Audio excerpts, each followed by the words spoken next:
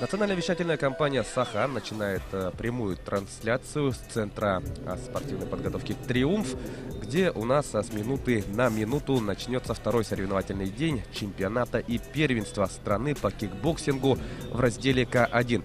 Настоящий праздник спорта у нас продолжается. Сегодня нас с вами ждут очень интересные поединки в весовых категориях до 51, 67, 86 килограммов. Это у нас 1/8 финала. Ну и также в ряде весов у нас пройдут четвертьфинала. Но обо всем по порядку. За всем происходящим на ринге вместе с вами будем наблюдать я, Власий Сергеев, а также заслуженный тренер России по кикбоксингу Владимир Иванов. Да, здравствуйте, дорогие зрители, болельщики.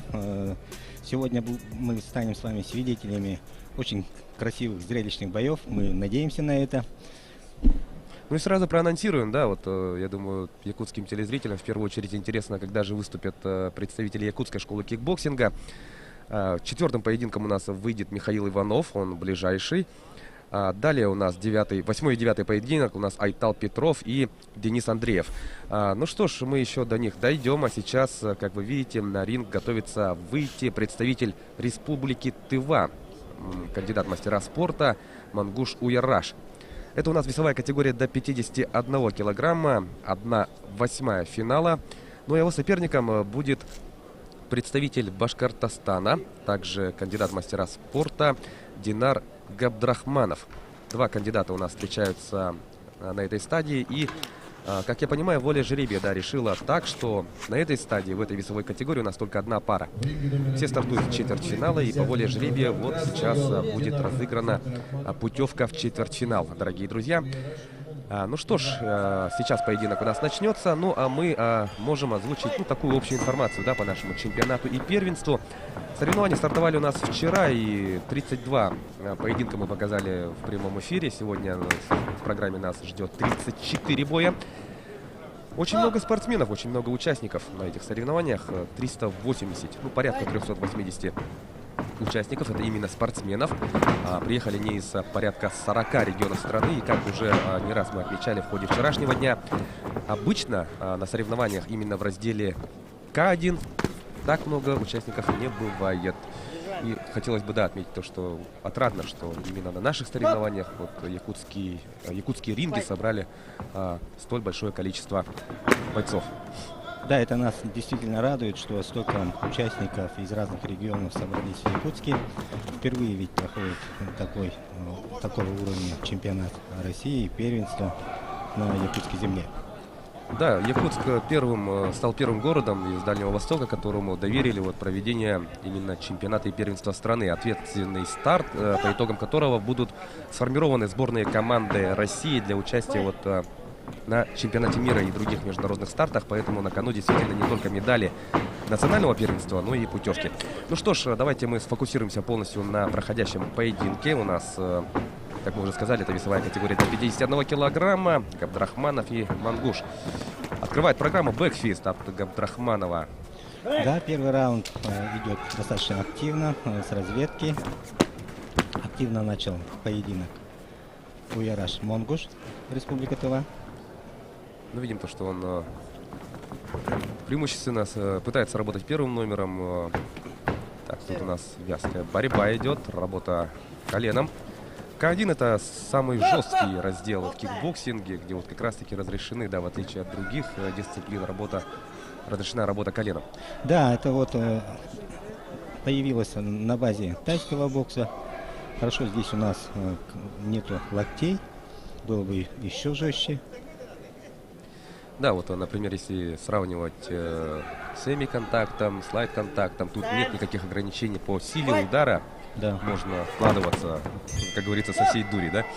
Ну и коленом тоже можно работать. Ну что ж, и завершается у нас первый раунд, и у нас сейчас есть возможность послушать тренеров.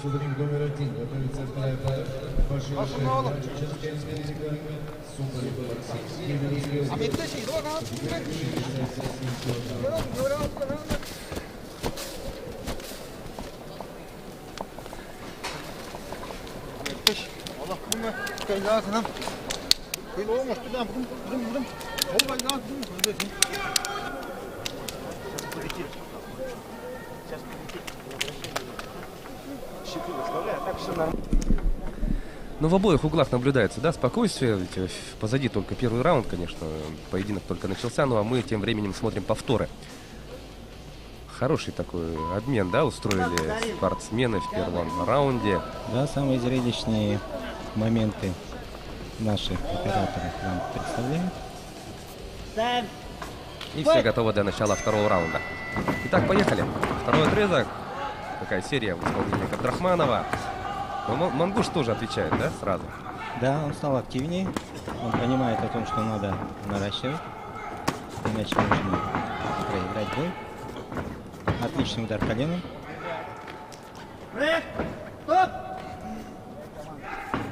Ну, я думаю, что телезрители, которые вот вчера, да, вот смотрели нашу трансляцию, согласятся со мной в том плане, что вообще на этих соревнованиях нам спортсмены предлагают очень такие интересные, зрелищные приемы, удары различные. Есть на что посмотреть, это, конечно, поэтому, пользуясь случаем, мы хотим пригласить всех любителей спорта в «Триумф». У нас трибуны открыты, можно заполнить их ровно наполовину. Если мне память не изменяет, «Триумф» вмещает 3000, то есть можем говорить о цифре Да, это, 1500. да, это самый большой спортивный зал у нас в республике, крытый. Итак, Мангуш идет вперед. Держит своего соперника. Ну и, кстати, говоря о зрелищности, вчера у нас, как я уже сказал, мы показали в прямом эфире 32 поединка, и у нас был один такой очень зрелищный нокаут, глухой нокаут. У нас Амир Альбуров из Москвы, мастер спорта, отправил глубочайший нокаут Алексея Фогеля из Алтайского края. Я думаю, те любители спорта, которые смотрели трансляцию, конечно же, прекрасно запомнили этот момент. Надеемся, что спортсмены будет все нормально. Да, Фогель надо пройдет восстановительный период серьезный. Я думаю, тренера за этим. Конечно, мы хотим зрелища, но мы, конечно же, также одновременно хотим того, чтобы обошлось все без каких-либо серьезных последствий для здоровья спортсменов. Конечно, прежде всего спорт — это для нас здоровье. Тем временем завершается второй раунд данного поединка, и оба спортсмена очень активны. Давайте посмотрим, что на этот счет думают их тренеры. Я думаю, сейчас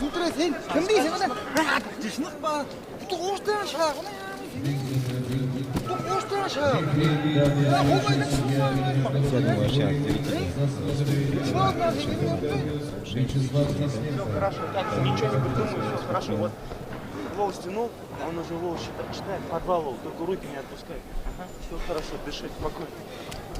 На правую еще не надо. Просто правой стрель, без левой. Просто покажи. Ну, такая экспрессия, да, наблюдалась в синем углу, в углу Яраша Мангуша. Я, конечно, не понимаю, да, вот диалекта, они разговаривали на родном языке, но судя по жестикуляции, мне показалось, что тренер просит Мангуша не кидаться на соперника. Ну, Как-то на дистанции может работать. нет, его рост, он должен, он же Наоборот, как раз таки ниже ростом, он сокращать должен, дистанцию. сокращать, плотнее работать, ближе к противнику. А задача Динара Сохранять дистанцию, удобную для себя. Да. У него руки длиннее. Ну да, размах рук, ног, это, конечно, у него в этом плане преимущество. Вот видишь, когда Мангуш заходит ближе, он более активен, более быстрее. Хорошо работает в контратаке. Ну, это как в единоборствах, да, классика, вот, бокса, кикбоксинга, когда спортсмен ниже ростом постоянно, ну, как в подавляющем большинстве случаев, да, идет вперед. Абсолютно. И в противовес, вот, спортсмен из Башкортостана, он больше старается работать коленом. Ну, вот Абдрахманов сейчас, например, хорошо встретил серии, мне показалось, сразу 2 удара руками дошли до цели.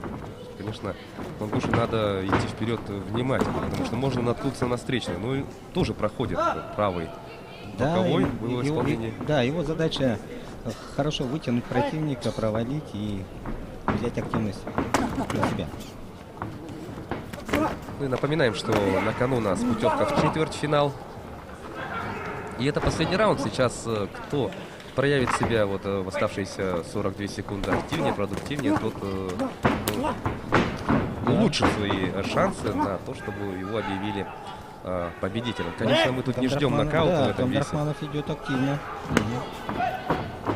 стал более активнее, он понимает о том, что последний раунд надо вырывать. Ну и можем отметить хорошую функциональную подготовку обоих спортсменов, потому что 3 раунда достаточно активно работают, без таких снижений темпа, да? Ну, может быть, вот иногда вот вяжутся в клинче, но в основном-то, если брать в целом, машут ногами, активно устраивают обмен ударами рук, ну, вот как сейчас, например. Последние секунды тут, конечно, надо включить все резервы. Попыткой бэкфиста в исполнении Габдрахманова завершается поединок, и сейчас, буквально через пару секунд, мы узнаем решение судей. Вот. Да, бой достаточно был равный, и сейчас последнее слово за судьями. Интересно будет узнать, с каким разногласием, либо единогласное решение судей. Владимир Давидович, вот кому предпочтение дали бы в этом поединке? Ну, это надо быть судьей. А тут надо бы уже сказать, что красному. Да, Поднимает руку Динару Габдрахманову, с чем мы его поздравляем. Он, получается, выходит в четвертьфинала состязаний весовой категории до 51 килограмма. Да, поздравим болельщиков Республики Башкортостан. Он вышел в следующий круг, Динар Габдрахманов. Да, и сейчас режиссер нашей телетрансляции предложит вашему вниманию, дорогие друзья, подборку лучших моментов. Ну, видим, настроение хорошее у Динара, конечно. Да, Да. он чувствует камеру. Поигрался с публикой, да. Да. Ну и у нас, конечно, это его первый поединок на этих соревнованиях, и действительно он провел этот поединок очень хорошо. Видно, что не устал, не задышал, ведь активно работал, хорошо вкатился, ведь самое главное вот хорошо пройти именно первый поединок. Да, он держал динамику такую свою от начала до конца. Ну и, соответственно, завоевал Да. победу.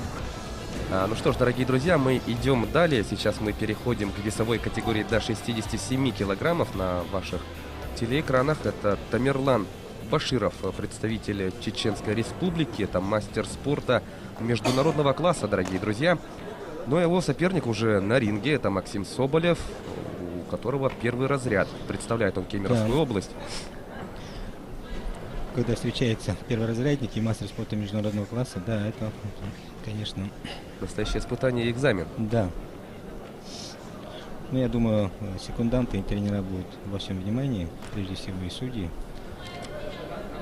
Ну, знаете, я хотел бы вчера вот у нас напомнить нашим телезрителям, да, вот 2 больших сюрприза вчера было, когда кандидат в мастера спорта, вот вспомню, да, Максим Сульгин из Новосибирской области, кандидат в мастера спорта, вчера вот победил Хасана Халиева, заслуженного мастера спорта из Чеченской Республики. Ну, это спорт, это спорт. Да. Особо в таком виде спорта один пропущенный удар, либо Если какой-то отсутствует момент, должный настрой, да, вот, конечно, тебя могут перебить, что мы вчера вот видели. И поэтому мы не возьмемся, да, с точностью говорить, что это будет легкой прогулкой для Тамерлана Баширова. Все покажет ринг. Да, это точно. Ну и говорить, если о команде Чеченской Республики, то она является одной из самых многочисленных на этом чемпионате и первенстве.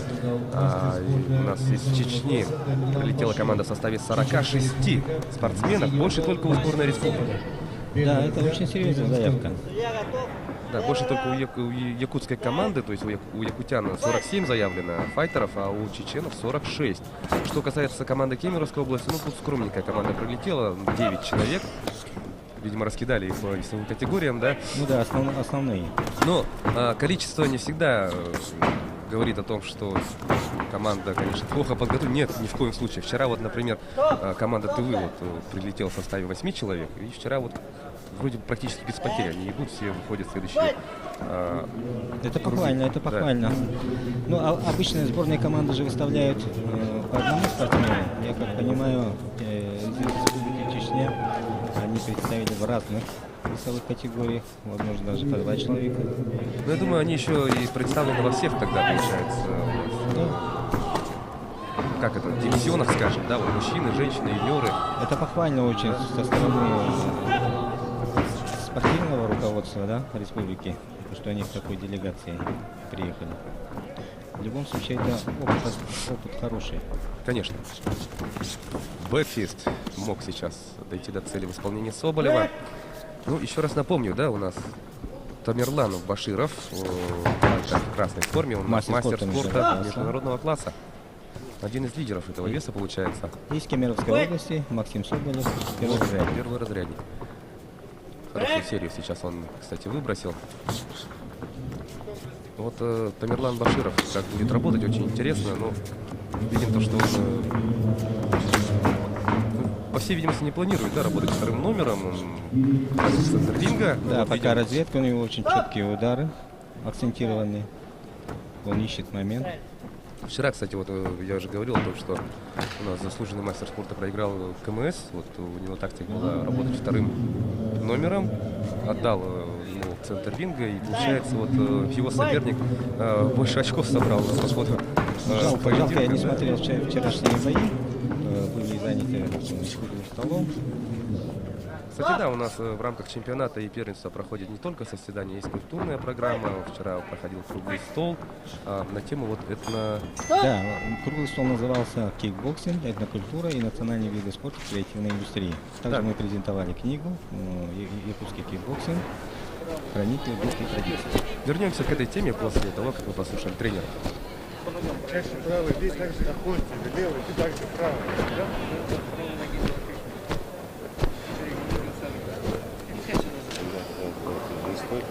Давай себе помолчать, ты впереди. Давай себе по лицу. Картину другая. Понял? Развед. Заряжаешь, опять заряжаешь. Ничего тебе не Ну, в обоих углах, конечно, тоже наблюдается спокойствие. Какие-то маленькие корректировки, конечно, получили, да, спортсмены. Ну и продолжая тему о том, что вот презентация книги у нас состоялась, да, у нас две книги вышли в свет как раз-таки в преддверии чемпионата и первенства России. Как мы уже сказали, вот первая книга у нас называется «Кикбоксинг Якутии. 30 лет побед и прогресса». С аналогичным названием еще и вышла передача с хронометражом 24 минуты.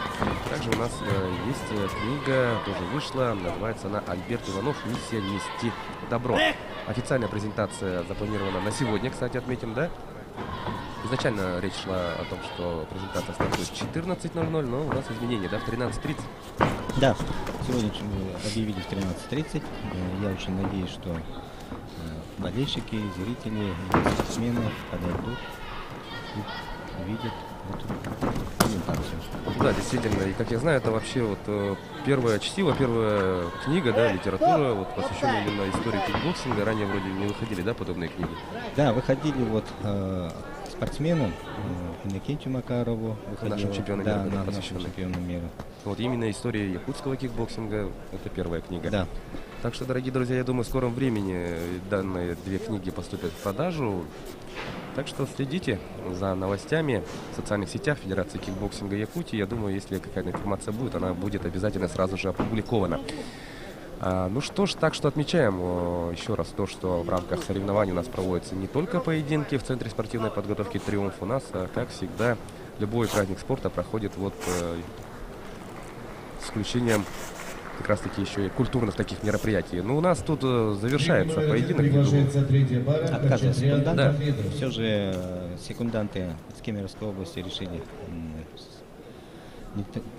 не травмировать, да, перворазрядника. Ну тут, да, я думаю, они поняли то, что, конечно, Тамерлан Баширов мастер спорта международного класса, и поняли, что шансов-то ловить нечего, и, конечно, решили поберечь, да, здоровье Максима Соболева. Ну, у Максима Соболева все впереди. Он молодой боец, и то, что вышел, достаточно достойно начал поединок. Да, стоит отдать должное. Он не выглядел мальчиком для битья, он хорошие серии тоже Да. проводил, да. Я даже не увидел перворазрядника. Он растет. У него все впереди. Как минимум КМС, да, тогда, вашими глазами, Владимир Давидович. Да, он уже КМС. Да, так он. Ну что ж, поздравляем мы Тамерлана Баширова. Он выходит в четвертьфинал турнира весовой категории до 67 килограммов. Также отдаем должное Максиму Соболеву и желаем ему удачи в следующих стартах. Ну а сейчас вот мы видим в замедленном действии моменты, яркие моменты прошедшего поединка. Ну, конечно, трудно было что-либо противопоставить столь мастеровитому представителю Чеченской Республики, конечно. Тут, конечно, еще речь идет о том, что, я уверен, Тамерлан Баширов и не в полную силу, конечно, Да, он Работал? он находил моменты, искал. Аккуратненько, академично, да? Да. Идем далее, дорогие друзья. Та же весовая категория, вес до 67 килограммов. И перед вами Эдмон Хачатрян, кандидат в мастера спорта из Свердловской области. Готовится он выйти на ринг. Его соперник еще, он уже в процессе, да, выхода на ринг. Это у нас Пунхан Мамедов, мастер спорта из Краснодарского края. И тут я хочу отметить, уже в следующем поединке у нас в этой же весовой категории выходит Михаил Иванов, дорогие друзья, представитель сборной команды Республики Саха-Якутия, кандидат в мастера спорта. Встретится он с Александром Сибукановым из Алтайского края. Ему будет противостоять мастер спорта. Конечно, с нетерпением будем ждать. Михаил Иванов у нас является обладателем, победителем турнира World Cup Diamond. Ну, будет интересный бой. Да, но пока, конечно, мы фокусируем все свое внимание, конечно, на встречу вот Эдмона Хачатряна и Пунхана Мамедова. Итак, дорогие друзья, поединок стартовал. Все внимание на этот турнир. Кстати, вот мы говорили о том, что вышли две замечательные книги, еще и передача, посвященная истории бокса, да, якутского кикбоксинга. И тут, конечно, мы не можем не отметить то, что данные соревнования, чемпионаты первенства России, они посвящены датам, очень важным датам в мире российского кикбоксинга. 30-летию победы Александра Иванова, первого из СССР на чемпионате мира в Лондоне, в Англии, в 1991 году. А также 30-летию Федерации кикбоксинга России. Да, созданного в 91 году. Да, вот Два события — это как история. Да, вот два события, которые стали отправной точкой развития данного вида спорта, данного замечательного вида спорта у нас в стране. И действительно, тут очень много VIP-гостей, да, которые вот стояли у истоков. Я думаю, вчера и сегодня будет очень много таких встреч старых добрых друзей. Да, друзей, абсолютно. Вчера вот я встретился с Юрием Николаевичем Романовым, с первым президентом Федерации кикбоксинга России. Да, и мы это почему отмечаем? Это действительно праздник спорта. Мы видим зрелище на ринге, мы видим встречи старых добрых друзей, мы видим культурную программу, все это очень здорово. Ну, говорим о встречах, у нас на ринге идет очень динамичная, такая жесткая встреча между Хачатряном и Мамедовым. Видим спортсмены без разведки, да, сразу с места в карьер. Да, Очень активно. Пунхан Мамедов, мастер спорта, ищет момент для нанесения своих акцентированных ударов. Вот такой вот жесткий. Жестко приложился, Да. и сначала по внутренней части бедра, потом и по внешней. Вчера вот мне очень понравился глагол, да, который употребил Алексей Уваров.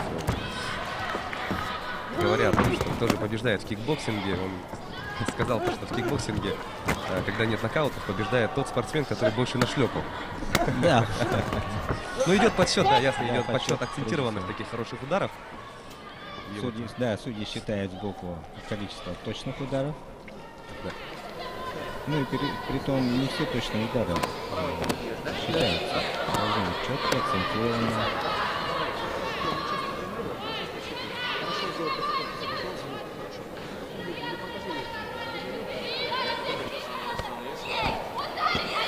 Секунданты дают советы. Руки не опускай. Че руки постоянно опускаешь? Гранату. Вот интересные моменты повтора.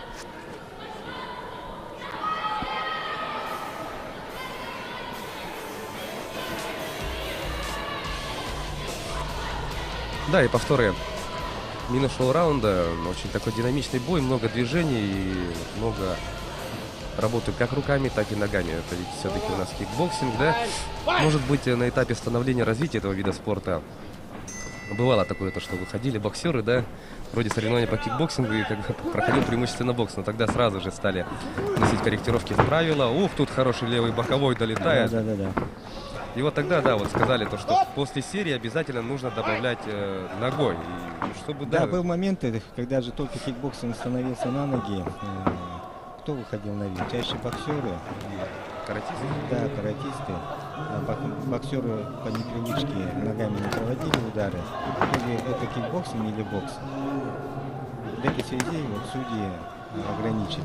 Атака, атака, нога. В обязательном порядке. Да, обязательно. Если нет работы ногой, то замечание, останавливается поединок, делается замечание, да? Да.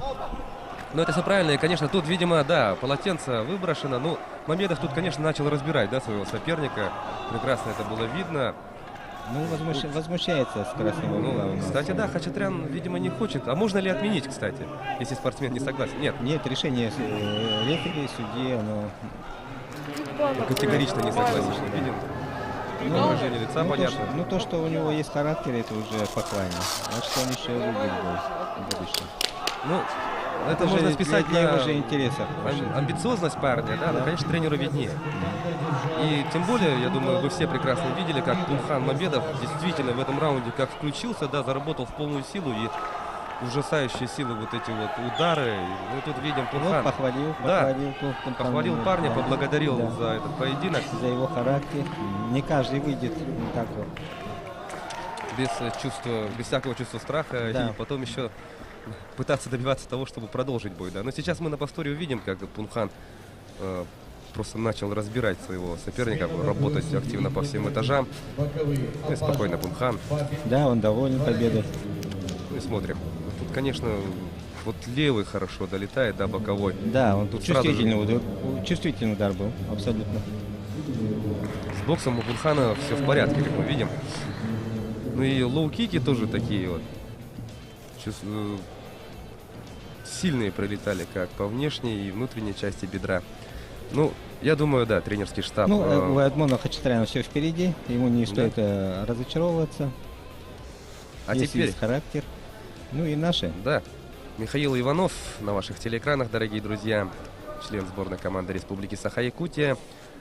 Первый якутянин, который выходит сегодня на ринг в рамках второго соревновательного дня, конечно же.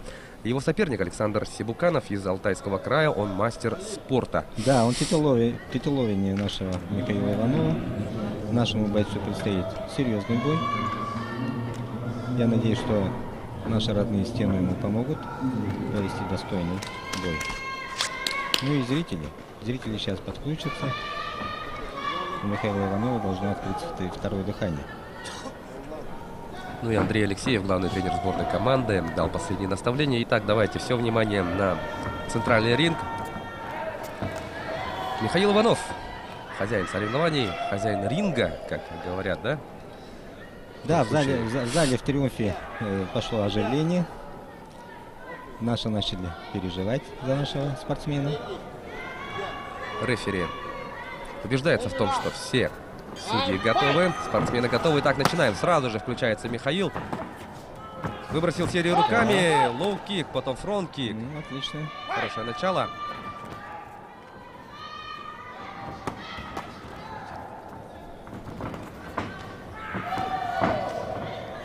Михаил уверенно начал.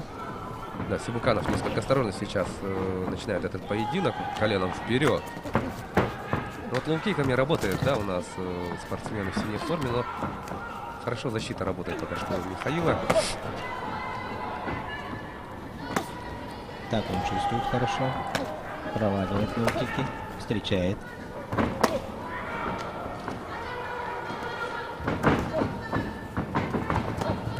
Хорошо колено вроде бы долетело до цели, как мне показалось.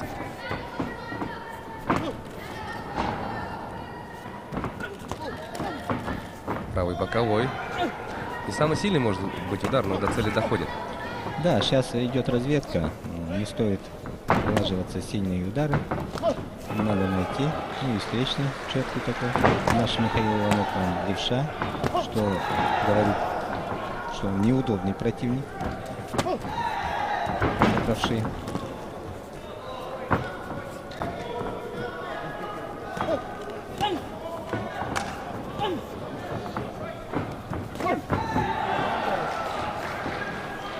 Левой рукой достает своего соперника. Да, Александр Сибуканов старается работать вторым номером. Михаил Иванов идет вперед. Левый хорошо по корпусу пробил. Ну, нет, ниже пояса, Ниже видимо, пояса. да. Рефери сразу же сделал замечание нашему спортсмену. Хорошо, да, конечно, надо подключать и руками, и ногой сразу. Два жестких лоу-кика. И на этом завершается первый раунд. И сейчас давайте мы послушаем, о чем будет говорить Андрей Алексеев во время перерыва. Давай, удачи.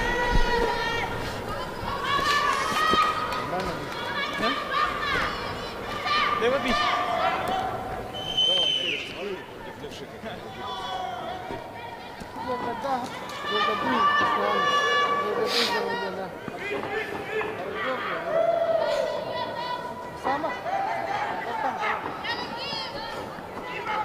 Форсировать на ошибках таблицы. Но Андрей Алексеев призывает Михаила не спешить, не торопить события. Да, выдергивать, наказывать. Правильно абсолютно наставление старшего тренера сборной команды Республики Саха-Якутия. Ну вот мы прекрасно все видели, думаю, да, Александр Сибуканов может, да, вот хорошо боксировать, провести серию. И размах рук, кажется, чуть побольше будет, да, у спортсмена в синей форме. Да, он чуть выше, он старается работать вторым номером, проваливает. Хайкик выбрасывает Михаил из разворота в корпус, здорово.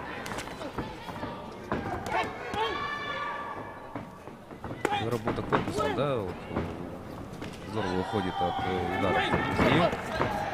Да, его задача вот проваливать и перехватывать, контратаковать. Тут жестко встречает Сибуканов 2 раза подряд. Лоу-кики активно использует Сибуканов.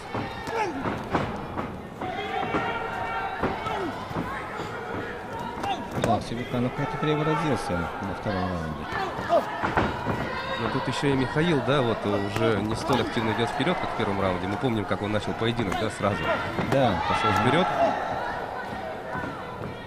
Темп несколько снизился во втором раунде. да, ему надо темп держать. Вот так.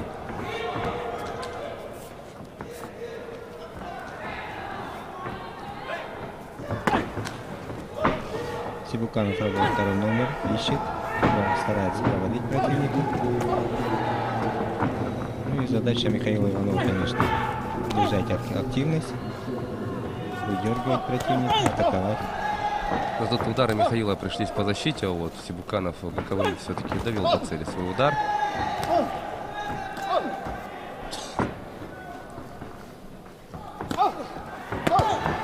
Бэкфист в исполнении Александра Сибуканова.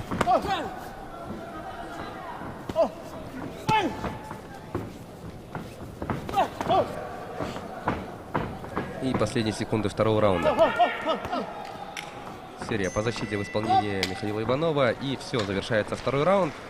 Ну и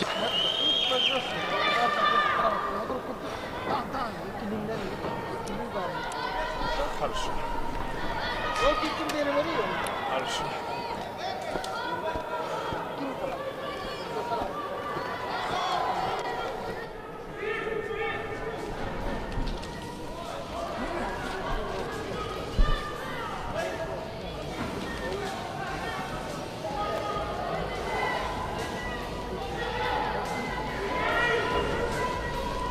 Ну что ж, повторы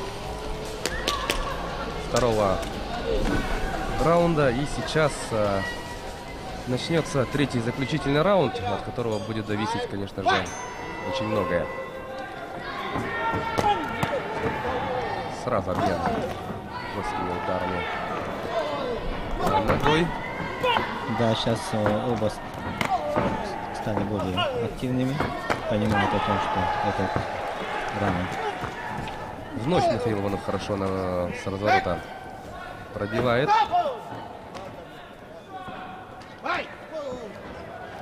Фронт-кики включает Михаил.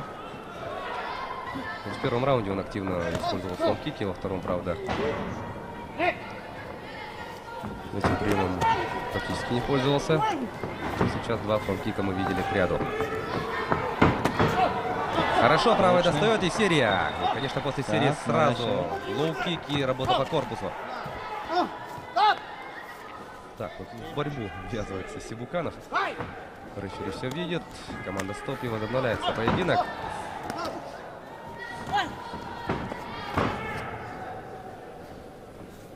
постоянное напряжение держит Михаил своего соперника. Постоянно идет вперед и вот тоже хорошо доводит свой удар. Хороший удар коленом в ближнем бою.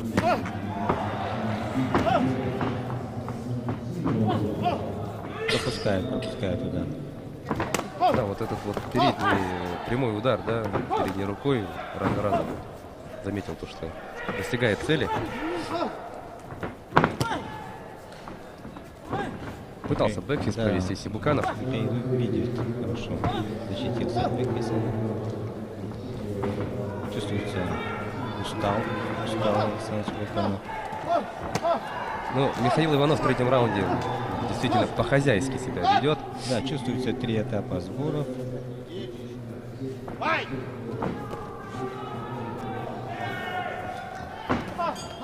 Все, завершается поединок. Ну, можно уверенно сказать, что Михаил Иванов выиграл. Ну, не будем спешить. Да, не Последнее будем слово. уверенно забегать вперед. Сейчас Да. дождемся оглашения решения судейской коллегии. Извиняюсь, я не выдержал. В прошлом я был судьей, и, видимо, Ринг номер сейчас 1. посмотрим. Победу в данной встрече единогласным судьей держал спортсмен красного угла Да. Михаил Иванов. Согласен с вашим решением, Владимир Давидович, ваши коллеги. Михаил Иванов побеждает в этом поединке, и сам видно было, да, вот Боковые судьи в том в же процессе составе объявления Снегирев, результата Александр Сибуканов сам вот недовольно Денис Банин. поворачивал головой из стороны в сторону, недоволен своим выступлением. Ну, это прежде всего то, что не хватило номер его 1. Приглашается дыхалки. пятый В парад. третьем раунде даже сдал по функционалке. Готовится Да, шестая Михаил пара. Иванов Позади в плане Саидов. функционалки лучше смотрелся, да он вариативнее смотрелся и Да, он был более Более дерзким. Да, более активен, работал первым номер.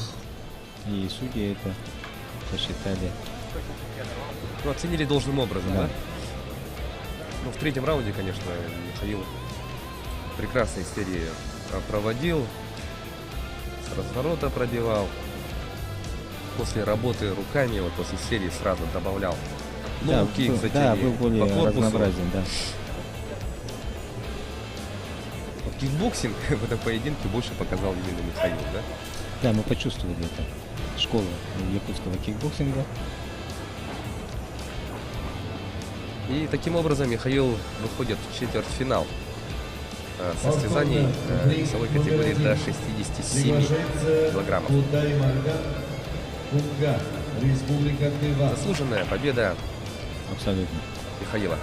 Поздравляем Михаила Иванова и тренерский штаб нашей команды.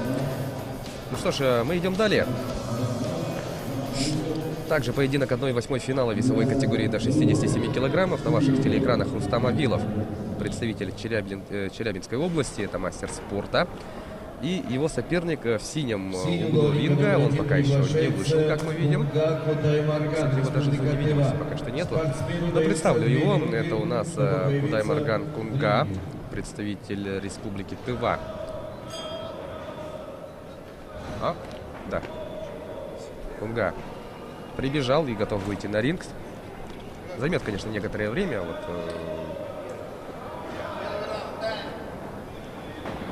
пока он шлем наденет, да, экипировку. Но ничего, конечно, правилами у нас предусмотрено время. Но, Выходу в ринг номер 1 видимо, готовится войдет шестая в эти пара. рамки, да? Позади Замечаний дадут, Саидов. наверное, целое. Вес 67 килограмм. Итак, говоря о спортсменах, которые выйдут сегодня, да, может быть, некоторые телезрители присоединились к нам по ходу трансляции. Мы уже видели выступление Михаила Иванова в предыдущем поединке. Следующим из команды сборной Якутии у нас на ринг выйдет Айтал Петров. Это у нас будет 8-й по счету поединок. 67 килограмм. Да, это весовая категория до 67 килограммов. Встретится он с Вадимом Давыдовым из Москвы. Потом сразу после Айтала Петрова выйдет на ринг Денис Андреев. Это будет интересный бой. Да, и его соперником будет Максим Черненко из Приморского края. Ну, а следующих якутян, да, мы объявим позже.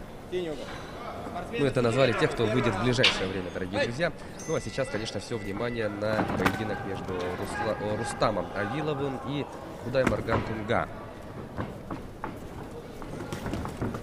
как мы говорили, да, Тува на этот чемпионате первенства заявила 8 человек, 8 спортсменов. И, если мне память не изменяет, вчера вот 3-4 спортсмена выступили, и все прошли следующий круг Ну, соревнований. вообще Республика Тыва считается достаточно сильной школой кикбоксинга. У них достаточно много чемпионов мира. Ну и в целом Тыва вообще традиционно в числе лидеров во всех единоборствах, да? Да, и по борьбе у них неплохо. Итак, смотрим, дорогие друзья. Рустам Авилов, мастер спорта. Кунга у нас кандидат в мастера спорта из Тывы. Обмен лоу-киками. Хорошо так вкладываются в эти удары спортсмены. Ух, как коленом Кунга сейчас встречает. Еще левой рукой тоже попадает в цель. Хорошо ушел в сторону. Да. Интересный поединок. Оба спортсмена настроены на победу. Чей характер, чей стремление к победе станет сильнее, покажет 3 раунда. Так у нас первый раунд идет. Меньше 20 секунд.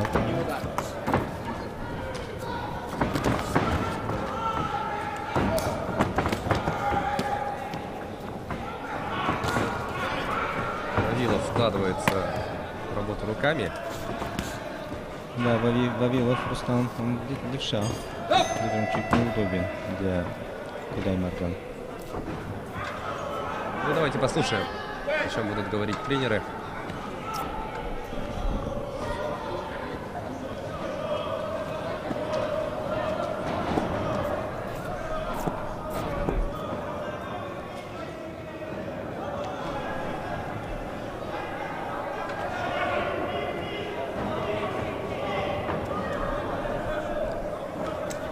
Не удалось мне расслышать, о чем говорили тренеры.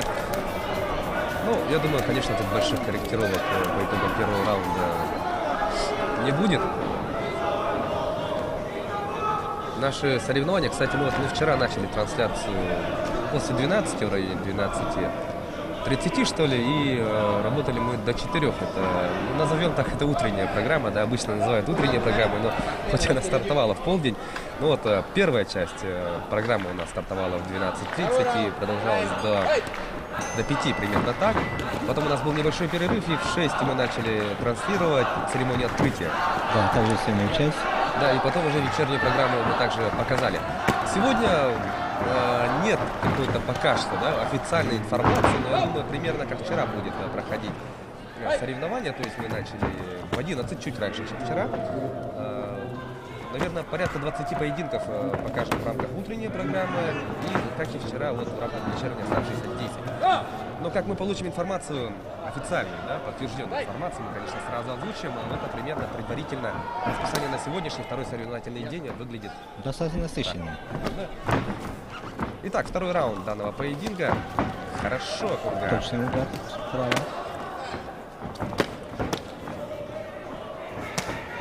Ух, Ох, снизу. да, Чё это было такое? жестко.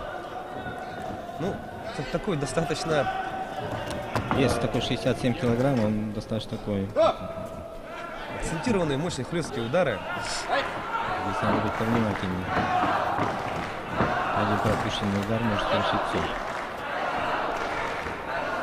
Я думаю, вы все прекрасно через интершум слышите, как скандирует Дагестан, Дагестан. У нас на ринге тут нет представителей Дагестана. Это в параллельном ринге у нас среди юниоров представитель Дагестана ведет поединок. У нас параллельно на 3 рингах. Вот, на одном ринге соревнуются женщины, на другом юниоры. И мы, конечно, фокусируемся на центральном ринге, где у нас проводят поединки мужчины. Дагестанские представители команды, как и чеченские, да, вот представители сборной очень активно, как и вчера, так и сегодня поддерживают своих бойцов. Это, конечно, придает, да, атмосферы Да, соревнований. спортивность. Да. Тем временем завершается второй раунд данного поединка. секунданты. Очень внимательно следят за поединком. Сейчас будут давать наставления. Ну и давайте послушаем.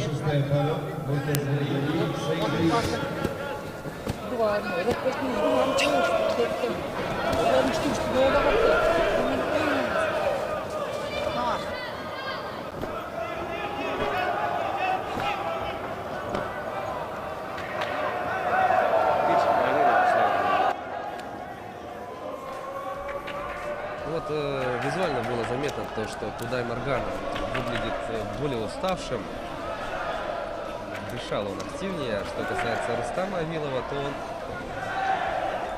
выглядел Да, и он спокойно, да, был свежее. стоя восстанавливался, не садился. Ну, он более опытный, он мастер спорта, надо это признать. Да, напомню, что Рустам Авилов у нас мастер спорта. Что касается Кудай Марган, то он кандидат в мастера спорта. Ух, какой точно, лоу-кик да. проходит.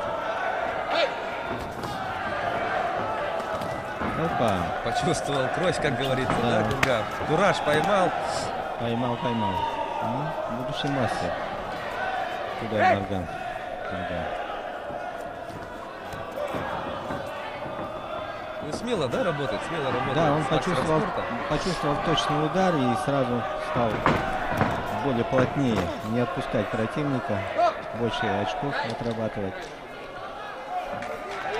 Так, надо поправить футы. Дается шанс противнику восстановиться после чувствительных ударов от лоу-кик. Хороший обмен. И тут, да, действительно, если даже вот речь идет о 4-5 секундах, то, конечно, этого может быть достаточно, да, для того, чтобы просто вот Да, прийти в себя, восстановиться. постоять, подышать. Стряхнуться.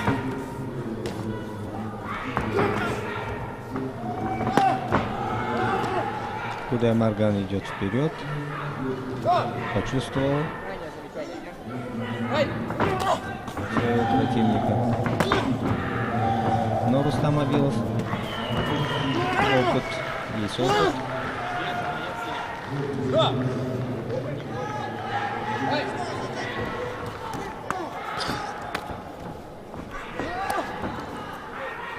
Левый прямой доходит до цели в исполнении Кунга.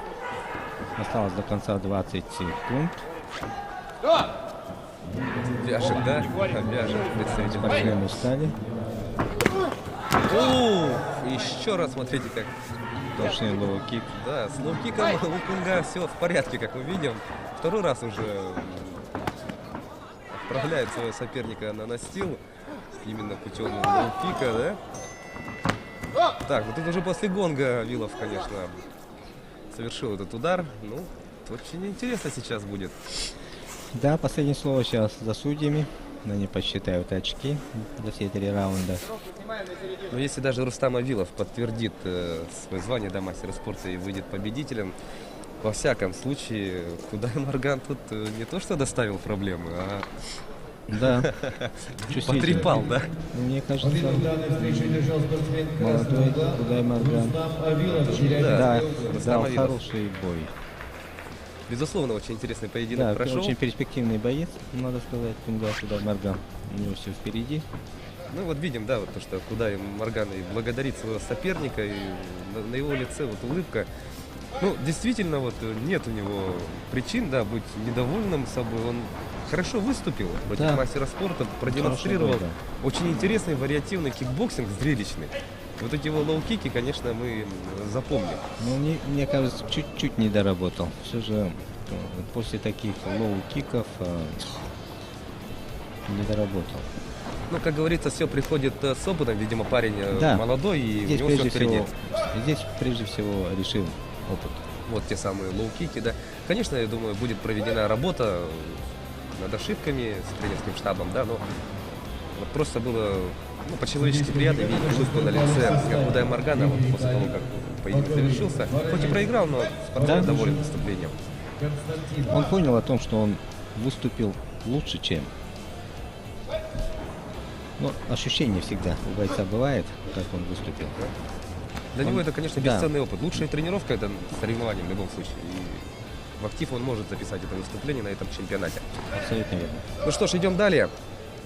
На ваших телеэкранах Камиль Муртазалиев, мастер спорта из столицы России, города Москвы. И его соперник в синем углу ринга, он пока еще не вышел, Абдурахим Саидов, перворазрядник из Самарской области. Да, встречается мастер спорта и перворазрядник. Посмотрим, что сможет Абдурахим Саидов предложить более мастеровитому сопернику. Да. Всегда тоже такое интересное противостояние, да, когда спортсмен перворазрядник встречается с более опытным спортсменом. Всегда интересно, с каким геймпланом они выходят. Да, вот как у нас во второй паре произошло, что мастер спорта международного класса встретился с перворазрядником. Первый один раунд они провели. Во втором раунде секунданты все же настояли на том, чтобы поединок завершить. Итак, бой начался.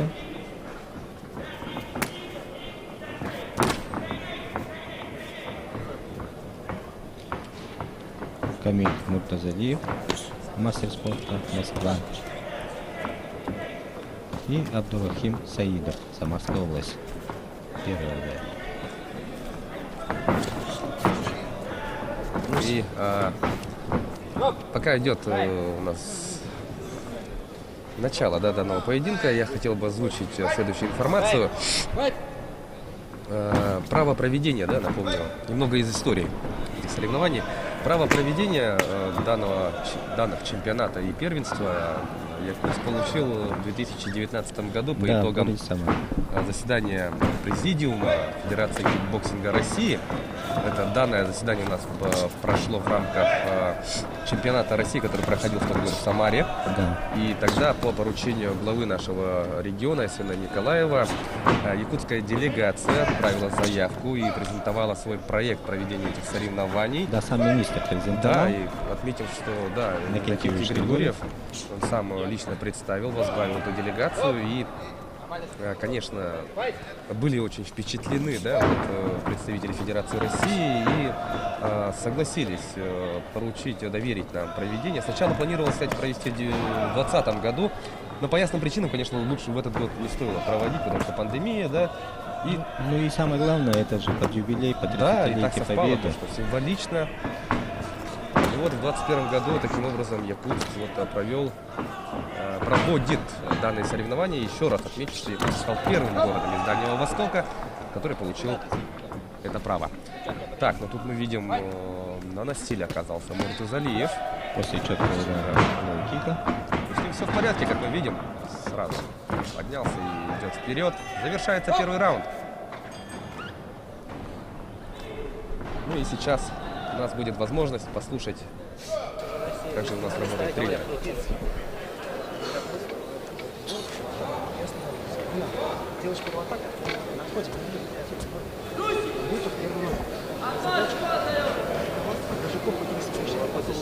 Да, все, начинает прибавлять. Эпизоды по лоу-кикам не отдавать. Даже как колено заканчиваешь, лоу-кик добавляешь. И классика идет двоечка. Правый включаю уже, пора. Ну, тренер Камиля Муртазалиева, мастер спорта из Москвы, призывает своего подопечного включаться. Со второго раунда он будет активнее работать, посмотрим.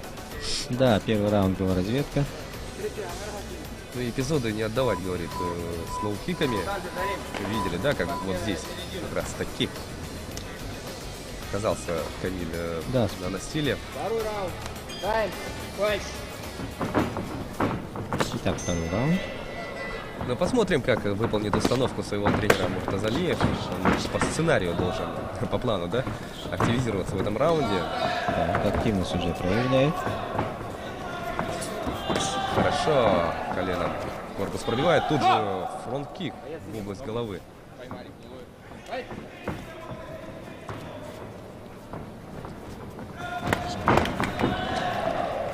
Левой рукой достигает головы своего соперника, тут же добавляет лоу-кик. Ух ты, тут колено опасно летает, да, у Муртазалиева? Да, он опытный все же мастер спорта, Камиль Муртазалиев из города Москвы. Держит инициативу.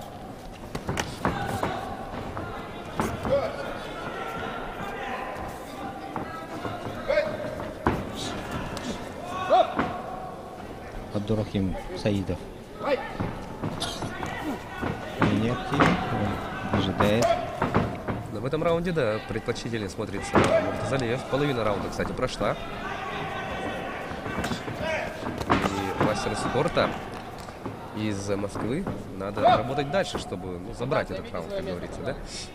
Да, вот именно.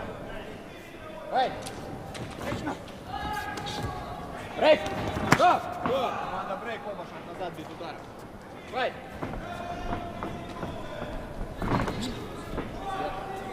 Стоп! Стоп! Поворачивайся туда. Файт! Смотрим, 20 секунд осталось. Обмен лоу-киками, Муртазалиев тут прилетает сразу и ответка, да? Тут же фронт-кик в корпус. Саидов включается Да, последние 10 Саидов, секунд. да. Ну и в таком спокойном темпе завершает. Тут колено, да, вот то, о чем мы говорили, да, Муртазалиев тут, конечно, махает, будь здоров, коленом. Отчитывается Так, нокдаун, это было тяжело. Это было с гонгом или как после? Кстати, этот момент, тут Так, все. всё. Не может продолжать поединок, по мнению рефери, да. Ну, сейчас Ну, будет в самой концовке. повтор.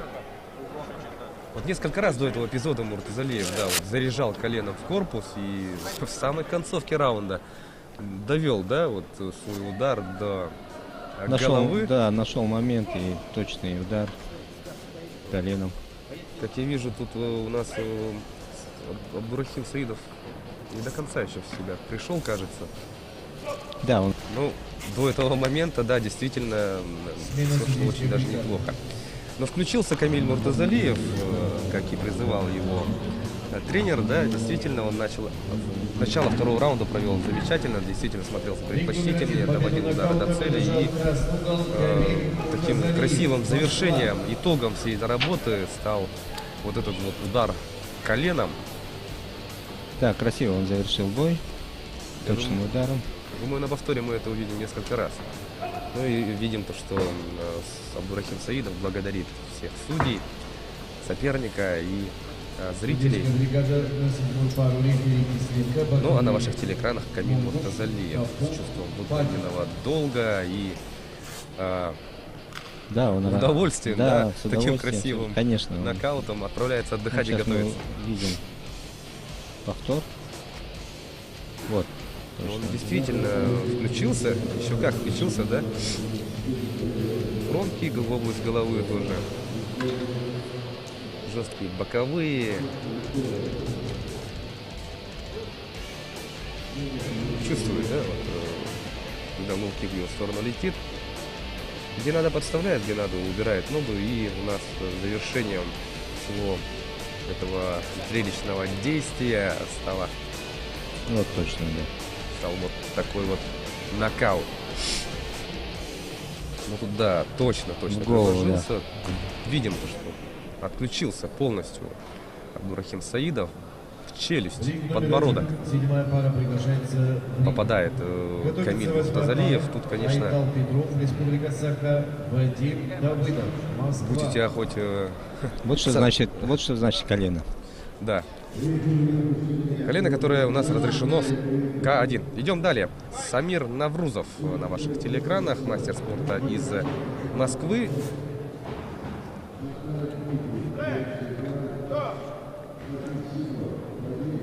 Ну, а его соперника мы пока еще не видим.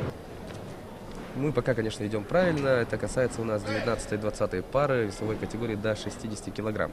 Но мы дойдем. Можем гарантировать, что мы не запутаемся. Ну а сейчас мы продолжаем просмотр поединка в весовой категории до 67 килограммов. Вот на ваших телеэкранах Халид Хумидов, мастер спорта, также он из Чеченской Республики. Кстати, вот Напомним, да, вот вчера телезрителей, болельщиков, ну, любителей якутских любителей спорта интересовало, конечно же, то, что когда же, через сколько же выйдут якутяне на ринг. Мы выступление Михаила Иванова уже увидели. В этом же весе он победил, одержал победу над Александром Ксебутрановым, мастером спорта из Алтайского края. Да, день начался удачно. Да, и сразу после спортсменов. этого поединка у нас сразу два якутянина выйдут. Нет, друг против друга. Первым выйдет Айтал Петров, он сразится с Вадимом Давыдовым из Москвы. Потом сразу выйдет Денис Андреев, его соперником будет Максим оба Черненко. 67 килограмм.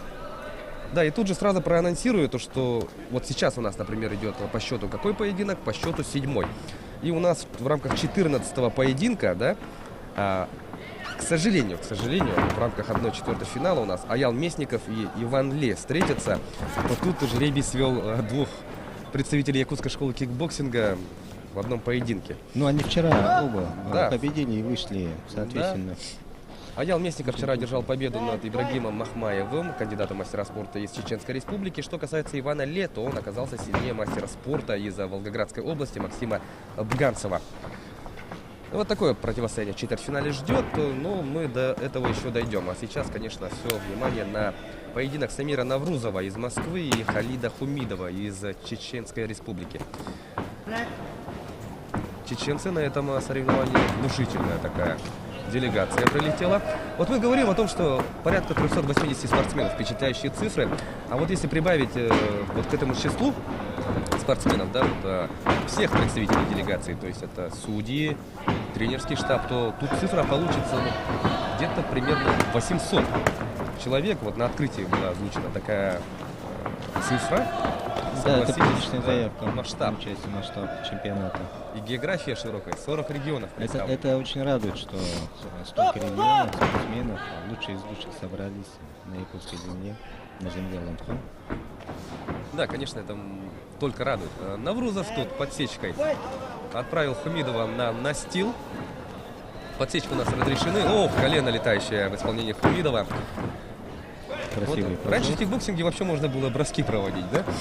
Вот, да, были броски. Ввязался в клинч и включил дзюдо, например, через бедро, да. Потом были травмы, запретили, потому что были травмы у некоторых спортсменов. Ключицу ломали. Какой травматичный. Вот, кстати, интересный факт из биографии нашего прославленного Александра Иванова, первого чемпиона мира из Советского Союза. Вот он как раз-таки в ходе подготовки, вот, если не совру, к чемпионату мира в Лондоне, да, он вот именно готовил бросковую технику, вот, улучшал чувство баланса, занимаясь вместе со своим полным тезкой, да, прославленным борцом, олимпийцем Александром Ивановым. Эта идея вот, у Александра Михайлова, его тренера, возникла, как я помню. Ну и в целом ведь, видя, как кикбоксинг развивался в Америке и то, что там разрешены подсечки, то лучше наших абсагаистов и борцов это никто не мог рекомендовать. Лучшие спарринг-партнеры в этом плане не придумать, еще и столь титулованного, да? Да. И вот эти подсечки, приемы в будущем очень здорово помогли росту и других наших чемпионов, и в целом развитию по кикбоксингу. Любое сближение, сразу идут подсечки, снутри, снаружи, вывести противника из равновесия. Здесь приемы якутского хапсагая здорово всегда помогают. Дополняет арсенал. Поэтому не зря вот еще вчера Егор Фанасьевич Борисов, наш член Совета Федерации, будучи тогда президентом Федерации кикбоксинга, отметил о том, что кикбоксинг очень хорошо подходит именно якутянам, единоборцам. Вот то, что есть вот в крови, да, вот национальная борьба, хапсагай, антропометрия, вот все это в сумме действительно хорошо подходит для якутянам, для якутам, да? Да, на тот период, то сколько у нас чемпионов было вот в составе сборной команды России, больше чуть половины было именно из якутян, спортсменов на чемпионатах Европы, мира. Вот, Егоров Василий Иванович даже был признан старшим тренером сборной команды. Да, то есть успехи не только на уровне спортсменов, наши якутяне становились и начальниками сборных команд, и входили в тренерский штаб, в руководство федерации. Это мы говорим о российском масштабе. Действительно, якутяне, вообще в целом Якутия сыграла очень важную роль в развитии всего этого вида спорта в стране. Да, И, абсолютно конечно, верно. отправной точкой стала вот именно победа Александра Иванова в 91 году в Лондоне. И помимо, у нас же не только один чемпион мира. После Александр Иванов прорубил путь для других Да, и своих после, земляков. да, после появились еще 7 чемпионов мира. Из них 3 девушек красавиц. Да? Не только мужчины в этом списке, да, у нас именитых чемпионов мира. Ну и фурор, конечно, был в 95-м. Тогда Киев, да? Да, сразу Киев. 3 чемпиона мира. 51 килограмм Иннокентий Макаров, 54 Васильев и 57 килограмм Василий Павлов. Друг за другом сразу. К ряду, да? Да, гимн России гремел. Ну и после них еще 2 финала и в целом 11 медалей.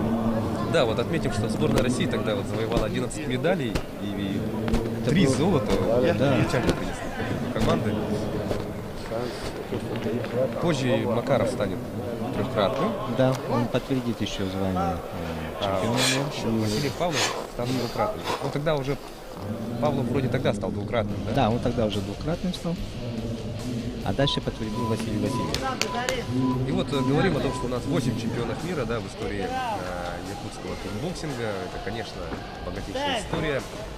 И именно с этим числом у нас связана наградная атрибутика этих соревнований.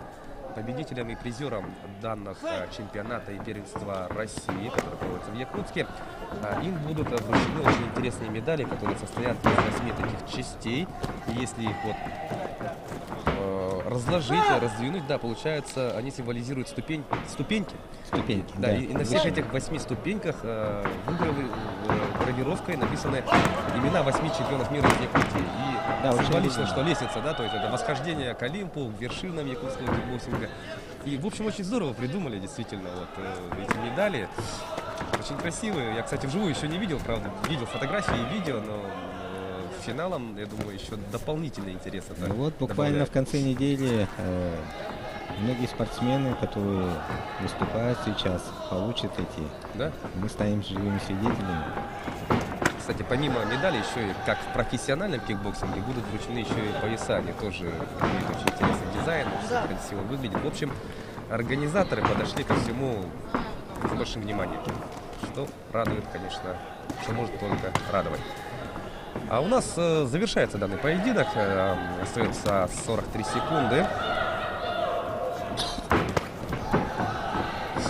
И тут, конечно, очень важно эти уже 35 секунд использовать максимально продуктивно. Да, это равные спортсмены, оба мастера спорта. Один из Чеченской республики, Халид, и Самир из Москвы. Да, 2 мастера спорта оспаривают путевку в четвертьфинал состязаний среди мужчин весовой категории до 67 килограммов. 10 секунд.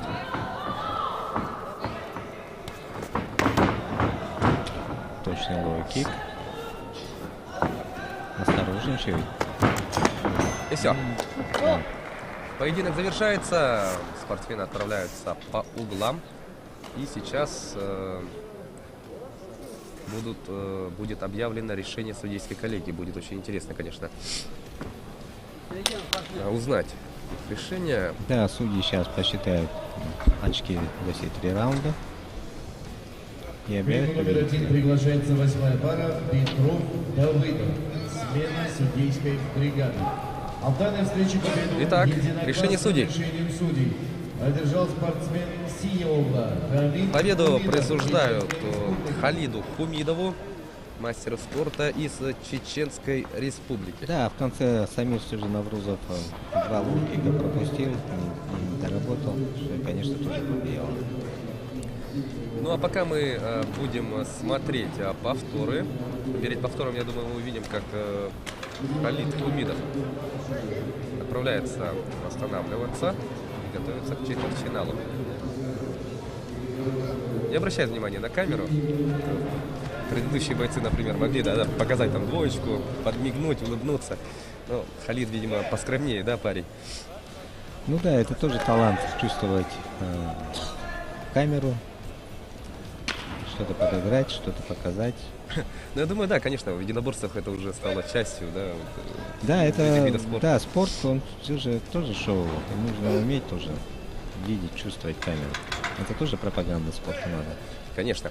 Итак, сейчас мы переходим к следующему поединку. Дорогие друзья, на ринг вышел Айтал Петров, член сборной команды Республики Саха-Якутия, кандидат в мастера спорта. Андрей Алексеев сейчас дает ему последние наставления.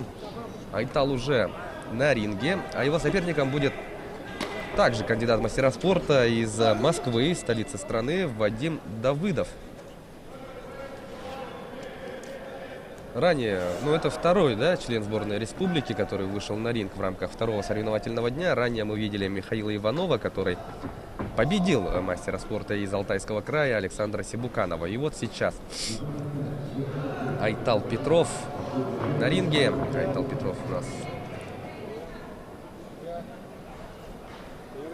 вторым из якутян выходит на ринг. Итак, все, внимание. Хорошую серию сразу выбрасывает в дебюте этого поединка Айтал. Но Давыдов тоже не остается в долгу.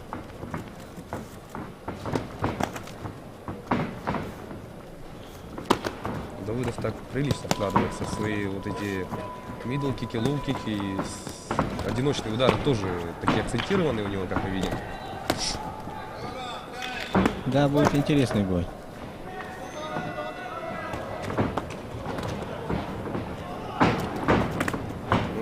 Сериями, да, работает хорошо соперник Айтала. Вадим нацелен именно на такие акцентированные удары, как я понимаю, как я вижу на первых минутах.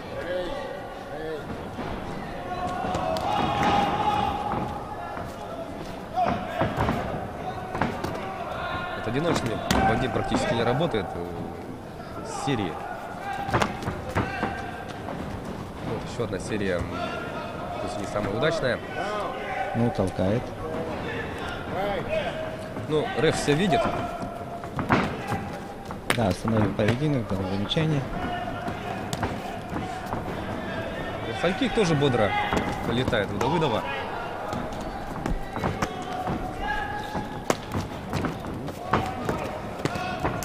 Вот левый боковой неприятный. Ну, достаточно активно начинается первый раунд. Очень часто, да, вот варьирует Вадим Давыдов серии руками, тут же подключает ноги, мидл-кики, лоу-кики. Хайкик даже выбрасывает. Сложный соперник. Очень сложно для нашего Айтала Петрова. Итак, завершается наш первый раунд данного поединка. И сейчас давайте посмотрим и послушаем, о чем же будут говорить тренеры, в частности, Андрей Алексеев. Какие же коррективы будут? Послушаем.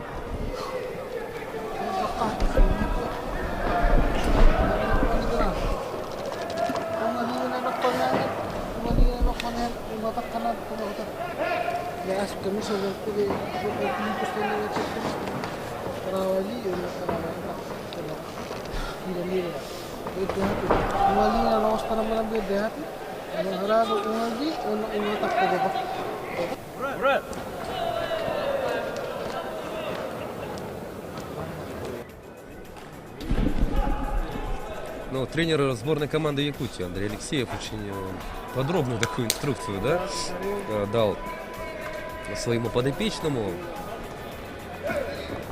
Да, Айталу надо все же выдергивать. Противник ниже ростом. Выдергивать, проваливать. И стараться перехватить инициативу. Хайкик сразу же в начале. Включаются колени.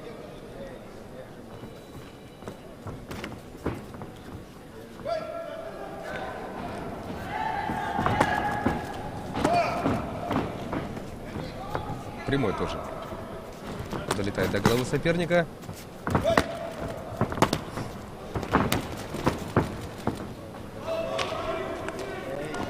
Вот Вадим Давыдов очень так прилично вкладывается как в удары руками, так и удары ногами. Даже если вот эти вот акцентированные удары приходятся по защите, они бесследно не проходят, прекрасно известно. Да, в целом ощущается по ходу боя инициатива. Это также учитывает и судейская бригада. Ну, точнее, чуть Вадим.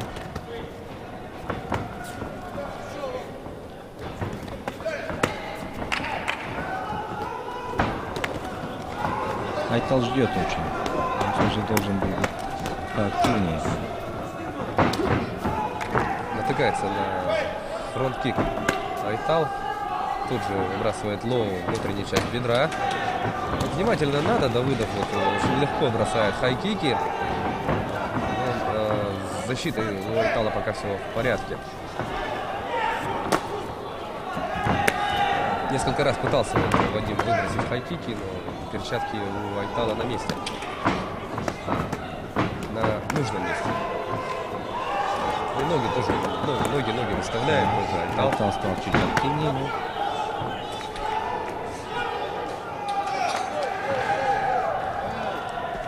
Андрей Алексеев очень внимательно следит за выступлением своего подопечного. Конечно же. Завершается второй раунд. Ну, как-то подуставшим, что ли, выглядит Айтал. Давайте сейчас послушаем. Ну, еще много времени ударов. Противник Вадим не подарок. Максим Черненко, Приморский край.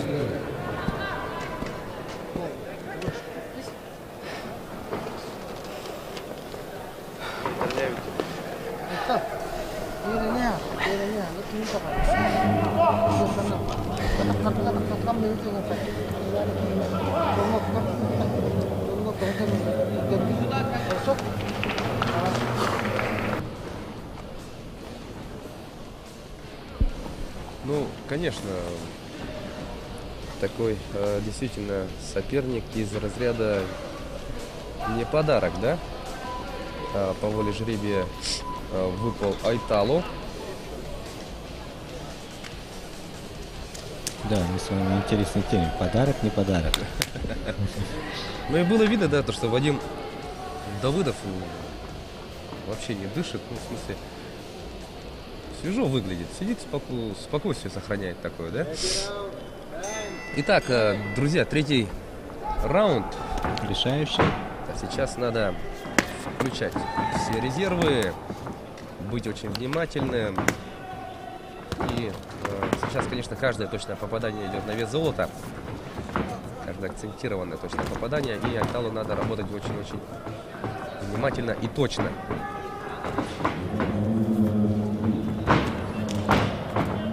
Хороший контратак у Айтала. Дальше.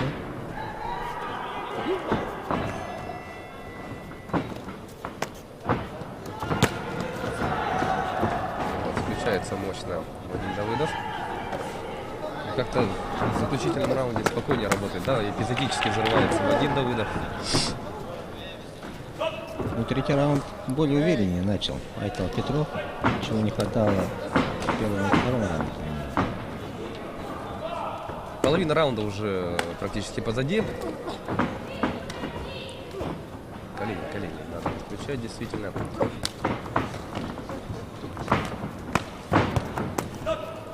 Правый боковой такой неприятный доходит до цели. Тут же по корпусу также работает Вадим Давыдов.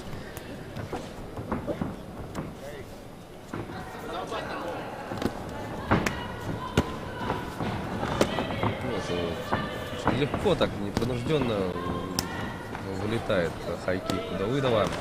Постоянно надо это держать в уме. Да, так может прилететь неожиданный удар. Очень хлесткие у Вадима удары. И колено идет хорошо, и удары в голову. И последние секунды этого поединка. Хорошо было бы провести эти заключительные моменты, да, в атаке.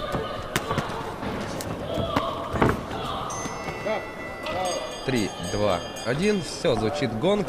Поединок завершен.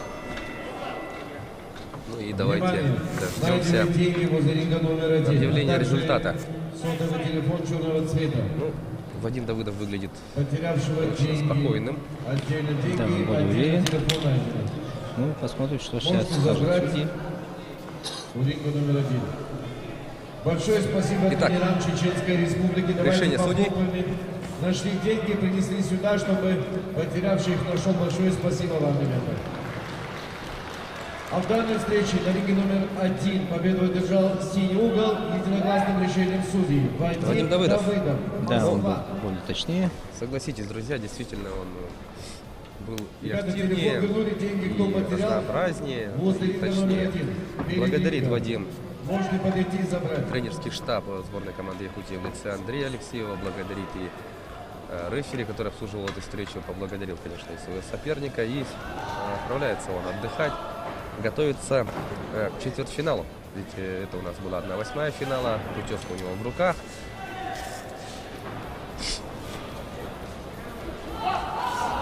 Он такой очень сдержанный, да,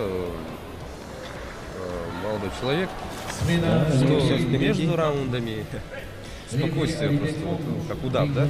Никаких эмоций, никакой спешки, тем Да, более он суеты. сосредоточен именно на результат. Ну что ж, Айтал Петров, к сожалению, да, терпит поражение и выбывает. Но сейчас мы будем, конечно, теперь беспокоиться, волноваться, поддерживать Дениса Андреева, мастера спорта международного класса из команды Республики Саха-Якутия. Один из ведущих файтеров. Один из наших лидеров. Андрей Алексеев никуда не уходил, да? Проводил Айтала, встретил Дениса, но это его соперник Дениса. Максим Черненко, мастер спорта из Приморского края. Ну что ж, будет очень интересно сейчас, конечно, посмотреть. Да, тоже дальневосточник наш. Денис Андреев, как мы уже сказали, мастер спорта международного класса, чемпион Европы и трехкратный чемпион России. Это мы говорим только об основных его титулах в послужном списке. Один из лидеров нашей команды и в целом этого веса. Давайте смотреть.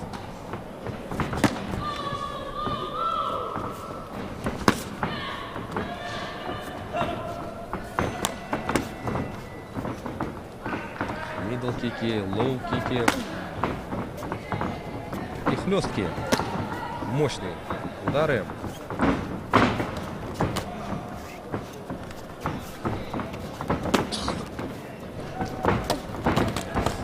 И ух, тут бокс настоящий начинается. Хороший такой обмен состоялся.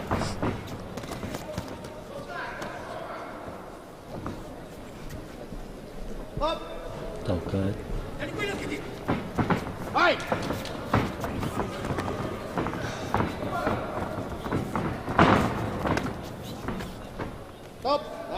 Так, тут футы надо поправить Черненко.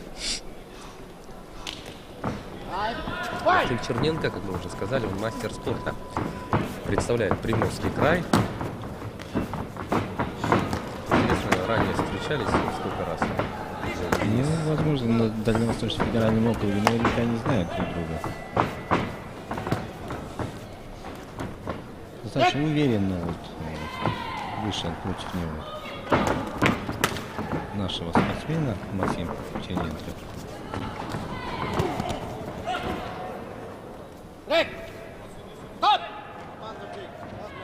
Первый раунд потихоньку приближается к своему завершению.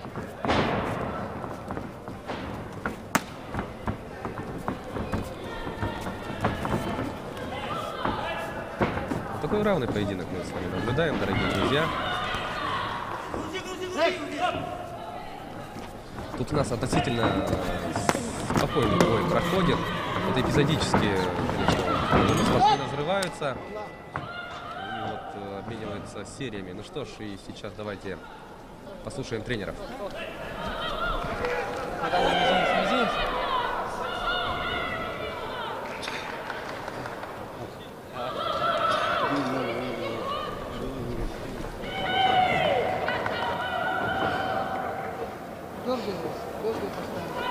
Поджимай. Не отходи, сам не отходи.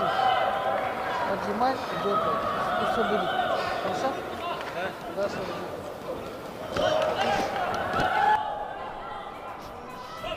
Ну, Андрей Алексеев, я думаю, вы все тоже прекрасно слышали, призывает Дениса раздергивать соперника и не уходить сразу, да, при вот близком контакте.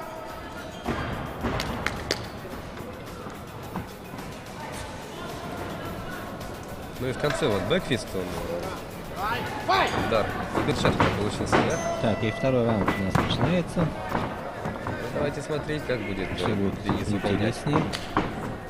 наставление тренера.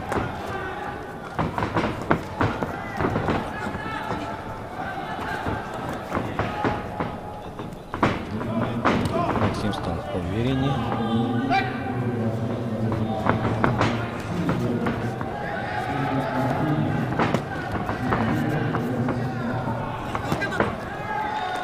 Так, Денис молодец, он достаточно разнообразно работает. Да, серия руками провожает все это дело лоу-киком. Вновь с экипировкой возникли большие трудности у Черненко.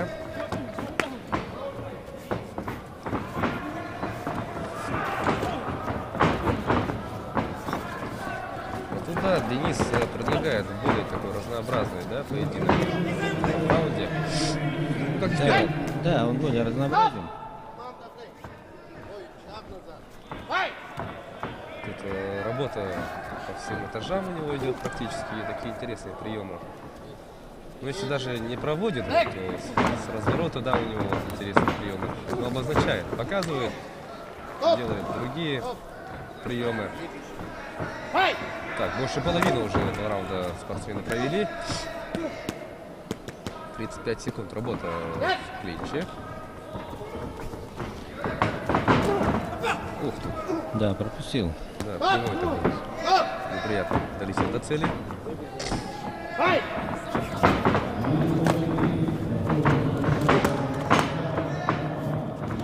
15 секунд.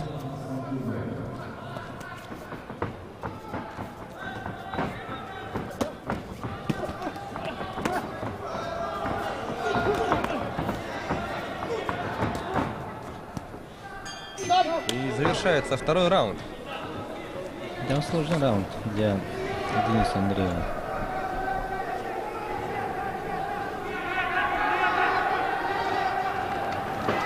Правая рука, правая колено, то, что на лапах делали. Ты один раз делал, получилось. Надо еще добавить. Правая рука, правое колено. Он сам летит сюда, он сам напьется, он твой колено. Правое.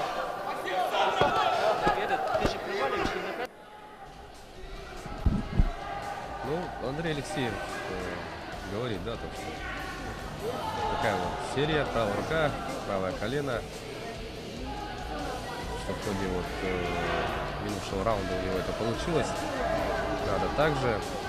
Ну, конечно, Андрей Алексеев знает коронные атаки Дениса Андреева, как тренер.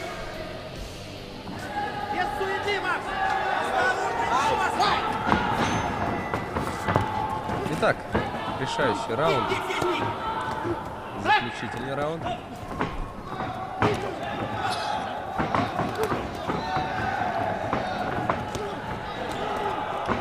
Ну вот как мы видим, да, Максим Черненко хорош, именно вот, ударка у него, да, приличная такая. Да, у него акцентированы хорошие удары. Надо быть повнимательнее Денису Андрееву. Также продолжать ему разнообразно работать, наказывать противника. Ушел с линии атаки Денис и повязал своего соперника. Поединок продолжается. Вот серия в исполнении Максима Черненко. Вот активно начал работать Максим. Поджимает Дениса. Да, Денису нельзя ждать. Он должен... Вот хорошо колено доводит до цели Денис. Да,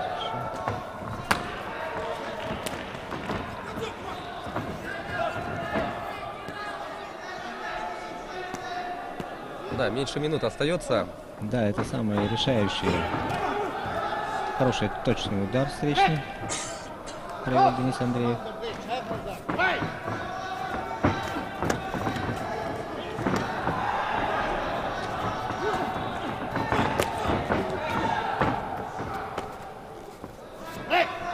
Последние 30 секунд. Да, надо работать. Хороший бой дал мастер спорта.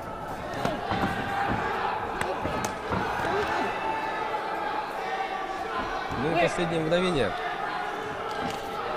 Итак, последние атаки.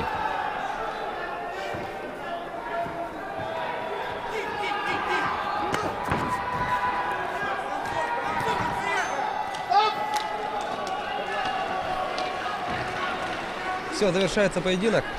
Ну, сейчас дождемся решения боковых судей. Бой был сложный.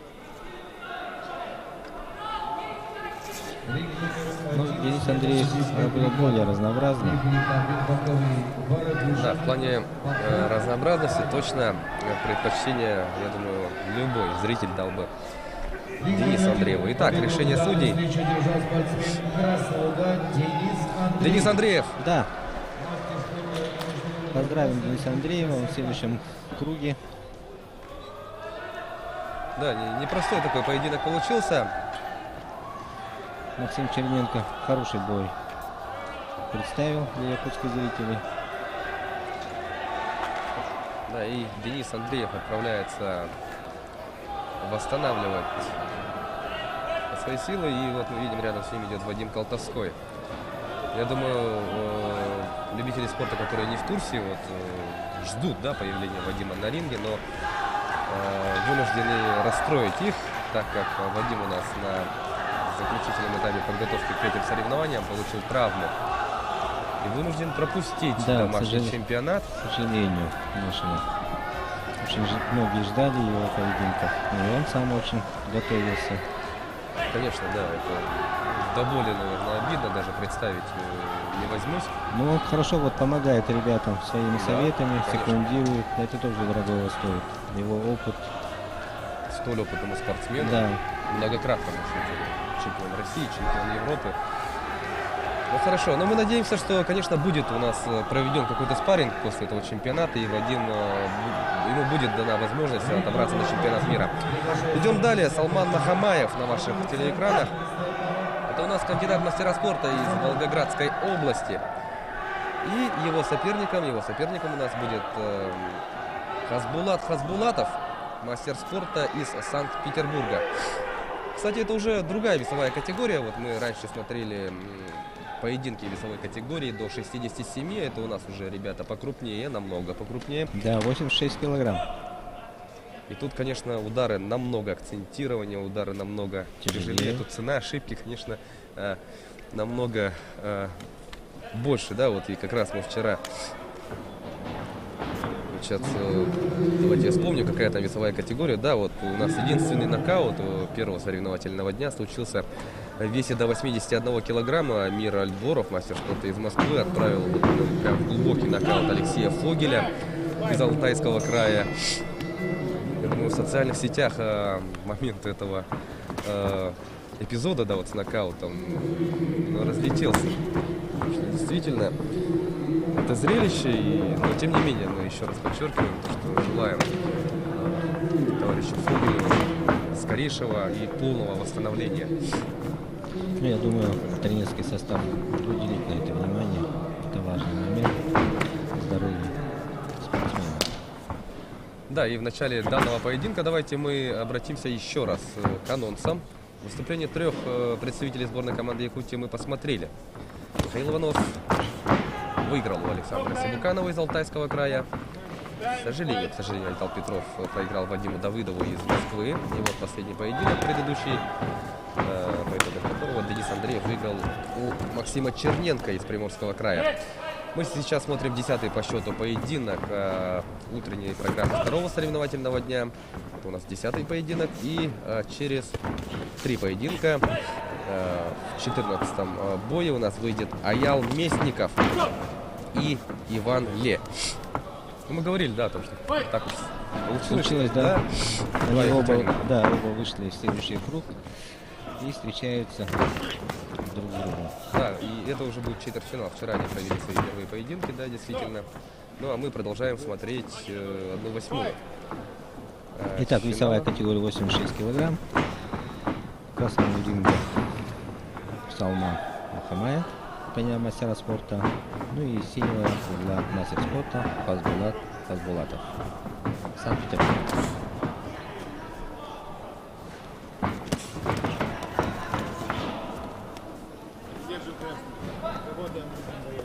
Уже завершается первый раунд. Дальше равный бой идут.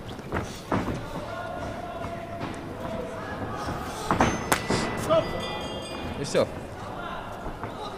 Завершается раунд.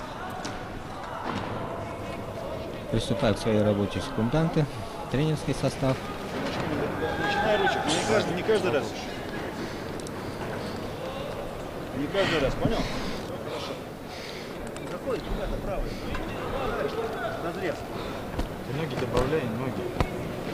Правый. И разрыв надо. Он с дистанции просто. Ну, Ты слушай. даешь ему работать, ходить по свою дистанцию. Ну, видишь, с ручек начинать. Ты с ног его контролируй, салки суши, изменился клинч, колено завал опять. Ну, Салмана Махамаева тренер призывает начинать работу с рук. И затем уже дальше что-то добавлять, как-то комбинировать. Вот хорошие моменты наши операторы вам вставляют замедленно. Да, тут хорошо, конечно, довел удар до цели, отправил соперника на настил. Это у нас, кстати, последний поединок, который пройдет в рамках 1/8. Да, 1/8, и потом мы приступим уже к просмотру четвертьфинальных боев. Итак, каждый день нас подводит ближе к полуфиналу.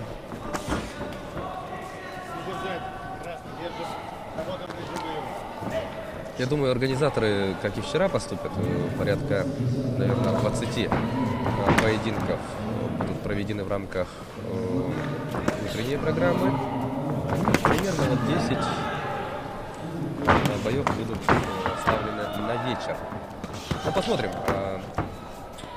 Как получим подтвержденную информацию, мы обязательно озвучим. Ну, а пока мы, конечно, идем далее. Ну что ж, 86 килограммов, это, конечно, уже Да, серьезный вес. Хазбулатов идет вперед, более такой прогрессивно. Первым номером. Капа у нас вылетела, и у Махамаева мы могли заметить, да, вот кровопотек. Ну и вес такой, что пропущенные удары. Последствия тут, конечно, намного тяжелее, да? Да, поэтому надо вдвойне быть аккуратнее, собраннее.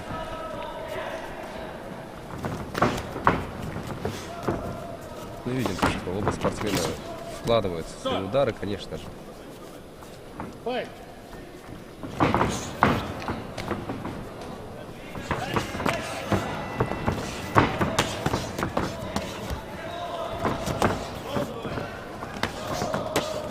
Жесткий у нас обмен идет.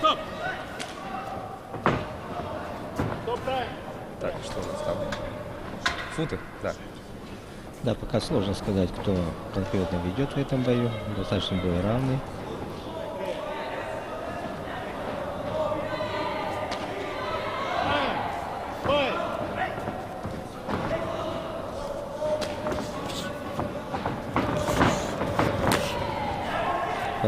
Хазбулатов в своем манере идет вперед. Ну, а Салман Махамаев больше старается вторым номером работать.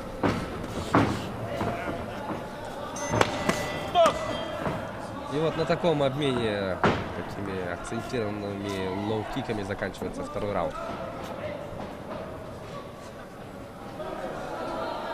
Да, послушаем секундантов тренеров. Он ударил, ты ударил, отдавай просто, понял? И все нормально.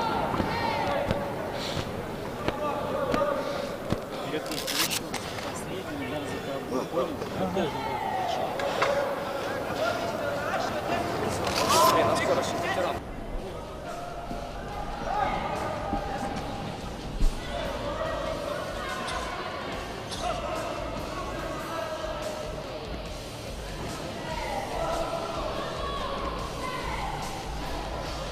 Ну и яркие моменты минувшего раунда.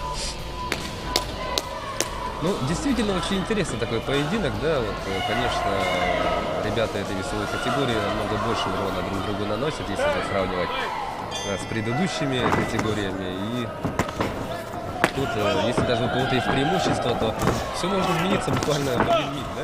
Да. Нокаут может случиться когда угодно. Вот мы помним предыдущий нокаут в исполнении Камиля Муртазалиева, когда он коленом отправил спать Абдурахима Саидова. Вот этот нокаут у нас случился.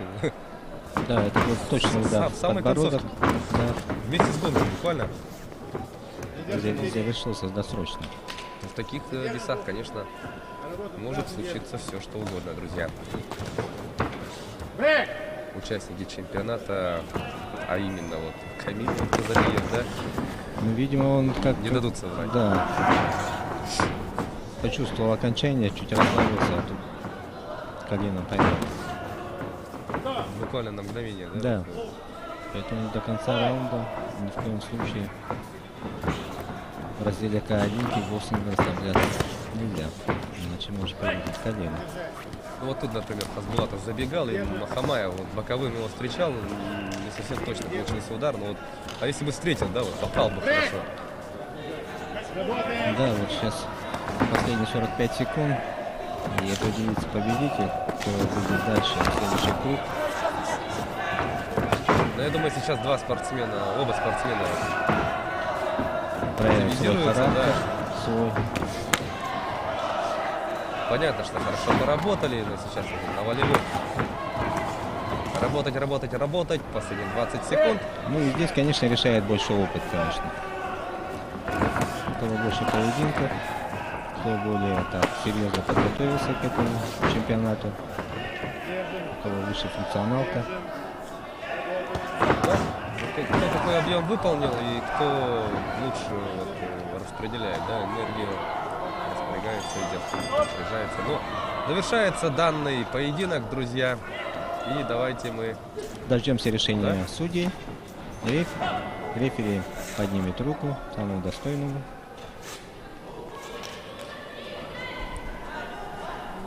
Устал, конечно. Выложился Хасбулат Хасбулатов.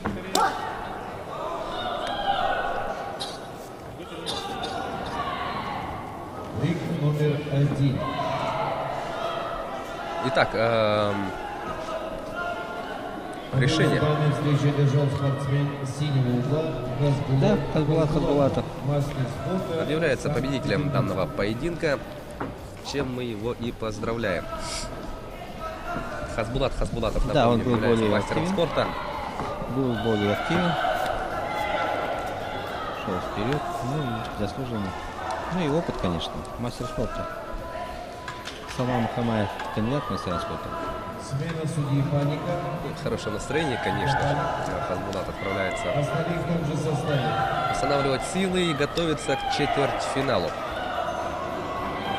Представляет Хасбулат у нас команду Санкт-Петербурга, культурной столицы России. Ну, действительно, очень хороший поединок провел Хасбулатов. Ну что ж, это был последний поединок в рамках 1/8 финала. Сейчас мы приступаем к просмотру поединков ребят, которые вчера провели первый круг соревнований в рамках первого соревновательного дня.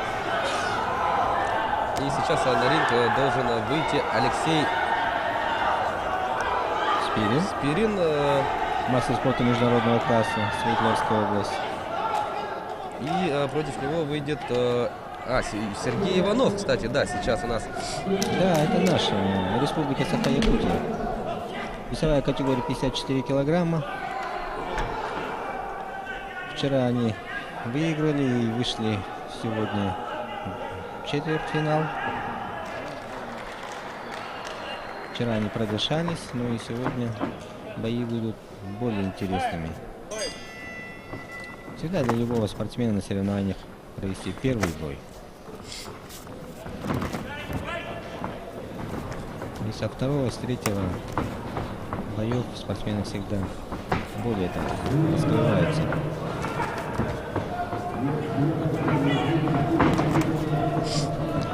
У нас, да, небольшая поправка. Все-таки С разведки. Иванов и Спирин проводят первый поединок. Да, в четвертьфинале. Да, они по жребию вот попали, ну, стартуют сразу в четвертьфинала, а вот просто вот эта весовая категория вчера действительно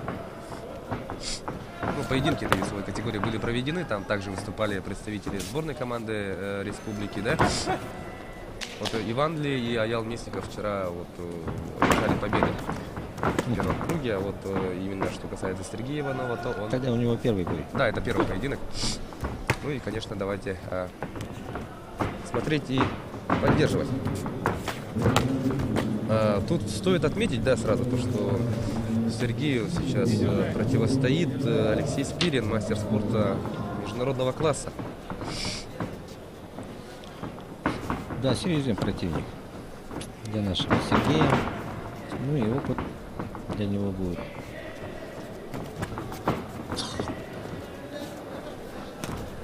Алексей Спирин представляет Свердловскую область. Да, пока разведывает, пока ждет, ищет, изучает своего противника.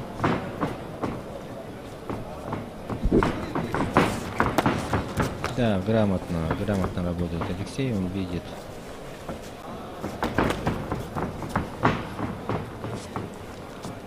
Предпочитает вот работать на дистанции, да, встречать. Сергей, завершился первый раунд, ну, скоротечно так, да? Да, очень быстро. Поизучали друг друга.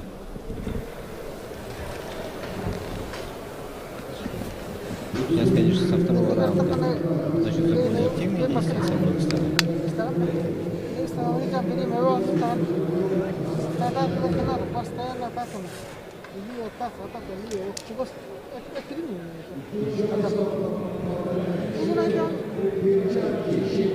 Зачем экран включили до конца?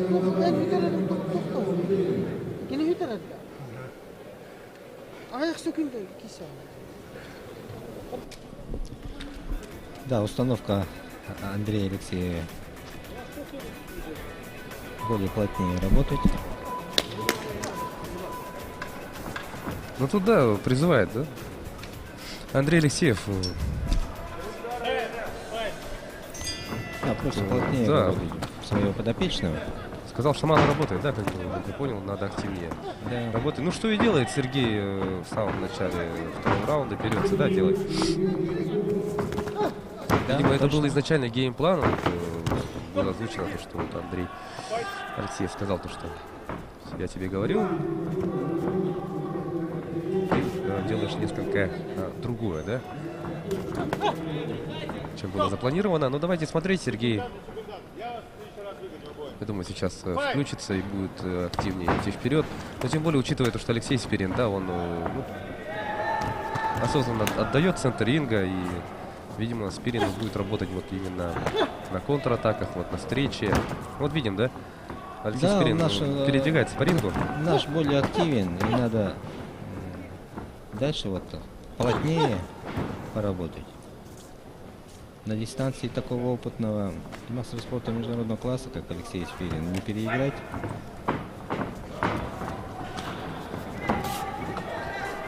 Надо брать дерзостью, да?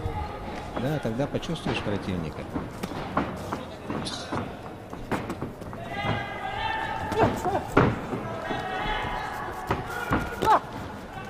Потом это бесценный опыт, когда выходит против тебя наиболее титулованный спортсмен, где проводишь бои, и каждым разом растешь.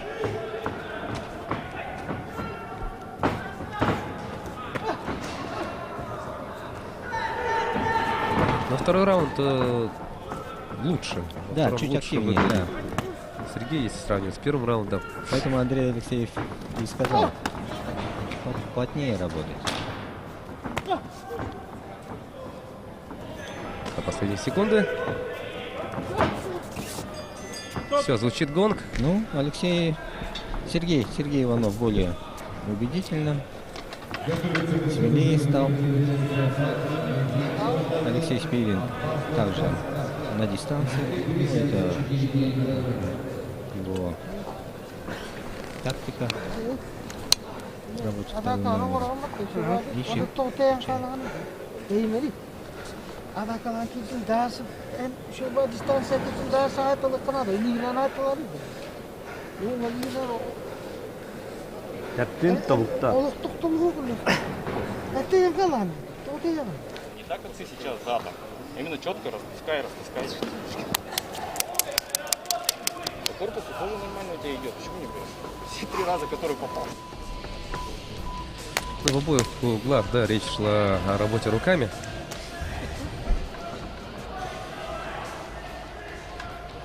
Да, что тренерский состав предлагает более плотнее руками поработать в ближнем бою.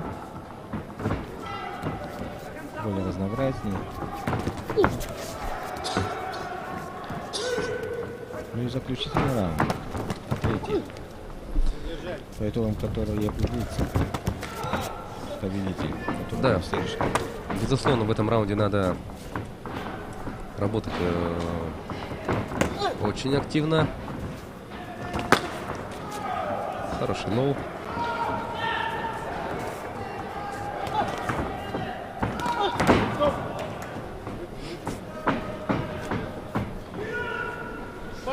Конечно, Сергею надо продолжать так плотнее работать, как во втором раунде он начал.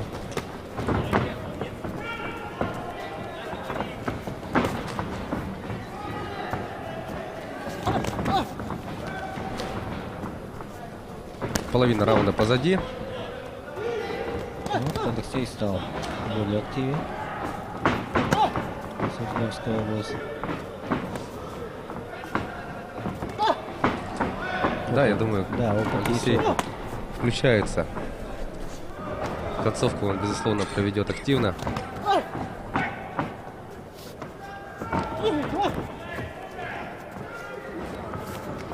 Чаще стал работать ногами.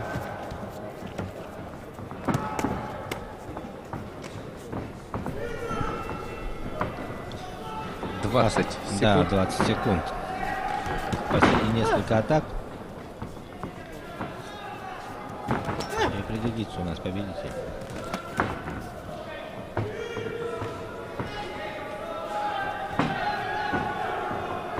На кону выход в полуфинал, дорогие друзья.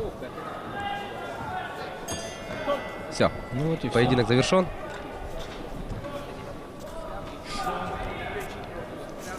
И мы сейчас узнаем итог данного поединка. Номер 1.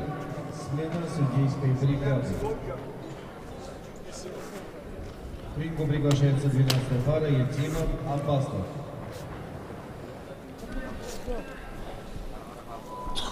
В данной встрече победу единогласным решением судей. Итак, решение судей. Мастер спорта международного класса Алексей Спирин побеждает и выходит он в полуфинал. Да, более опытный спортсмен здесь одержал победу. Сергей Иванов, надо признать, чуть не доработал. Мог плотнее дальше работать.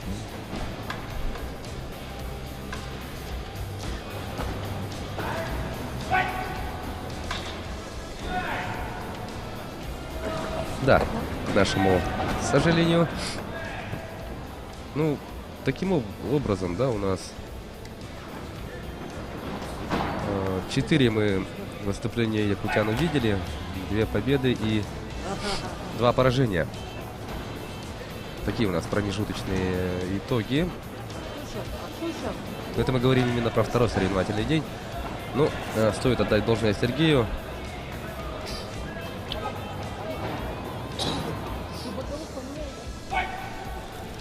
Конечно, да, где-то не доработал, но в любом случае желаем ему удачи в дальнейших стартах.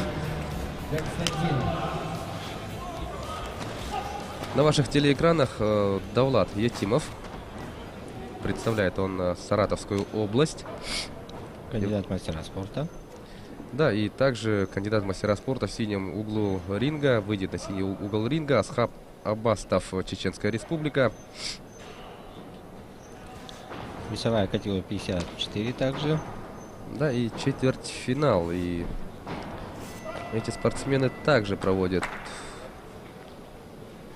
первый поединок. Вчера их не было. Но потом уже вот начнутся четвертьфиналы этой же весовой категории, в которых выйдут бойцы, файтеры, которые вчера вот провели поединки в рамках 1/8. После этого мы увидим поединок между Донгагом Торепчи из Республики Тыва и Тимуром Лебедкиным из Самарской области. Оба спортсмена вчера продемонстрировали очень интересные поединки. И, конечно, их противостояние тоже обещает быть. Да, рефери этого поединка Сергей Егоров, мастер спорта международного класса.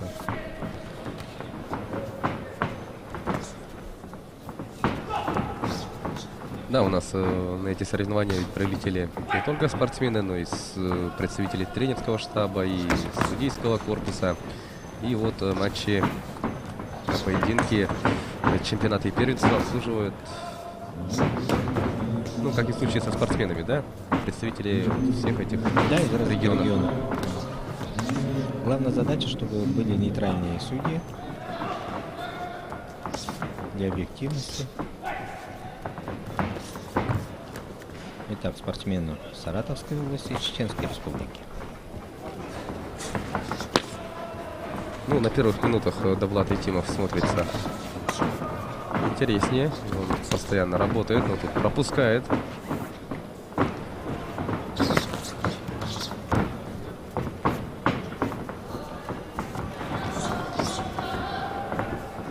Это встреча двух кандидатов в мастера спорта. Хорошую работу ногами демонстрирует Абастов, но тут же Ефимов тоже отвечает с разворота. Пах, это неприятно, это больно.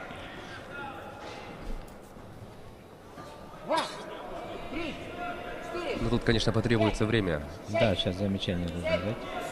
Ну, что, нокдаун отсчитывают? Да, чуть время дается для противника, чтобы он пришел в себя. Просто показалось, что ниже пояса был удар, но... Не, посчитали, чтобы пришел противник в себя. Вы смотрите, как Абастов активно работает, да, лоу-киками. Так, немножко поспешили. Да, все. Да, завершился первый раунд, и давайте послушаем тренеров. Ну как, не все? Наклад не все. Алло. Левый стык, плечем бухаешь. Нога, правый боковой. Ты плечем бухаешь. Нога, прибавь темп, понял? Он не выдержит. Давай, реши. После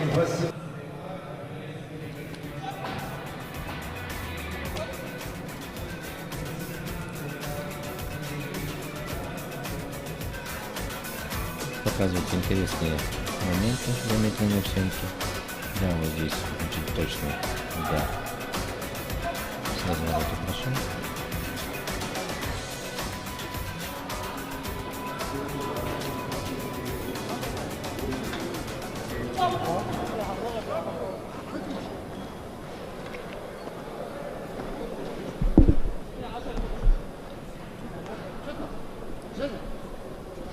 Ну вот мы говорили о том, что 4 якутянина, да, сегодня уже выступило в рамках второго соревновательного дня.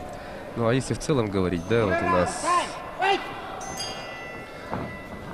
немало так спортсменов представлено, 23 взрослых и 28 юниоров и юношей.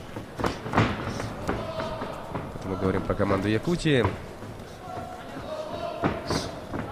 Сегодня мы еще, кстати, вот в скором времени, буквально через поединок, противостояние двух представителей якутской школы кикбоксинга в рамках 1/4 финала. Этой же весовой категории мы увидим. Аял Местников сойдется с Иваном Ле через поединок. Но мы продолжаем смотреть противостояние Давлата Етимова из Саратовской области и Асхаба Абастова из Чеченской Республики.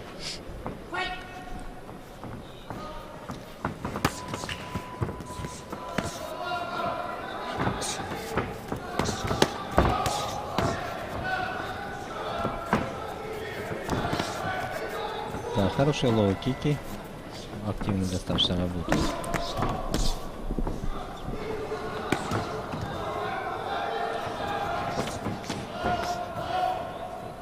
Очень активно, да, летают ноги и то, и с другой стороны.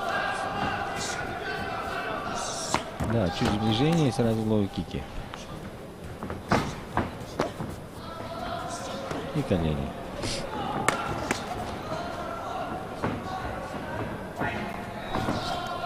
Ну, как-то подсел, что ли, Абастов. Вот он в первом раунде он также часто работал лоу-киками. Был живее на первом раунде. А тут мы видим, ну, по количеству ударов лоу-кики, да, у Етимова подавляющее преимущество.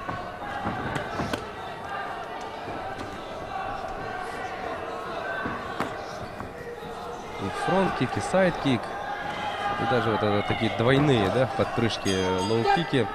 Более разнообразно Давлат Етимов работа. Явно первый раунд за ним, второй раунд. Первый еще вот как-то вот так, да? Даже Асхаб Абастов был более активен. Гоша, целишь, цель на него. Тут уже решает функционалка. Надо прибавлять на третий раунд, понял? Усерднее тренировался, Так же готовился. работаешь по углам. Колено, суп и лоу-кики, понял? Корпус колена и лоу-кики. Давай. 2 минуты еще у тебя есть.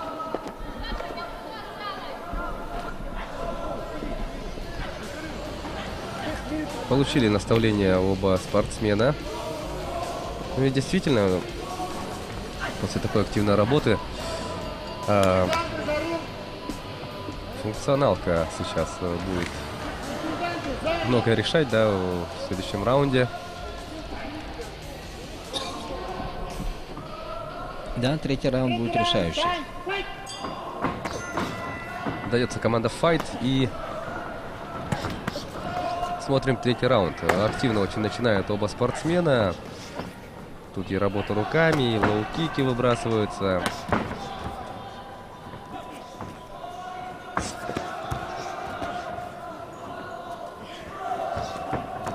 Коленом работает Етимов.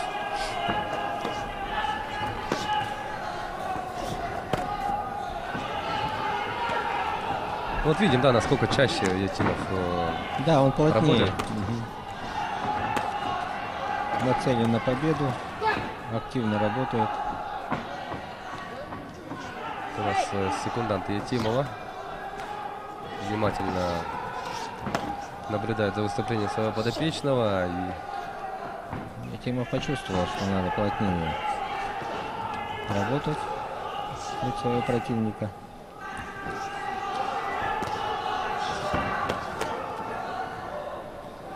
половина раунда уже позади. Вот так колено хорошо прошло.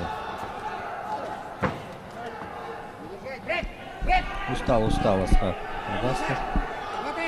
Да, что-то уже ждет окончания раунда. Да, создается действительно такое впечатление, что просто не заинтересован дальше работать. Как в футболе говорят, да, доигрывает матч. Но Етимов вот хорошо попадает Абастов. Но Етимов практически в том же темпе продолжает работать. Вот даже с прыжка коленом зарядил. Ну вот Абастов стоял и вот периодически выбрасывает такие серии. Он не совсем подготовлен. Либо перетренировка у него, Асхаба Абастова, либо если еще не совсем по функционалу. Он в первом раунде очень хорошо отработал. Второй сразу сдал, и третий вот. Ну, однозначно Давлат и Етимов победу должны дать наши судьи.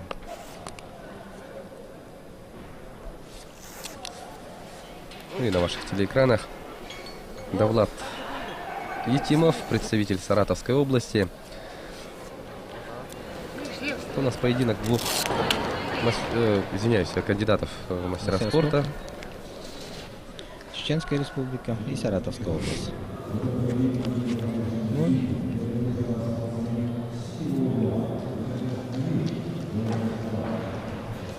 Ринг номер 1. Победу единогласного решением судьи одержал спортсмен красного угла Давлат Етимов. Да, как и предполагали. Да, без сюрпризов Давлат Етимов объявляется победителем этого боя. Действительно, он выглядел предпочтительнее. Я думаю, это было очень даже заметно. Работал активнее. Прямо сыпал своего соперника градом вот этих вот различных ударов. Ну, интереснее и точнее был Давлат. И повторы. Сейчас нас с вами ждет очень интересный поединок, друзья. Как мы уже говорили, вот первые два боя, да, в этой весовой категории в рамках 1/4 у нас состоялись встречи тех спортсменов, которые, ну, начинают, да, соревнования с 1/4. Ну а сейчас у нас начнут выходить те спортсмены, которые уже стартовали с 1/8. То есть у них уже по одному поединку имеется. И у нас с красного угла ринга выйдет Тарепчи Дангак. Это представитель Республики Тыва, мастер спорта. Его соперник из синего угла ринга Тимур Лебедкин из Самарской области. Кандидат мастера спорта. Да. Дангак Тарепчи вчера выиграл у представителя Чеченской Республики Хамзата Абубакарова. Одержал он тогда вполне убедительную победу.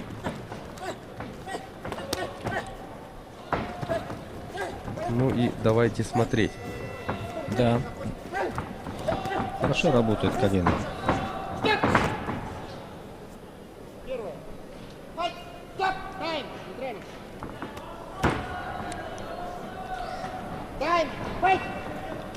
Так, а что касается Тимура Лебедкина, да, представителя Самарской области, то он оказался сильнее вчера Азамата Курмангулова из Москвы.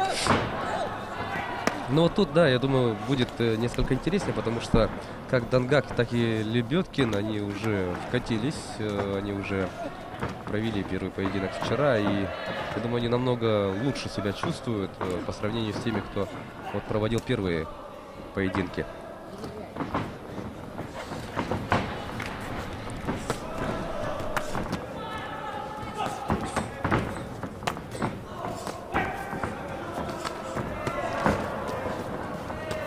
Хорошую серию руками провел Дангак. Еще одна такая серия завершается с дополнительным лоу-киком, но Лебедкин тоже. Он ведь не просто так стоит, собирает удары, он по мере возможности вот выбрасывает лоу-кик за лоу-киком. И тоже, ну, не сериями, а вот одиночными такими ударами работает. Вот бэкфист тут неудачно получился, не перчаткой пришелся удар. Да, судья сразу приостановил, дал замечание. Ну, зрелищно интересный бой. Начались сразу с первого раунда. Видимо, они знают друг друга хорошо. Ранее встречались. Поэтому более уверенно начали бой.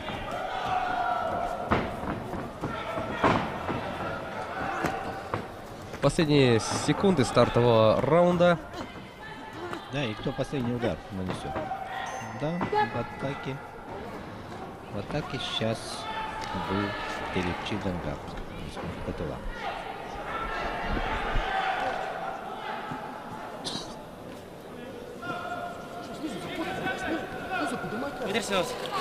Поближе как процент. Колени заходит, когда потоше, колени будет. Очень много работы с ним, колени. Вот в таком темпе. Ты должен в таком темпе еще 4 минуты, понял? 4 минуты в таком темпе. Давай. 이거 눈뜨고 서는 거 없는 거 사이비 너무 잘 나왔지만 소소를 배 옛날 할만 없는 소 아이마 파 좋지만 잠깐 봐 와.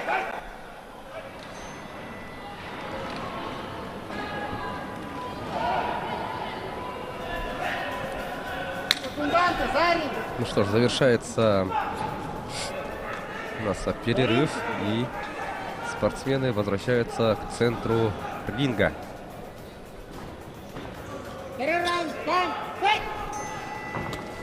Звучит команда «Файт», второй раунд. Тарепчи Дангак, Республика Тыва, Тимур Лебедкин, Самарская область. Четвертьфинал весовой категории до 54 килограммов. Ну, в первом раунде мне больше понравился Дангак, он работал активнее. Ну, сейчас Лебедкину надо будет поправить футы. Мне тоже Тимур Лебедкин понравился. Первый раунд он хорошо начал. Коленом в ближнем бою очень хорошо работает.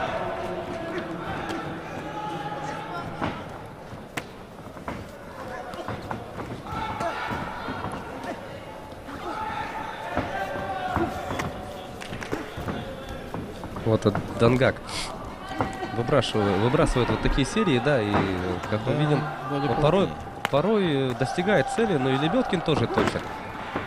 Преимущественно, конечно, Дангак работает по защите, но и вот Лебедкин начал включать руки активнее.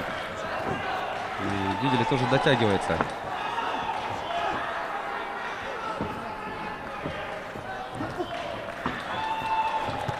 Бэкфист. Да. Лоу-кики.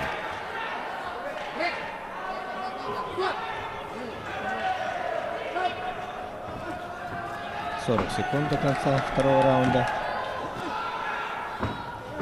Ну, вот казалось, что в открытом именно боксе, да, в ударке Дангак перебивает Лебедкина, но видим то, что Лебедкин может, если хочет, тоже вот здорово его встречал. Ну и тоже серию тоже выбрасывал такую хорошую. Вот хорошо, сейчас тоже правый боковой.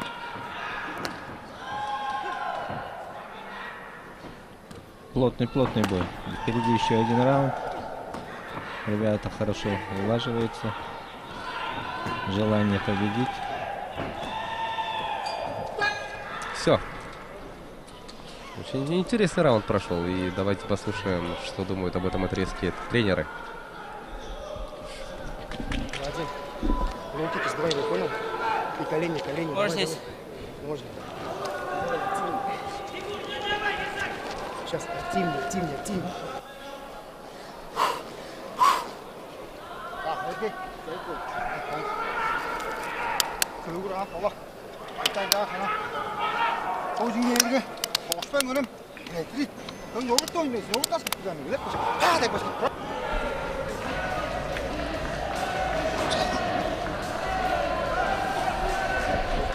Тренер Тимура Лебедкина говорит о том, что нужно работать активнее. Призывает активнее работать. И посмотрим, как будут разворачиваться события во втором раунде. И мы начинаем, дорогие друзья. Да, это решающий. Третий раунд. Конечно. И будет понятно, кто из них выйдет в следующий круг. Оба желают победить.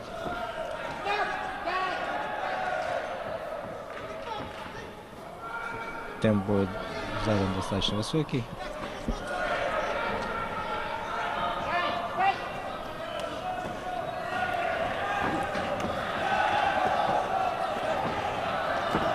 Но включается, да, Лебедкин, действительно. Ведь в предыдущие два раунда больше работал Тарепчи Дангак. И вот интересно, что у него с запасом энергии, сил к третьему раунду, да? А вот Лебедкина тренер как раз-таки просил вот в третьем активно работать, идти вперед.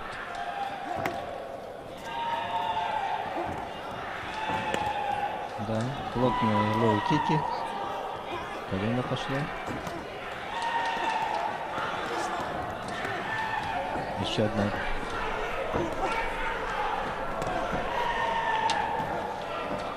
Меньше минуты остается, но и видим то, что, да, открыт рот у Лебедкина, но не скажу, что он прям сильно задышал.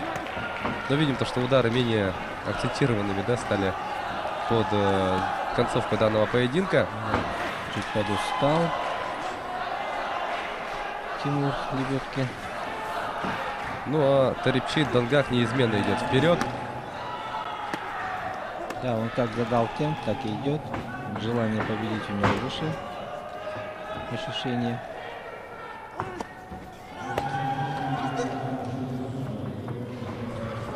Ну что ж, последние несколько атак. Осталось 15 секунд.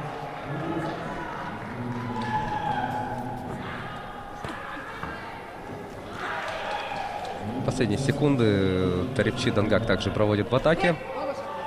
Лебедкин вяжет своего соперника, и все, это концовка поединка. Звучит гонг. Ну, поактивнее был Тарипчи Дангак. Ну, сейчас как судьи решат.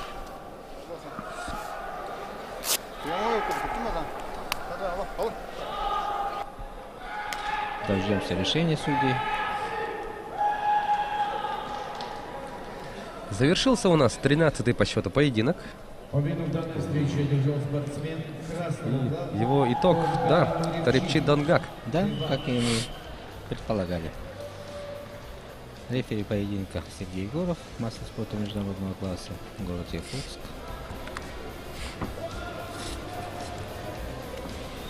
Смена судейской бригады. Рефери Панин. Боковые. И смена, как я понимаю, да, проходит. Да, потому что сейчас выходит Аял якутяне выйдут. Местников. Здесь должен быть нейтральный рефери. Это одно из основных требований Не, судейских. просто я думал, то, что раз встречаются два представителя спортивной команды республики, можно было и Сергея оставить. Да, в этом плане, кстати. Ведь в любом случае... А вдруг у него есть предпочтение? Ну да, в этом плане, да, может быть. Нейтральный должен. Ну да, чтобы не было вот таких вопросов, Да. сомнений. Конечно, все делается по букве закона, согласно регламенту. Конечно, все это четко прописано. Это, конечно, мы немножко пошутили. Уверенно, конечно. Да, конечно, Тарипчи Дангак провел хороший бой и заслуженно стал победителем. Ну а мы видим то, что Аял Местников, он на ринге. Мастер спорта международного класса. Чемпион России и Европы на ваших телеэкранах, дорогие друзья. Один из лидеров нашей сборной.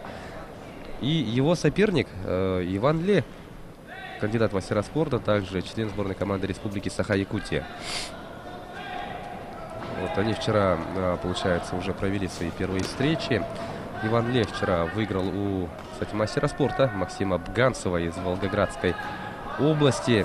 Ну а что касается Аяла Местникова, то он ожидаемо оказался сильнее кандидата в мастера спорта из Чеченской Республики Ибрагима Махмаева. Итак, и вот по воле случая, жребия, да, так уж получилось, что два якутянина встречаются в рамках данного поединка. Итак, весовая категория до 54 килограммов, 1/4 финала, на кону путевка в полуфинал, дорогие друзья. Где у нас левша, конечно, будет в чем-то неудобен, но я вместе как очень опытный боец. Уверенно начали поединки, друг друга достаточно хорошо знают. Здесь нет никаких компромиссов, потому что победитель выйдет в следующий круг.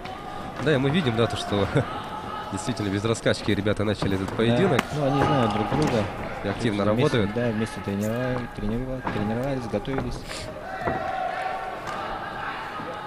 Кстати, вчера брат Ивана также выступал. Он у нас в категории до 57. Антон Ле, к сожалению, он выступил представителю Башкортостана Миняхметову Джалилю. Поэтому семейство Ле сейчас на этих соревнованиях представляет только Иван. И у него очень-очень серьезный соперник, конечно же. Один из лидеров нашей команды Аял Местников. Мастер спорта международного класса. Да, опыт будет хороший. Для Ле. Он недавно только вот во взрослую лигу вышел.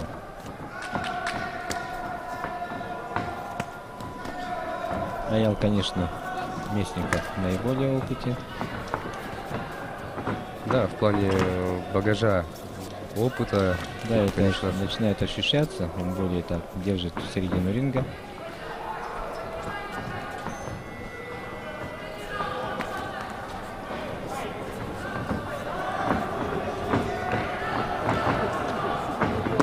Но видно, да, что никаких тут договоренностей нету. Ребята работают серьезно, в полную силу.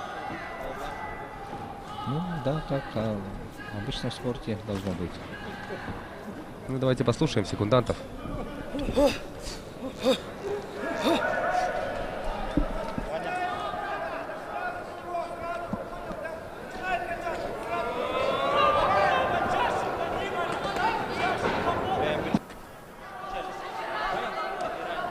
Смотри и сам добирай.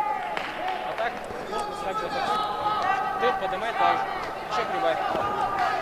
Не давай ему работать дальше, прибавь, он уже устает.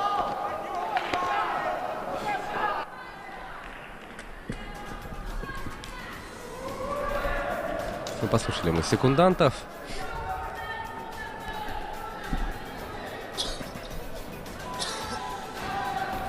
Да, в первом раунде темп был задан высокий. Местников более опытен ощущается. Сейчас начинается второй раунд. Итак, второй раунд. Сразу прямой рукой Местникова. Тут же и работа ногами. Мидл-кик жесткий идет до цели. Руками хорошо встречает. Но в дебюте второго отрезка тут Местников, конечно, набрал свои очки.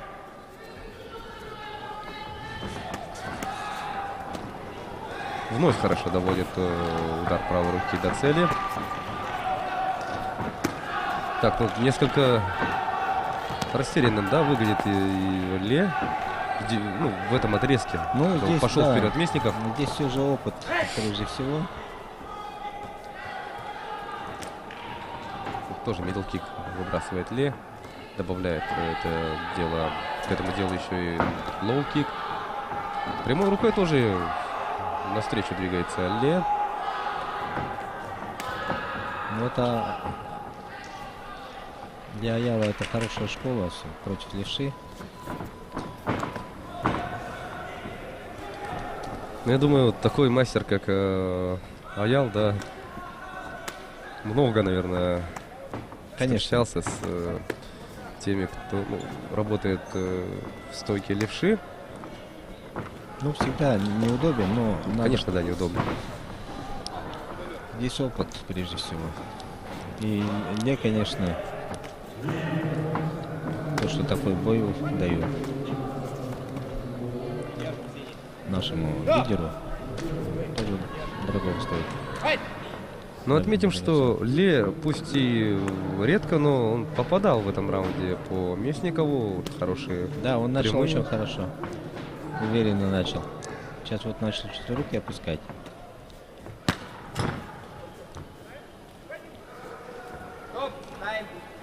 Так, тут надо футы поправить. И все. Завершается время. Закончился. Сейчас послушаем тренера.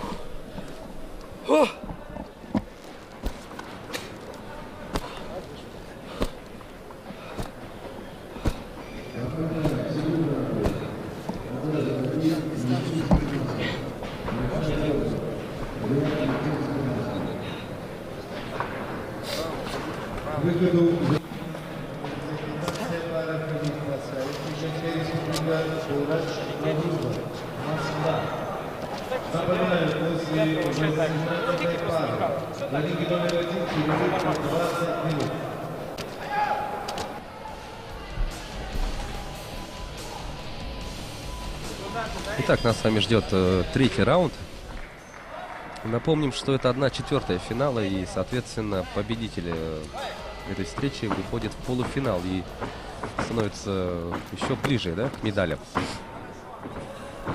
Оба спортсмена вчера у нас выступали в рамках первого соревновательного дня, то есть для них это второй поединок в рамках этого чемпионата. Аял Местников вчера выиграл у чеченца Махмаева Ибрагима. Иван Ле выиграл у Пыганцева Максима из Волгоградской области, кстати, мастера спорта. Так, здесь сейчас как-то преобразился. Но Аял Местников держит середину ринга.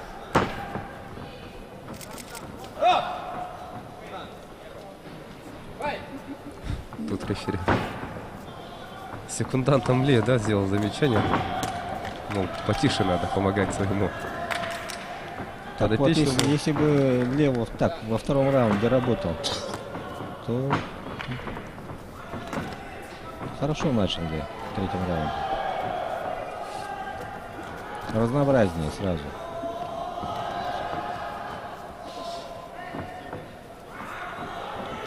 Аял вместе как-то чуть растерялся.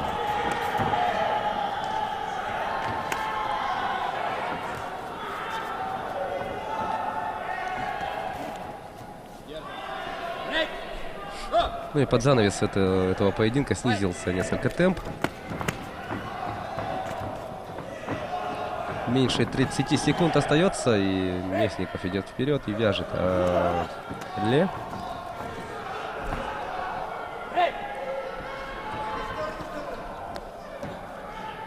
Колено подключает Аял. Ну и последние атаки. 5 секунд до конца.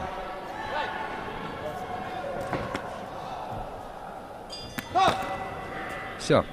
Завершился поединок, и хорошо поработали ребята, согласитесь. Да, интересный бой. Вадим Колтовской на ваших телеэкранах, дорогие друзья, секундирует он Аялу Местникову. Ну, Вадим... Денис Андреев у нас победитель вот, предыдущий. Да, и впечатляющий такой состав, да? Да. Секундантов. Молодцы, болеют друг за друга. Итак, решение судей. Дадут более опытного, скорее всего. Да, Аял Местникову побеждает и выходит в полуфинал турнира весовой категории до 54 килограммов, дорогие друзья. Поздравляем мы Аяла.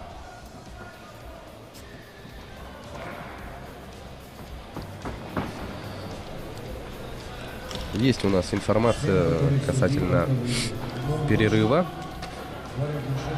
После 18-й пары у нас будет объявлен перерыв на 20 минут.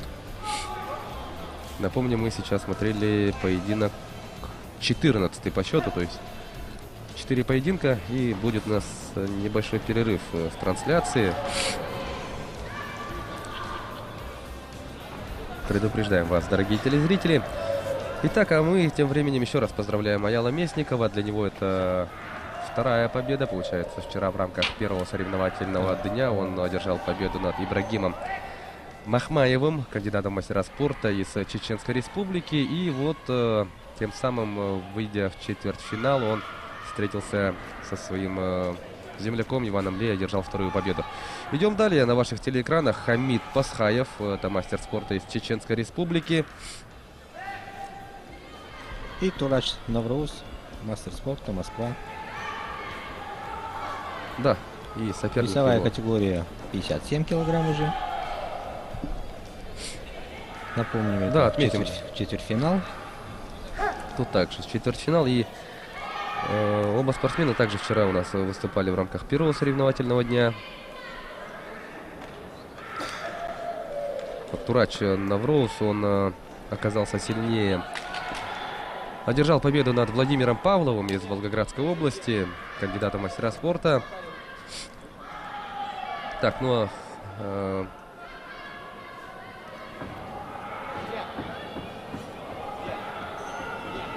да, вот поэтому я Пасхаева что-то не помню. Пасхаев у нас... Но, по всей видимости, для него это первый поединок для Пасхаева. Да, видимо, так и он по жеребьевке так удачно вышел. Да, вот, что-то не помню Пасхаева, посмотрел состав пар вчерашних. Нету его. Итак, начинается поединок. Это у нас секунданты Турача Навроуза, для которого этот поединок уже второй по счету в рамках этого чемпионата. Тоже интересный момент, да? С одной стороны, он вчера бился. Да, он сегодня будет более раскрыт, более так уверенней. Если почувствовал же, ринг, да? У Хамида Пасхаева первый бой на чемпионате, то ему еще предстоит более раскрыться. Ну, видно, что оба они опытные мастера. Да, и проанонсируем весовые категории. Да, вот мы дошли. Вначале мы нашей телетрансляции смотрели 1/8 финала в весах до 51, 67 и 86 килограммов. И перешли мы к просмотру 1/4 финала, стадии 1/4, вот где мы начали с 54 и сейчас вот дошли до веса до 57 килограмм. Далее нас ждут также выступления спортсменов весовых категорий до 60, 63,5, 71 и 81 килограмма. Это у нас 15-й по счету поединок, а всего на сегодня запланировано 34 боя. И все эти поединки мы покажем в прямом эфире, дорогие друзья. В прямом эфире телеканала Мамонт, а также мы даем сигнал на видеохостинг YouTube. Кстати, есть хорошая новость касательно телеканала Мамонт, ведь этот канал, он включен в пакет цифрового ТВ и Винк компании Ростелеком. Хорошая новость. Да, так что, дорогие друзья, пользователи, абоненты Ростелекома, вы можете найти Мамонт, нажав кнопку 751, повторяю, 751, и вы можете посмотреть все поединки чемпионата России по кикбоксингу в разделе К1 у себя дома. Ну или же, если вы хотите посмотреть вживую, конечно, подходите в Центр спортивной подготовки «Триумф». У нас трибуны открыты. Ну и, конечно же, у нас также работает приложение НВК Саха, где у нас вы сможете, сможете посмотреть эфир всех трех телеканалов нашей компании. Это НВК Саха, это и Мамонт, и Якутия 24. Удобное приложение. Скачивайте, пользуйтесь, наслаждайтесь. Да, но в «Триумфе» работает 3 ринга, поэтому здесь зрелище самое интересное происходит одновременно в 3 рингах. Давай, ты сильнее подними. Не, сильно.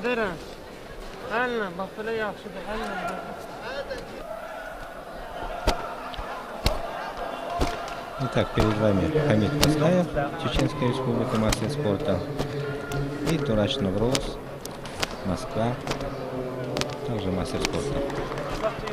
Весовая категория 57 килограмм, четвертьфинал.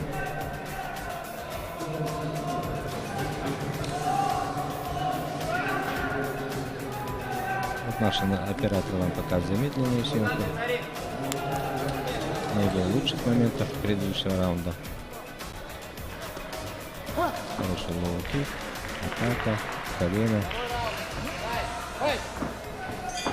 Второй раунд. Итак, второй раунд, друзья, поехали. Для Навроуза это второй поединок, напомним, а Пасхаев стартовал с этой стадии на этих соревнованиях. Вот кому в этом плане лучше, да, тут трудно сказать. Тут, конечно, еще и индивидуальные, каждого по-своему, да? Да, кто как настроен, кто как. И да, действительно у нас параллельно, да, у нас идут соревнования и среди женщин, так и среди юниоров, юношей. Ну, а мы, конечно, не можем разрываться на все 3 ринга, да, это связано как и техническими возможностями, но так и было бы странно, да, вот все время перескакивать. И поэтому, да, мы фокусируем свое внимание, конечно, на центральный ринг, где проходит соревнования среди мужчин. Более зрелищно, более красиво. Да. Итак, половина второго раунда у нас уже позади. Навроуз наступает, причем так решительно.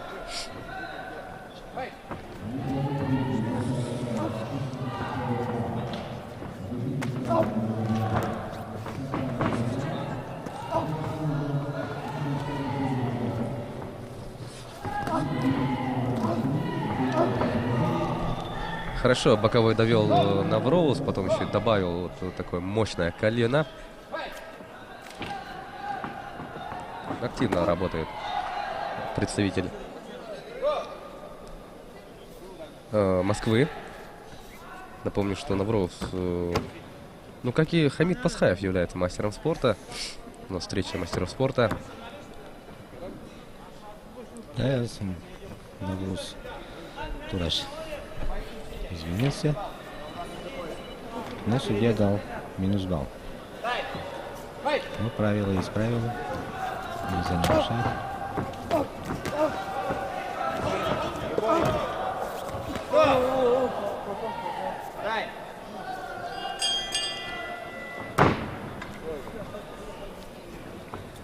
Ну и завершается второй раунд. Давайте послушаем тренеров. Удосом, блядь. Я тебя усну. А Ну, ты в третьем раунде все решится. Реши.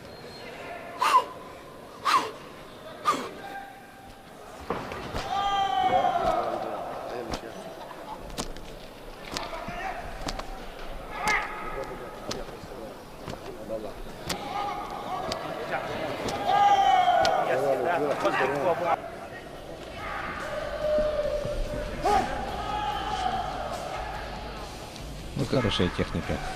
Да, здорово в этом Спасибо. эпизоде. Да. Турач Навроуз сработал. Обманные движения ногами. То одной ногой. Тут хороший удар колена. И один удар прошел ниже пояса. В конце, да, вот состоялся у нас обмен любезностями. Да, удар то в один, пах. то другой. Да. Обменялись.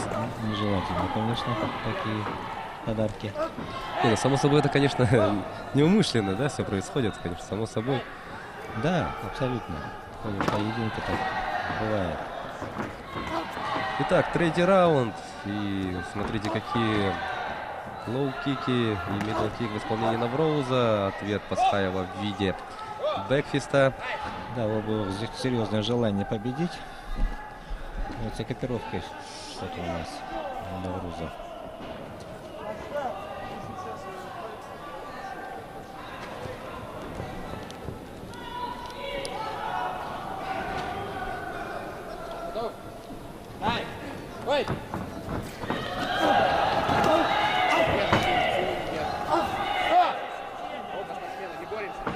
Итак, последний раунд.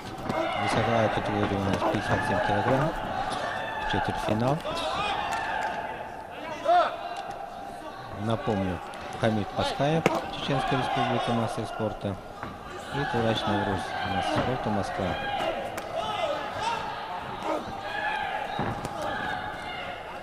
Половина заключительного раунда уже позади. Но я хотел бы отметить, что перед тем, как уйти на перерыв, да, вот мы проанонсировали, что после 18-й пары будет перерыв, а мы увидим выступление еще одного якутянина. Тимофей Сивцев выйдет на ринг, и его соперником будет Шамиль Адухов из Московской области. Ну а сейчас мы смотрим концовку данного поединка. До конца осталось 45 секунд. И у нас достаточно ровный бой. На кону выход в полуфинал.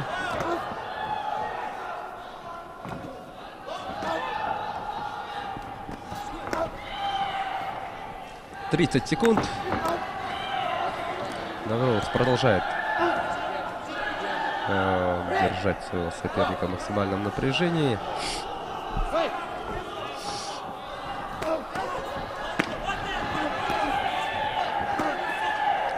Хорошая серия лоу-киков, серия руками. Все, последние секунды.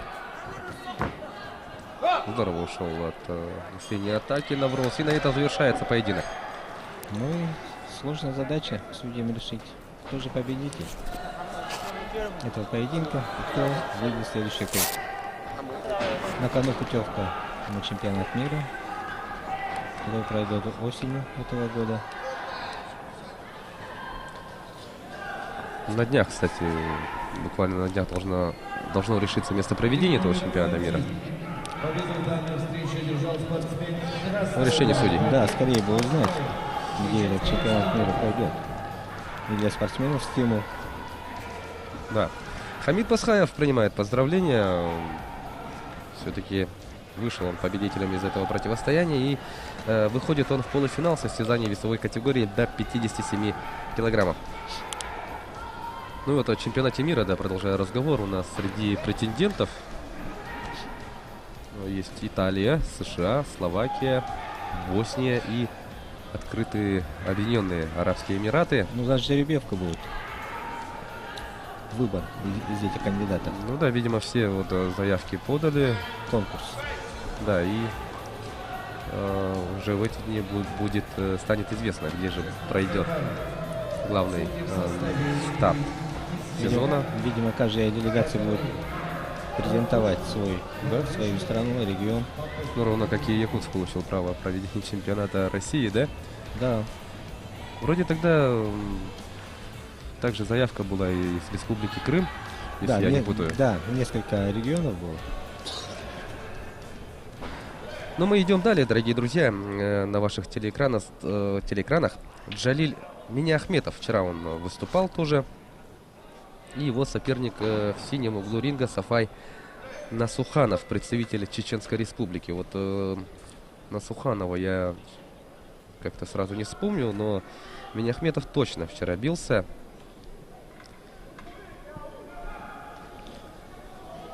А, нет, прошу меня простить, Сафай Насуханов вчера выступал. Сейчас я... Да, Джалиль Миниахметов вчера оказался... Кстати, он победил, да, вот Илья Антона, нашего представителя сборной команды республики. Да, брата Ивана. Угу. Там такой, да, бой был на самом деле примерно равный. И Джалиль, получается, выиграл у Антона Ли и вышел в четвертьфинал. Так, а что касается Сафая Насуханова, перед которым я еще раз извинюсь, он вчера выиграл у Сергея Плотникова из Волгоградской области. Ну, напомню, также 57 килограмм, четвертьфинальные бои. Представители спортсмены из Республики Башкортостан. Тот, кто в красном, ну и в синем. Чеченская Республика.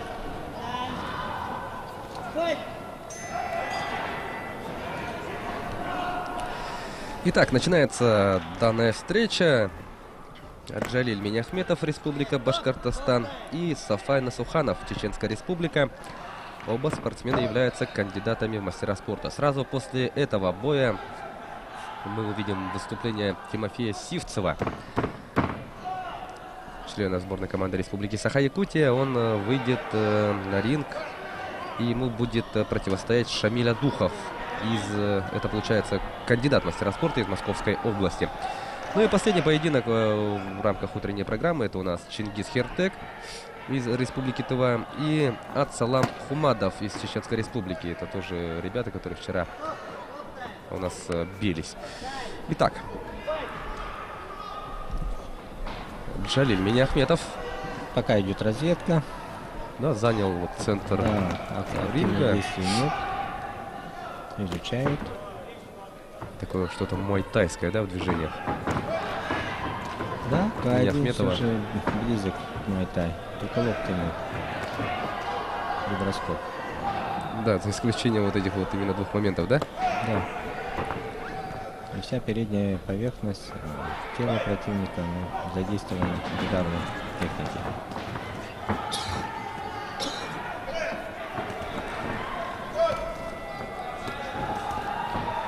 Да, действительно, К1 это один из самых зрелищных, жестких видов спорта на сегодняшний день в кикбоксинге из всех разделов. Никаких ограничений по силе удара нет.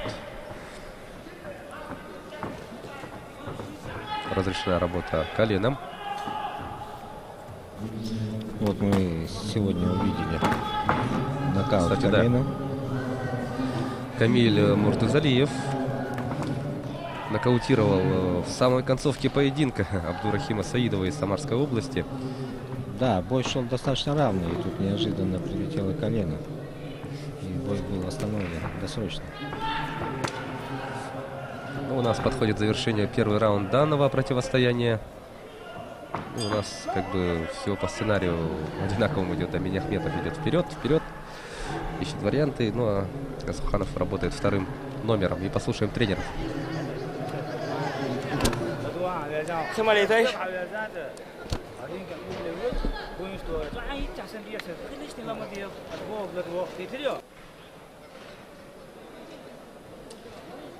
Четко, плотнее ручками, плотнее, руки у головы, понял?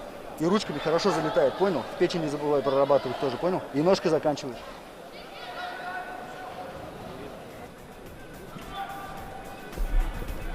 Ну, Джалиля Миняхметова тренер просит плотнее работать руками, не забывать про печень, ну и завершать эту комбинацию ударом, лоу-киком, да, ударом в ногу. Ну, Джалиль, да, на протяжении вот минувшего раунда постоянно идет вперед. Да, бойцовский характер у бойца. Все же часто спортсмены делятся, кто любит первым номером работать, кто вторым. Но истинный мастер умеет работать и первым, и вторым, и всегда меняет тактику. Ну, хороший удар. Интересно, какую вертушку выкинул, да, Аминь Ахметов? Да, и точный удар был в печень.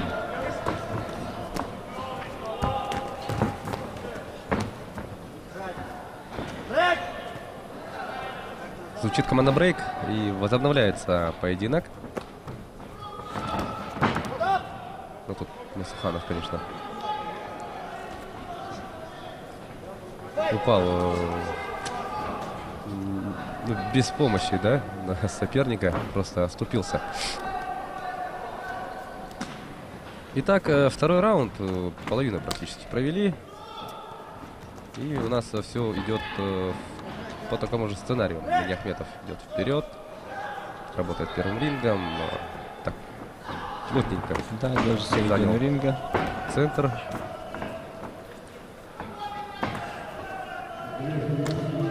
С разворота хорошо пробил. Ух, тут хай-кик хороший прилетает. Да, ой, да, но это тяжелый случай, дорогие друзья. Да. Так, ну и точный удар, синий точный создается удар такое впечатление, что тут сможет ли продолжить Джалиль Миняхметов? Да, это явное преимущество. Не стоит продолжать бой. Ну да, видимо. Хотя он шел очень уверенно. Кстати, да. Постоянно шел вперед. Вот то, о чем мы говорим, да? Да. Действительно, все может поменяться вот в одно мгновение. В один момент. Очень, кстати, эпизод был динамичный, красивый, вот, там с разворота, да, и потом так много движения и хай-кик точно в голову. Да, поймал момент. Сафай Насуханов очень красивую победу одерживает. Да, Чеченская республика. Красиво закончил бой. Связка такая. Несколько ударов и удар в голову. И поздравляет его.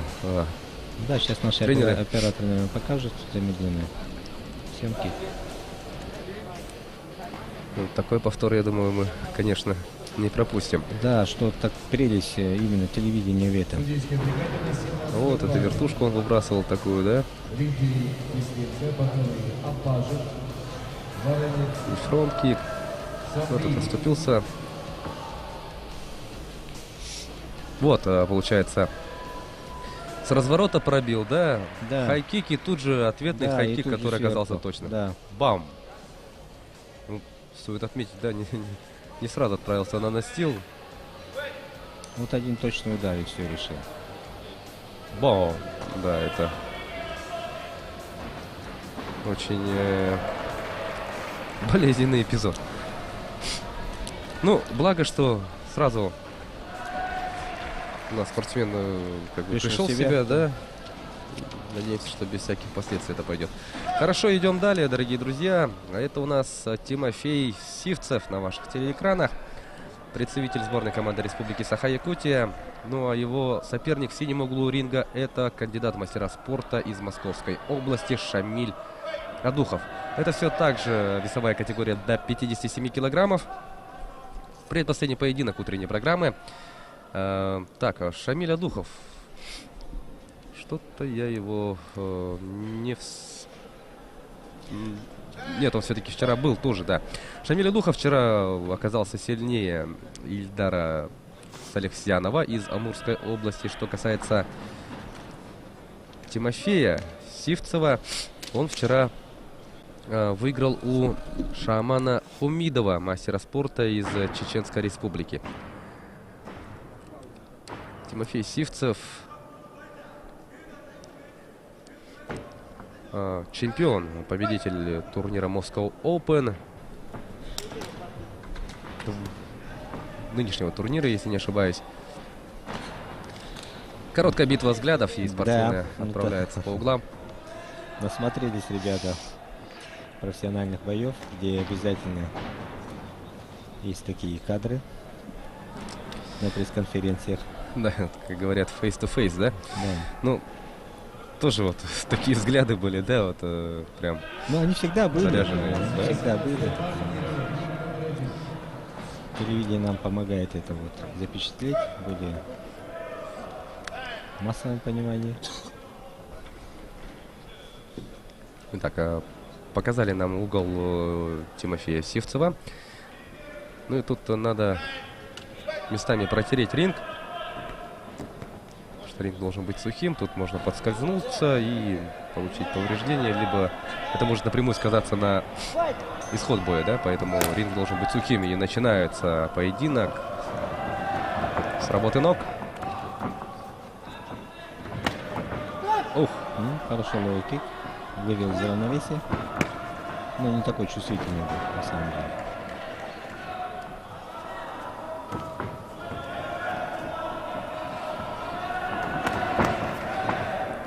Да, тут же надо бросать ответный лоу-кик. Супермен панч. И какой обмен сейчас устраивают спортсмены. Прям чувствуется, да, вот. Но если не яростная борьба, то заряженная, да, желание как минимум. Есть у обоих. Ну, чуть-чуть борьба пошла.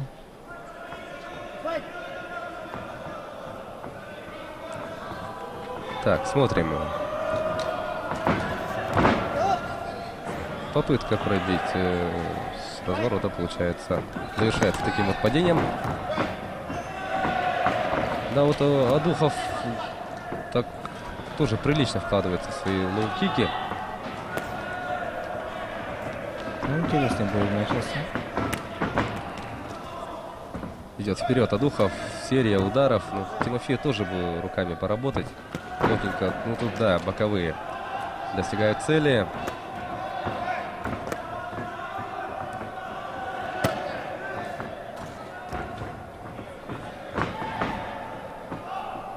Ну, с высоким темпом начали. Бэкфист. Фронт-кик достигает цели. Овациями встречают это действие наши зрители. Да. И последние секунды первого раунда. Хороший ответ Лоу. Ну и первый раунд завершился. Итак, в красном ринге у нас Тимофей Сивцев, мастер спорта Республики Саха-Якутия, и в синем Шамиль Адухов, Московская область. Старайся не отвлекать. Стоишь, переставишь, выше,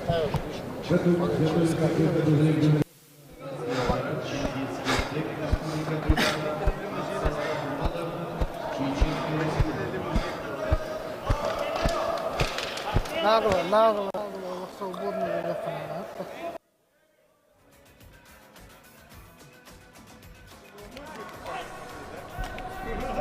Ну, Андрей Алексеев призывает Тимофея действовать раскованнее, наглее.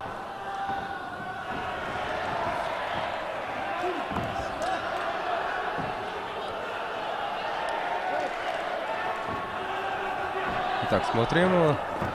С разворота пробивает Адухов. Мощный лоу-кик. Да, секунданты переживают за своих. Замечание дал рефери.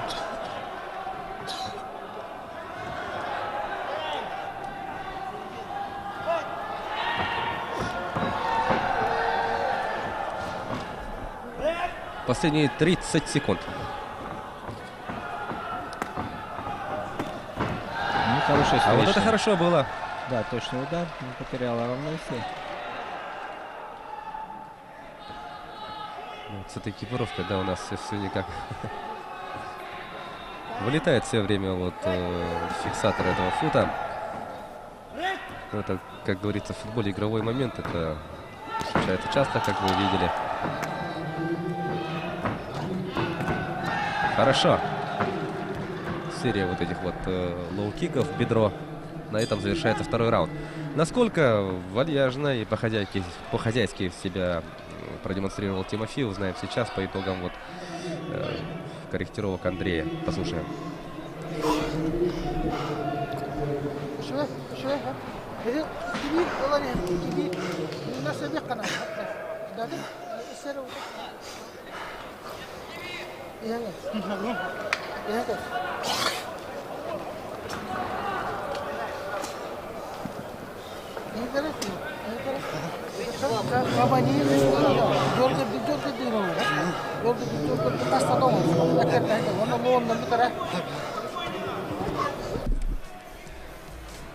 Ну, Андрей Иванов говорит, ичугей. Да, и лоу-кик. Да. Главное, завершая лоу-киком. Ну, В принципе, сейчас посмотрим, как он выполнит установки. Да, и прибавить надо, отметил Андрей Иванов. Андрей Алексеев, конечно же.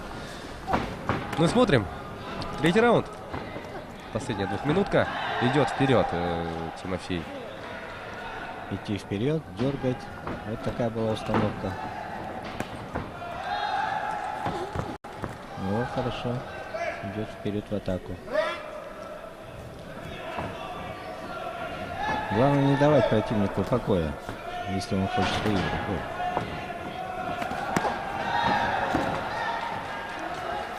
Вот и первый раз, да, когда вот Адухов проводит лоу-кик, не попадает, и Сивцев провожает, да? Добавляет в бедро, вот ровно так же.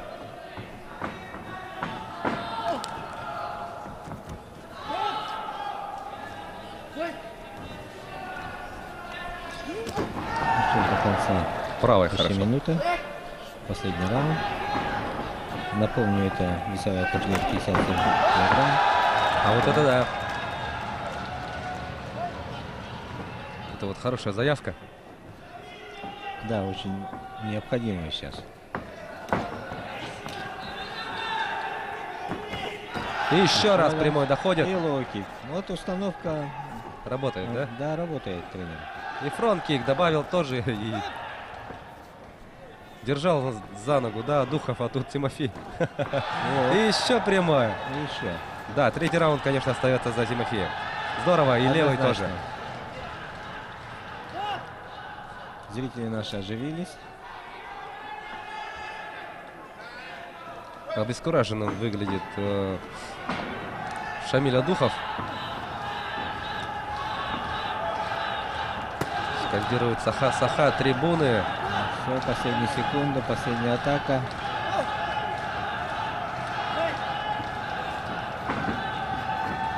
И смотрите, что решил напоследок исполнить, да, Шамиль Адухов. Да, прием из Кукусенкая.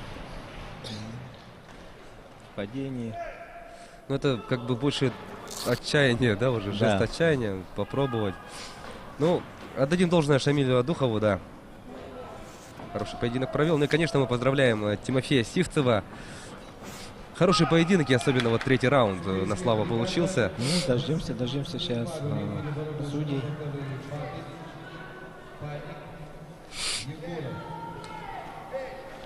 Да. А так третий Всё-таки раунд был далеко уверен. вперед забегать не будем, действительно. Ну, болеем. Да, радуемся, конечно, за выступление Тимофея. Да, Да, мы были... Тимофей Сивцев побеждает в этом поединке и выходит в полуфинал турнира. Ну, он мастер спорта. Да. А Духов Шамиль, коня мастера спорта. Мы сейчас видим, как Тимофей Ну, отправляется посмотрим на эмоции. восстанавливать энергию и готовится к полуфинальному поединку. Ну вот, Маминев помахал. Тимофей Сивцев помог. Ну и повторы. Тут, да, вот выбрасывает правую, да, вот хорошо он пару раз доводил до цели. Шамиль Адухов, конечно, в третьем раунде ошарашенно выглядел.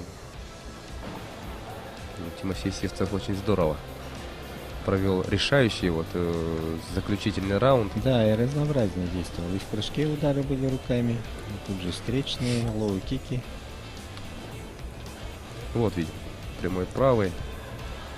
Вот этот фронт-кик тут он держал, мы видим, что продолжает работать, да, даже несмотря на то, что его ногу держит соперник. Да, и споткнулся, поэтому желание победить. Ну и вот. Удар в отчаянии. И гол прозвучал.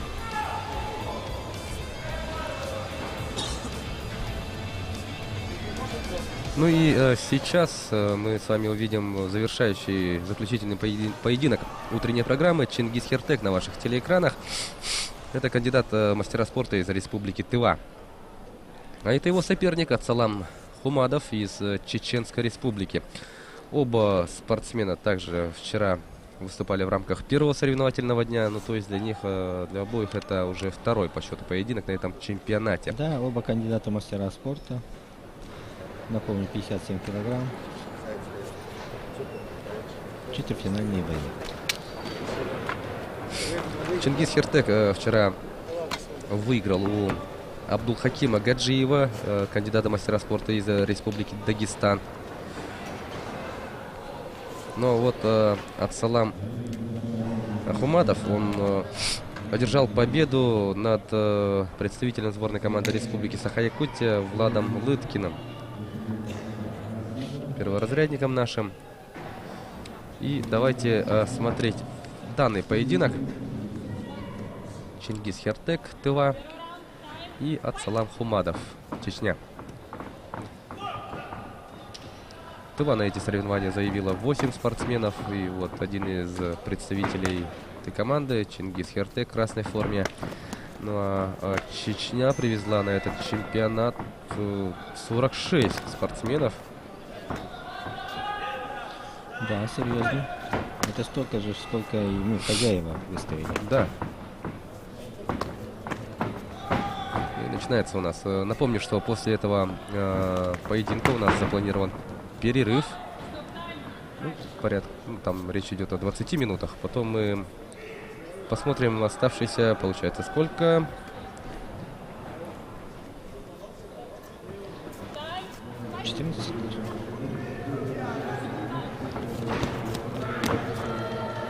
16 еще. Да, 16 встреч. Ну, примерно как и вчера вот разделили организаторы программы.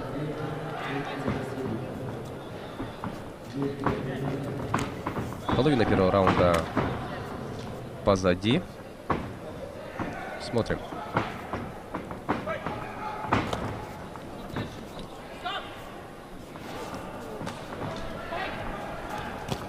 Ух! Парящее колено в исполнении Ацалама Хумадова.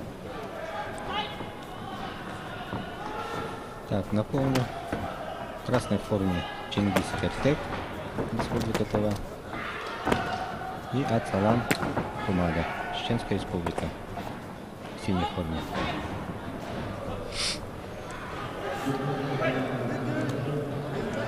Надо поправить экипировку Хумадова. И остается у нас чуть больше 20 секунд в первом раунде. И активно проводит остаток времени оба спортсмена. Что неплохой обмен устроили. Тут правая хорошо достигает цели.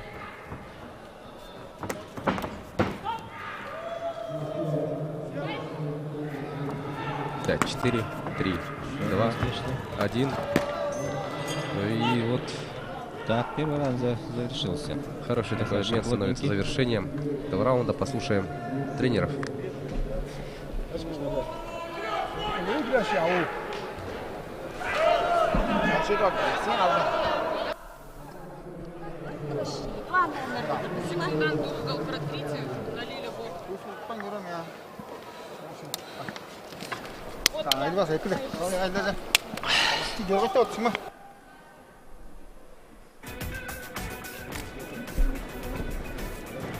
Ну и повторы минувшего раунда. Вот как здорово, да?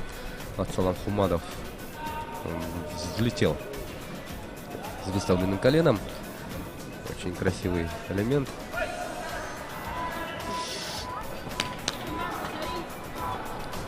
Ну что ж, сейчас все у нас готово для того, чтобы для старта второй двухминутки. Итак, звучит команда Fight, и начинается второй раунд. Ух, хорошо. Да, сейчас будет плотнее бой. Мы знаем, как спортсмены сборной впервые ведут бой. Любят держать середину ринга. И всегда за счет характера и стиля идут вперед.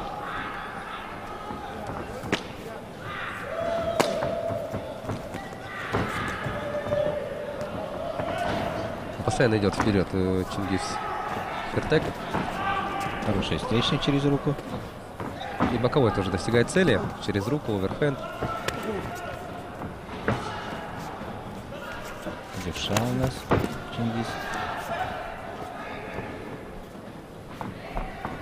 Не отступит.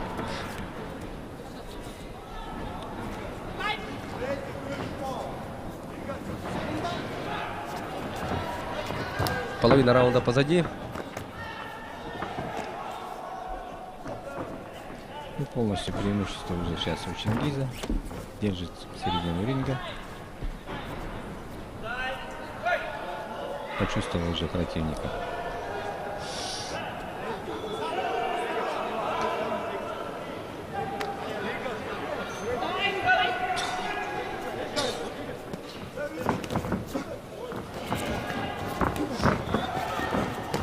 Хорошая серия.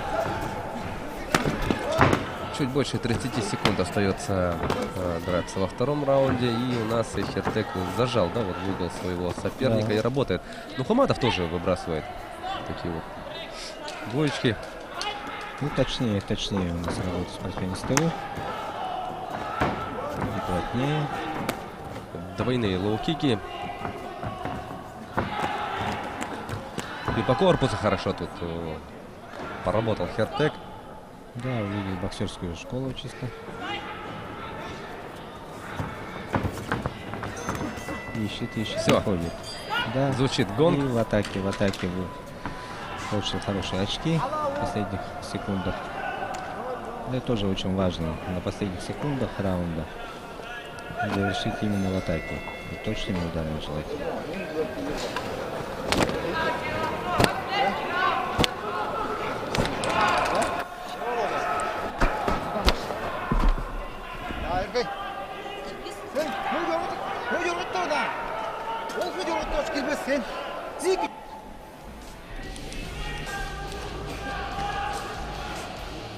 Ну, вот видим как. Ну, действительно разнообразнее смотрится Чингис, да, он, во-первых, это он постоянно идет вперед, а б, это разнообразнее он выглядит. Да, но стиль тувинского кикбокса именно такой, идти вперед, работать разнообразнее, плотнее, хорошие акцентированные удары. работает по всем да, этажам. Да, и не давать покоя противнику. Это вот залог победы любого спортсмена.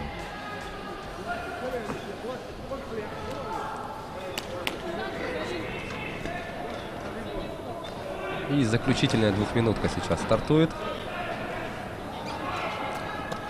Чингис Хертек, кандидат в мастера спорта из Республики Тыва, и также кандидат в мастера спорта из Чеченской Республики Ат-Салам Хумадов. Последний раунд. Жесткий лоу-кик. Чингис руками по корпусу и добавил 2 лоу-кика сверху. Моментально меняет стойки Чингис. И проводит удар акцентированный. И в прыжке в том числе. Вот хороший точный удар. И подсечка.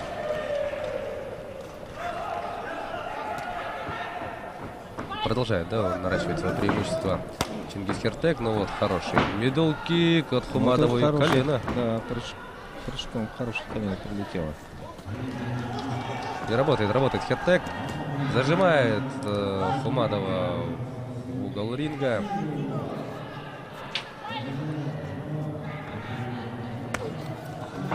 Тоже вот корпус, голова. И тут Хумадов отчаянно пытается работать коленом. Боковой достигает цели в исполнении Хертека. Вновь колено включает Хумадов. Меньше минут остается. Ну, несколько пассивным выглядит Хумадов. Было бы логично, если бы сейчас, наоборот, Хумадов так шел вперед, да, а не Хертек. Вот да, лоу-кик по внутренней части бедра, затем колено. Но как-то на фоне того, что делает Хертек, как-то не впечатляет. Ну, не хватает более точных ударов, надо признать, от Салама.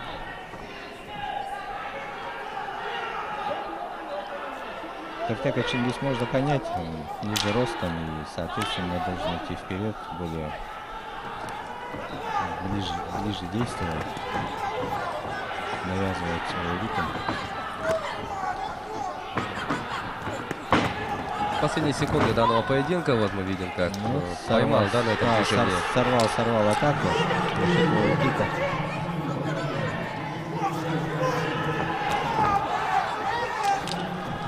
Все, последние секунды, и вот напоследок Хертек решил вот с разворота пробить по корпусу. Получилось, конечно, не так, как планировалось, но ничего страшного. Хертек в любом случае провел очень хороший поединок. Вчера он тоже так же вот, постоянно шел вперед. Его атаки были очень разнообразны и демонстрировал то, что у него с арсеналом все в порядке. Это вот школа тувинская. Хорошая. Ух ты! Это интересно. Это что интересно? Вот судьи посчитали. Да, Ат-Салам Хумадов. А кто бы мог ожидать-то? Интересно. Ну, судьям. Ну, судьям виднее, да, наверное. виднее. Ну, чисто вот визуально, если смотреть со стороны, да, вот действительно Чингис был активнее. Третий раунд, я думаю, он забрал уж точно. Хорошо. Ну вот на повторе тоже будем видеть, вот как Чингис работал, варьировал, вот, да, например, корпус, голова, и на отходе, вот, например, выбрасывает сразу лоу-кик, видим, серия руками, тут подсечка. В третьем раунде безупречен был Чингис. Ну, видимо, он не доработал тогда, получается, в первом раунде, во втором. А так-то бой-то был интересно. Ну, если, да, вот по очкам, действительно, если судьи насчитали, да, вот, потому что наше дело вот оценивать как бы со стороны, да, они-то считают, например, очки. Если даже какой-то перевес был у Ат-Салама Хумадова, то он был минимальным. Да, абсолютно минимальным. Ну что ж, друзья, это был судьям виднее. Последний поединок нашей утренней программы. Сейчас у нас будет перерыв, и, как мы уже сказали, после этого перерыва мы продолжим просмотр. У нас впереди еще 16 интереснейших поединков, так что, друзья, оставайтесь с нами, не переключайтесь, скоро мы вернемся. Да, будьте с нами.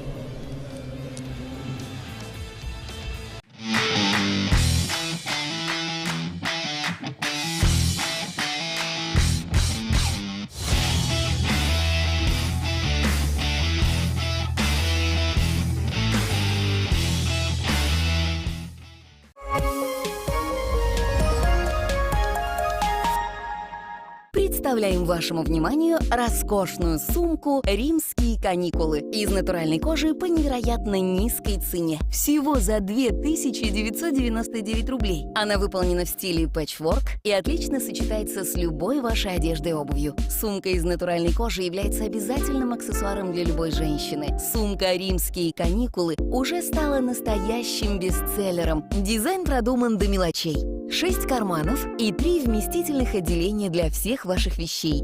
Основные ручки и регулируемый ремень для ношения через плечо. И даже дополнительное отделение для зонта. При заказе сумки «Римские каникулы» вы получаете кошелек и косметичку из натуральной кожи абсолютно бесплатно. Если вы позвоните и сразу сделаете заказ, то мы подарим вам смарт-браслет Cardio Plus. Сумка, косметичка, кошелек и смарт-браслет Cardio Plus. Всего за 2999 рублей. Устала спина, ноет шея. После трудного дня все тело будто каменное. Мы знаем, что вам нужно. Выйдет в кругленькую сумму. Массажная подушка «Чудо Релакс» — это экономия времени и финансов. Она идеально подходит для массажа шеи, плеч, поясницы, ступней, икр и бедер. Универсальный массажер подходит для различных возрастных групп, поэтому ей с удовольствием будут пользоваться все члены вашей семьи. Теперь сеанс массажа можно проводить в любое удобное время, не отвлекаясь от работы, просмотра сериала, чтения книги или в поездках. Подушка включается и выключается одной кнопкой и имеет 3 режима массажа. Одно нажатие кнопки, и ваш личный массажист готов. Теперь сеанс массажа можно проводить в любое удобное время. Массажная подушка обеспечит полноценную релаксацию. Звоните скорее и заказывайте массажную подушку «Чудо Релакс». Только сегодня массажная подушка обойдется вам со скидкой по удивительно низкой цене. Всего за 1499 рублей. Торопитесь, предложение строго ограничено. Победа в Великой Отечественной войне – важнейшие для нашей страны события. Мы представляем вам памятные подарочные часы «Орден Победы». Уникальность этих часов в том, что на золотом фоне циферблата изображен Орден Победы – высший военный орден. Первый, кто получил его, стал великий полководец Георгий Жуков. Часы кварцевые, выполненные в классическом стиле с точным и долговечным механизмом. Черный, гладкий, гибкий и долговечный ремешок произведен из гипоаллергенного материала и подходит для запястья любого объема. Памятные подарочные часы идеально подойдут вашим близким и знакомым, кто с трепетом относится к великой дате 9 мая. Оригинальные часы из эксклюзивной коллекции всего за 1990 рублей только для вас. А если вы позвоните и сразу сделаете заказ, то мы доставим их вам совершенно бесплатно. Звоните и заказывайте прямо сейчас. Количество часов ограничено.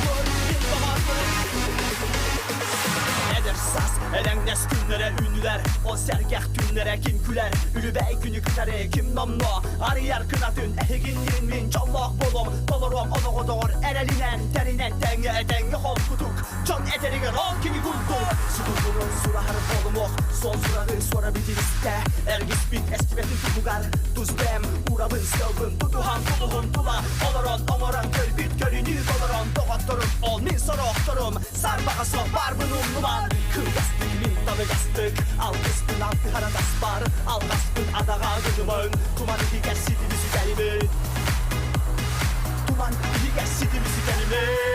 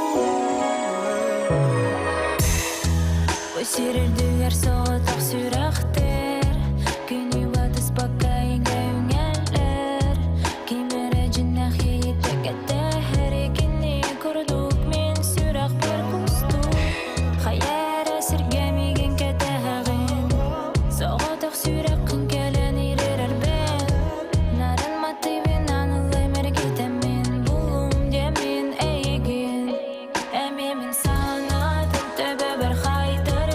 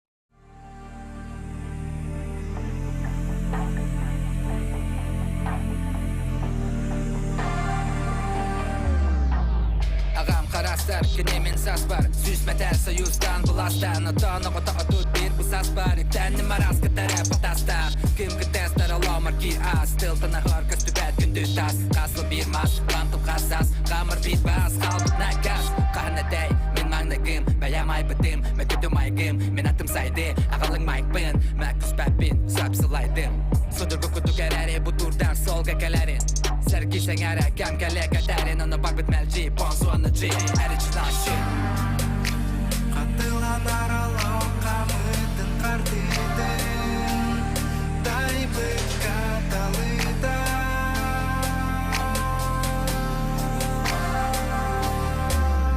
Үрінген күлімне Үлербен көңілге Бұдырген түгенге Күлікпен сидерге Бұгелім Sidimin, karbelamin, göterkenmin, gösterkenmin Sidimin, karbelamin, kim bihiginin, uneligin Komotor kartini kar, what, ergitirimni Butar batin kartibit, tehda bolundimni Tehda bolun ustuk, tehda tibetintin Uybaretin, toy tulanni, bol en bastin Rasana ihin tur, tastin Umay, sıcak du, tora, turan, kalema Dumur, dumur, sünger du, olma, luma, derin, na Otu, olo, oda, bu, adik, ana, ayla Seri, dumur, olo, du, aldi, la, aldi, la Қатылан аралау қамытын қартидың Тайбыт каталыда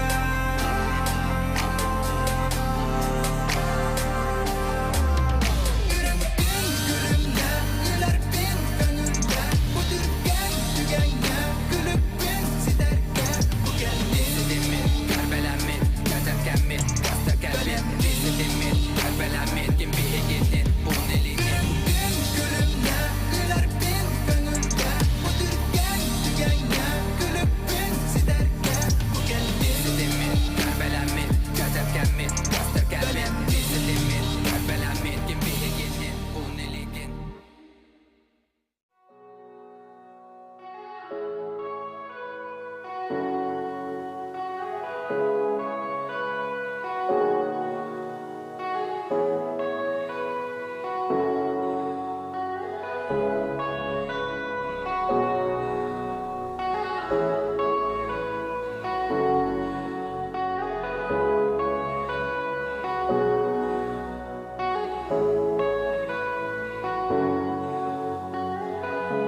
Иллюзия, мои сны.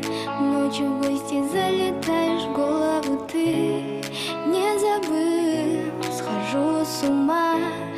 Верю, что реально у меня во снах. Снова как в последний раз обнимешь. Знаешь, мне достаточно, чтоб снилась. Глупо вот поверил живым снам, обидно.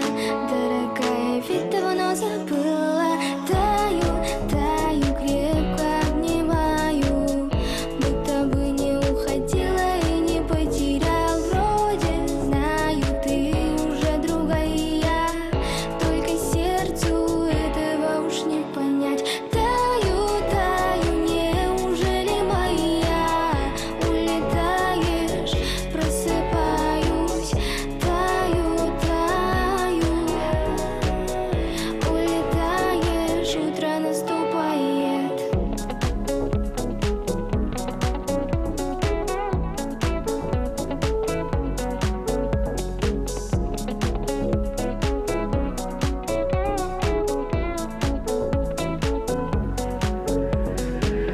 Я хотел бы снова видеть тебя рядом. Снова быть с тобой, большего мне надо. Только ты, пожалуйста, не оставляй сны. Прилетай, прилетай. Это не жизнь, вряд ли, ведь это скорее контузия. Разве это ты, это лишь иллюзия? Я просыпаюсь снова один в пустой постели. Так манят сны, где жизнь, которую мы так хотели. Боюсь остаться там, я знаю, это обман. И сердце болит от расставания с тобой по утрам. Устал от этой боли, что не могу уснуть. В тебе бы утонуть, и ночи без сна. Теперь мой чтоб тебя не видеть. Один схожу с ума, тогда ведь тишина. Но забыть тебя у меня не выйдет, вряд ли. Глоток мохито, чтобы не спать, и вокруг другие, но им твои чары не снять. Музыку громче, чтоб не слышать тебя. Я забылся, но ты снова пришла, и я таю, крепко обнимаю. Будто бы не уходила и не потерял. Вроде знаю, ты уже другая, только сердцу этого уж не понять. Таю, неужели моя? Улетаешь, просыпаюсь, таю, улетаешь, утро наступает.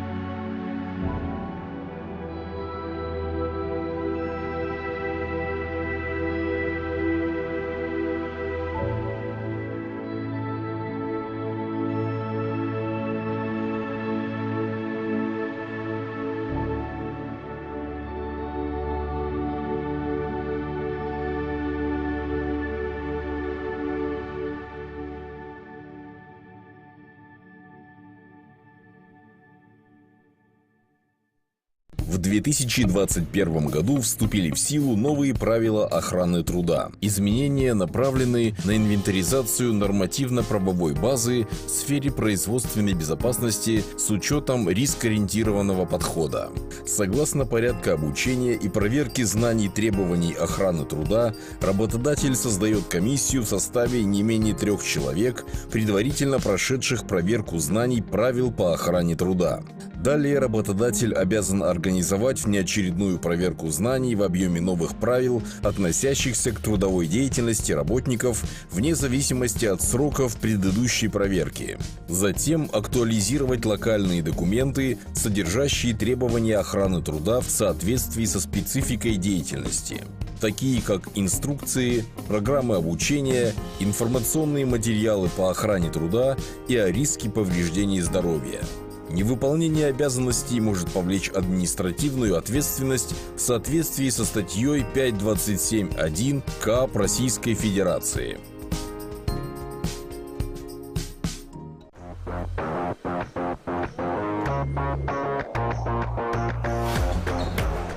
Предстоящий чемпионат России проводится впервые в нашей республике, приурочен к 30-летию победы Александра Иванова на чемпионате мира. Александр Иванов – наш земляк, первый чемпион мира из Советского Союза, и 30-летию создания Федерации кикбоксинга России.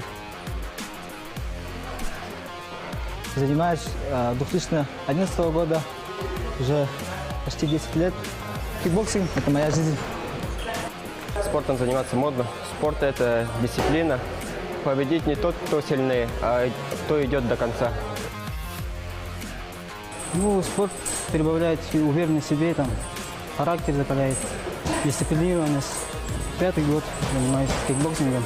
Односельчанин тоже занимался кикбоксингом. Миронов Сергей, мастер спорта международного класса, чемпион мира. Отец моего друга, поэтому я вот по следам пошел тоже в кикбоксинг.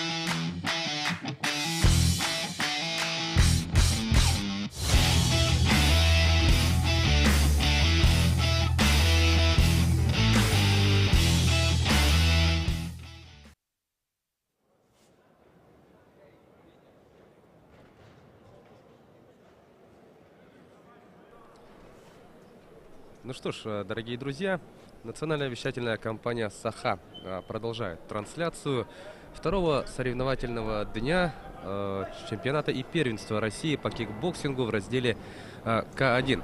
Мы находимся в центре спортивной подготовки «Триумф», где у нас соревнования проходят по 3 рингам. И, конечно, мы сфокусируемся на центральном ринге, где проходят соревнования среди мужчин. Итак, у нас Владимир Иванов. Благодарим Владимира за то, что он поработал. Ну а сейчас в рамках вечерней программы у нас экспертом выступит Алексей Кычкин, мастер спорта международного класса, чемпион Азии, чемпион Европы и вице-чемпион мира. Ну что ж, сейчас у нас уже выйдут спортсмены на ринг. И в рамках вечерней программы организаторы оставили ровно 16 поединков. 16 поединков, и первыми у нас выйдут Темирлан Бекмурзаев, мастер спорта международного класса из Республики Дагестан. Ну а его соперником будет Дени Имнеев, кандидат мастера спорта из Чеченской Республики.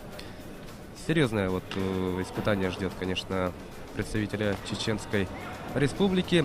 Ну и, Алексей, скажите, вообще, вы, конечно же, тоже наблюдаете внимательно за ходом соревнований. Как вообще проходят соревнования, какое впечатление оставили участники первого и второго соревновательного дня? Здравствуйте, уважаемые зрители Республики. Так, сейчас мы начнем комментировать, да, бои? Да, мы дождемся выхода спортсменов, именно мужчин. А что касается вообще общих впечатлений ваших. Нет, я сейчас переговорил со многими представителями команд приезжих. Они отмечают, что уровень соревнований и организации очень высокий, все очень довольны. А насчет спортсмены такого уровня, как видите, очень хорошо подготовлены, все рвутся к победе. И что можно сказать в отдельности, то тут судейские у нас коллеги, да, все работаем, наблюдаем, нарушений никаких нет, особых таких грубых. Ну насчет спортсменов, сейчас эта пара, которая сейчас будет выступать, да? Да, спортсмены готовы выйти на ринг. Да, сейчас будем наблюдать за ними и будем комментировать. Дени Имнеев на ваших телеэкранах готовится. Готовы выйти, да, по сути. Да. Они на подходе сейчас. Ну, как я вижу, Темирлан Бекмурзаев, он уже возле ринга, он готов выйти. А что касается представителей Чечни, да, он сейчас подойдет, сейчас посмотрим. Итак, на ринге вышел представитель Дагестана, мастер спорта международного класса. Темирлан Бекмурзаев на ваших телеэкранах. Один из лидеров этой весовой категории. Но, кстати, о весе. Это у нас категория до 60 килограммов. Ранее мы смотрели, да, поединки веса до 57. Сейчас перешли на категорию до 60 килограммов. Так, мы знаем то, что есть предусмотрено время, да, для выхода на ринг.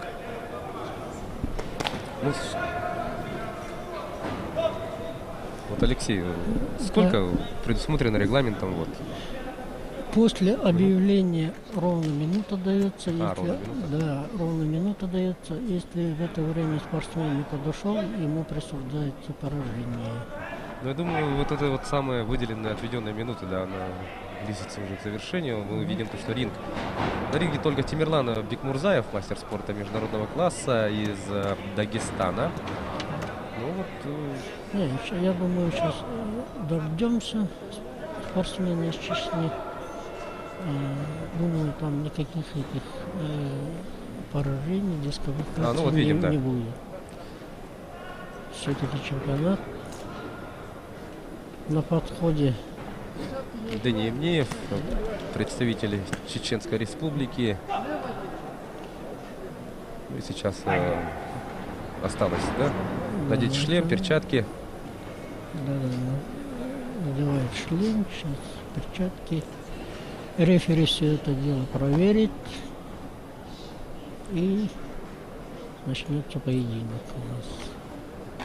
Ну и хотелось бы отметить для якутских любителей спорта, у нас в рамках вечерней программы у нас больше не будет выступлений якутских спортсменов, все уже выступили.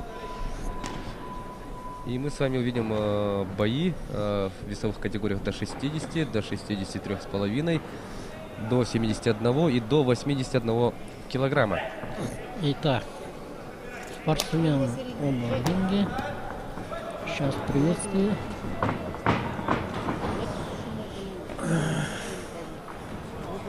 Рефери в ринге Сергей Егоров, мастер спорта международного класса. Итак, представились мы сами, представили спортсменов, представили рефери, все готово. Итак, поехали, первый раунд. Темирлан Бекмурзаев, мастер спорта международного класса в красной форме, и Дэни Имнеев, он в синей форме, соответственно. Давайте смотрим. Так, сейчас поединок ведут два представителя Кавказа. Да, идет пока размен ударами, разведка. Бекмурзаев сразу занял центр ринга.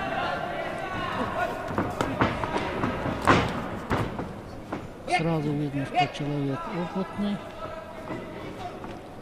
Да, отметим еще раз. Мастер спорта международного класса.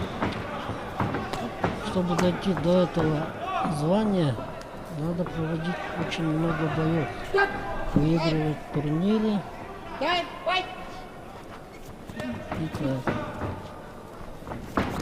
Безусловно, да, да, Темирлан. Фронтальный кик проводит.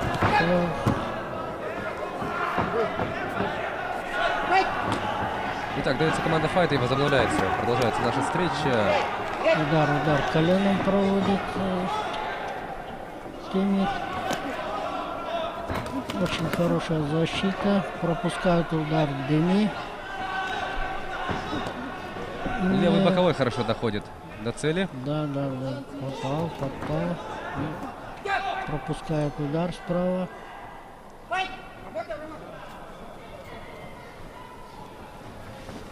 Да, показалось, что перерыв нет, еще меньше 30 секунд у нас есть.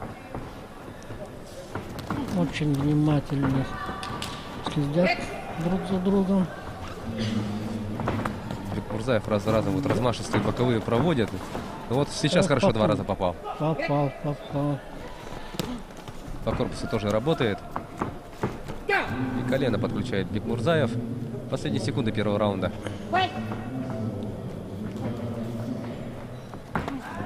Сейчас очень многое решит концовка этого боя. Ну, первый раунд у нас закончен. Да, и давайте послушаем, о чем будут говорить тренеры.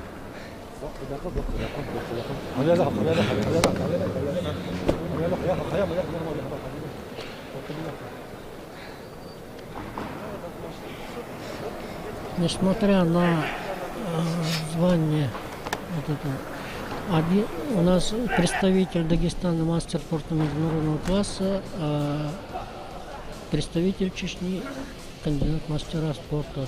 Это на целую ступеньку, на 2 ступеньки он ниже, но держится очень хорошо. Сразу видно, что человек очень хочет выиграть все равно. Дух у него спортивный. Не боится, рвется к победе. Да, мягко говоря, вот не повезло ему с жребием. Да, жребием ему повезло. Ну что поделать, спорт есть спорт. Это очень много стоит выйти на ринг. Обмен ударами пошел. Левым боковым вновь достает Бекмурзаев. Защитная амуниция у нас это голеностопная.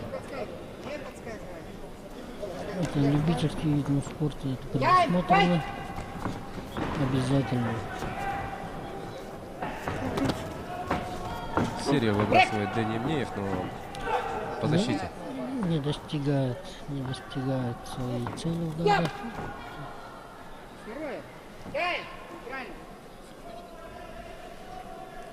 Вновь Да. нужно поправить экипировку Емниеву. Да, это экипировка, это международного стандарта, без него нельзя выходить в любительском ринге. Это травмоопасно. Да, что-то довольно часто возникают проблемы с этими футами. Идет вперед Бекмурзаев. Очень жестко работает представитель Дагестана. Правый прямой проходит, попадает дагестанец.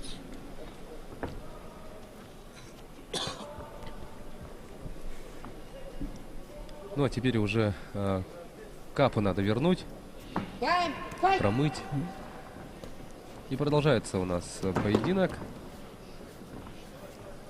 Очень собран Темирлан Бекмурзаев. Внимательно следит за соперником. Мы видим, что Бекмурзаев ниже ростом своего соперника, и, конечно же, он идет вперед, сокращая дистанцию. Да. Но он значительно физически превосходит своего соперника. Видите, да? Захваты у него жесткие. Удар коленом. Чисто визуально даже видно, что Бекмурзаев действительно крепче своего соперника. С разворота хорошо в корпус пробивает.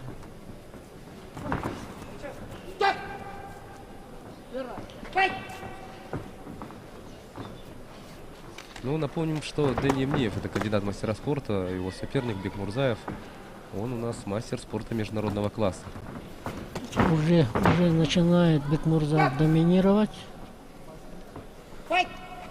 Центр ринга уже занял с начала боя. И завершается второй раунд. Сейчас второй раунд закончился. Начнется третий решающий раунд. Послушаем тренеров.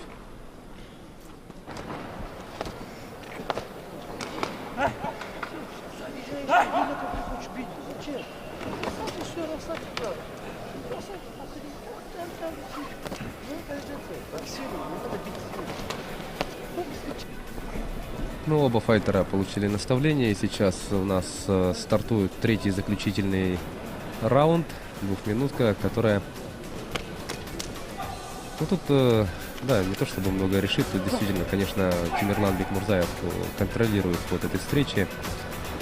Идет вперед, и, думаю, вот вы сами прекрасно видите в замедленном действии, насколько уже попадает, да, Темирлан доводит свои удары как ногами, так и руками до цели.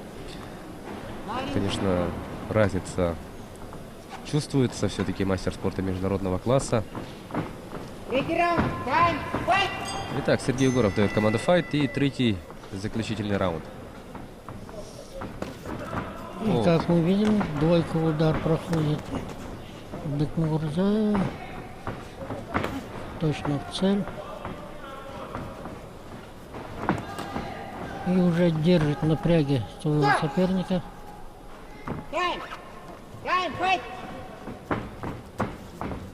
Сразу видно, что спортсмен опытный. Дистанцию держит. Оба падают сейчас. Да, в этом разделе у нас разрешены подсечки, но не броски.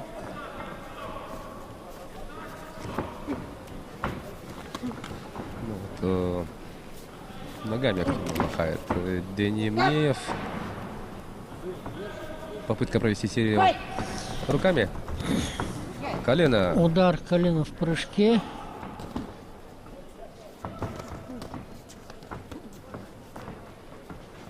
Работает серийно Темирлан. А тут уже все ясно. Кто выиграет, кто проиграет. Да, Темирлан Бекмурзаев, конечно, подтверждает, да? Подтверждает свое звание.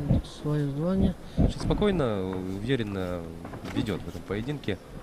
Ну, тут есть одно но. Тут буквально там на долю секунды пропустишь, и ты можешь уже оказаться в нокауте. Захват, еще раз захваты.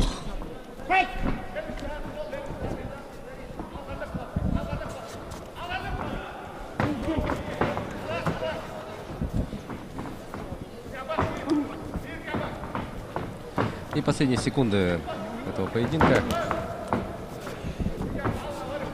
Бекмурзаев буквально левой рукой каждый раз попадает. Все, звучит гонки. Напоследок вот, фронт-кик от Бекмурзаева. И сейчас мы в скором времени услышим решение судей. Да, единогласное решение судей, можно сказать. Ну, спортсмен из Чечни показал себя тоже достойно. Продержался все 3 раунда. Да, конечно, стоит отдать должное.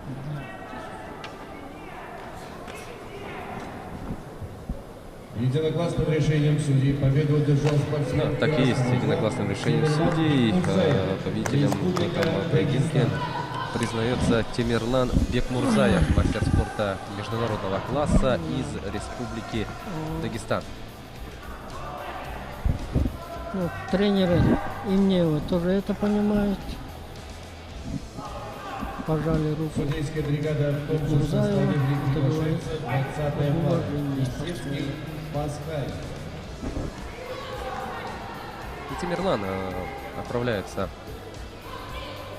отдыхать, готовится к четвертьфиналу. Нет же, к полуфиналу. Полуфинал, это у нас четвертьфинал. Завтра у нас полуфинальные бои. Да. Можно сказать, у него 3-е место в кармане. Сейчас он пошел не отдыхать, а готовиться к завтрашнему бою. Завтра у нас соревновательная программа стартует в 11:00. Дорогие друзья, в это время давайте призываем всех включать нашу трансляцию. Идем далее. На ваших телеэкранах это у нас Вячеслав Писецкий, кандидат в мастера спорта из Волгоградской области. И его соперник в синем углу ринга — это Бувайсар Пасхаев, мастер спорта международного класса из Чеченской Республики.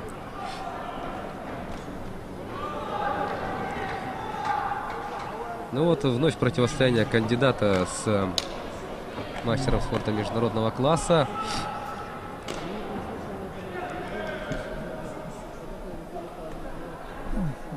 Ну, такая существенная разница, разумеется. Но посмотрим. Вчера вот мы видели, например, как заслуженный мастер спорта России проиграл кандидату в мастера спорта. И такое у нас было вчера. Сюрпризы действительно были. Итак, Сергей Егоров дает команду файт, и поединок начинается. Вячеслав Писецкий работает ногами, 2 лоу-кика и фронт-кик сразу же.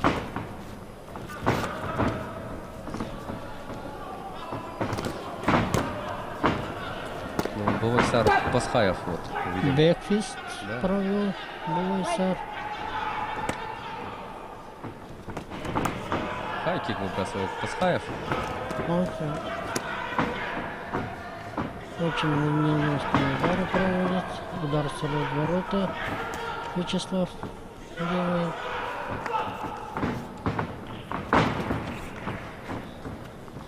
Пасхаев занял центр ринга и Удар в прыжке проводит Вячеслав Писецкий.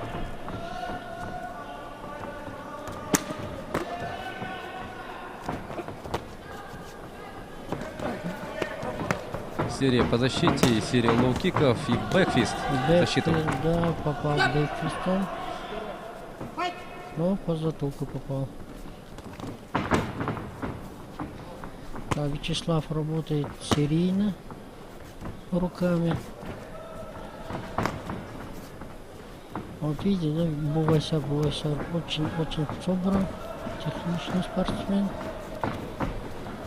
Попросту удары не выбрасывает, у него удары акцентированные.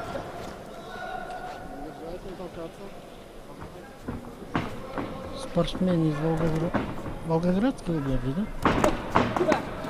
Так, у нас Писецкий, да, Волгоградская область, все верно. Да, Вячеслав по виду молодой парень. Он очень темп у него выше, чем у Пасхаева. Очень хорошо, да, действительно, Писецкий выглядит против международника. Давайте послушаем тренеров.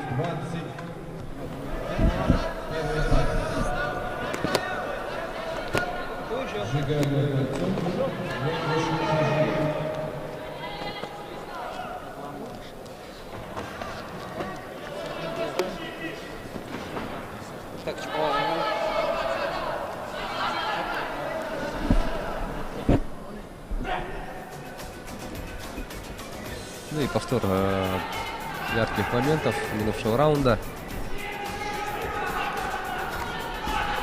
Действительно, да, вот если учитывать то, что у нас Вячеслав Писецкий является кандидатом мастера спорта, да, очень здорово смотрится поединки да, с международником. по количеству выброшенных ударов у Писецкого больше, чем у Пасхаева.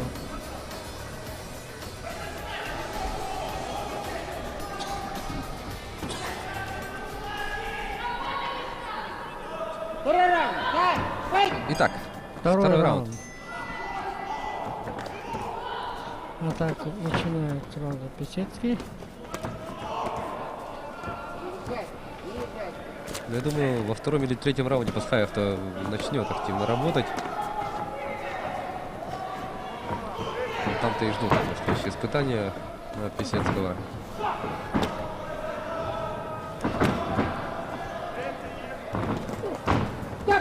Вдвоем решились на удар коленом в прыжке.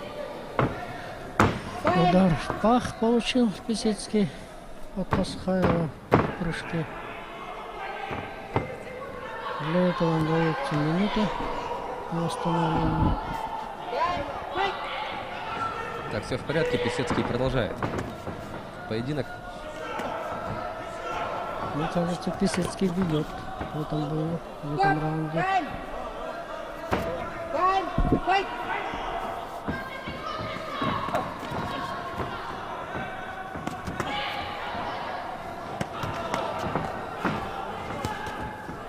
Серия лоу-киков и серия левой-правой руками. Тут же два лоу-кика пролетает от Пасхаева. Пасхаев мог бы развить дальше, но у него фута опять слезла.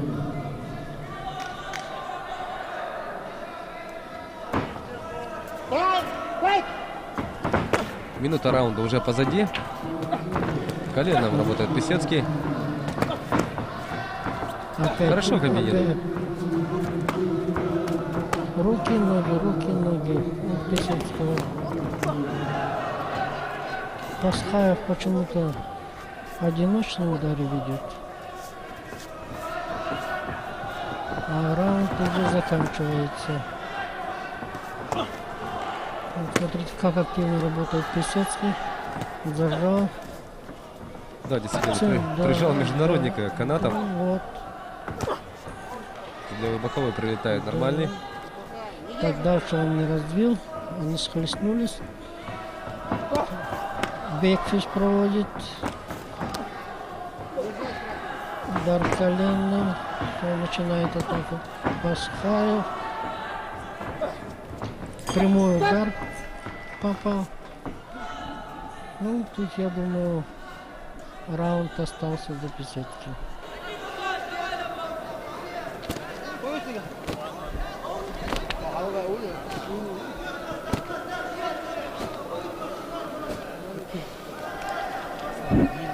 Смотри, провалился чуть, что ты сзади поставил, провалился сразу бэка сбил, на провале бэк, чуть завалил, понял? Ага. Рутина. Ну, слышал, как тренер наставление дает своему воспитаннику. А это у нас повтор. Хороший раунд действительно провел Вячеслав Писецкий.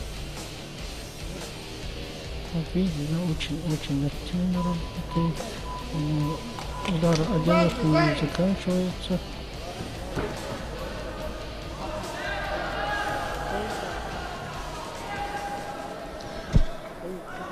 Итак, идем далее. Идется команда Fight. Заключительная двухминутка. И сразу в атаке идет Писецкая опять.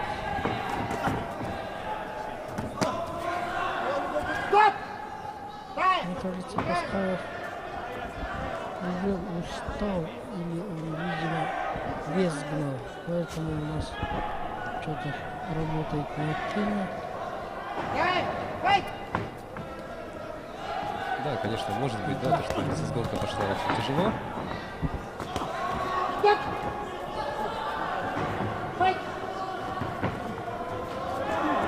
Удар коленом прошел. Вячеслав удар прямой.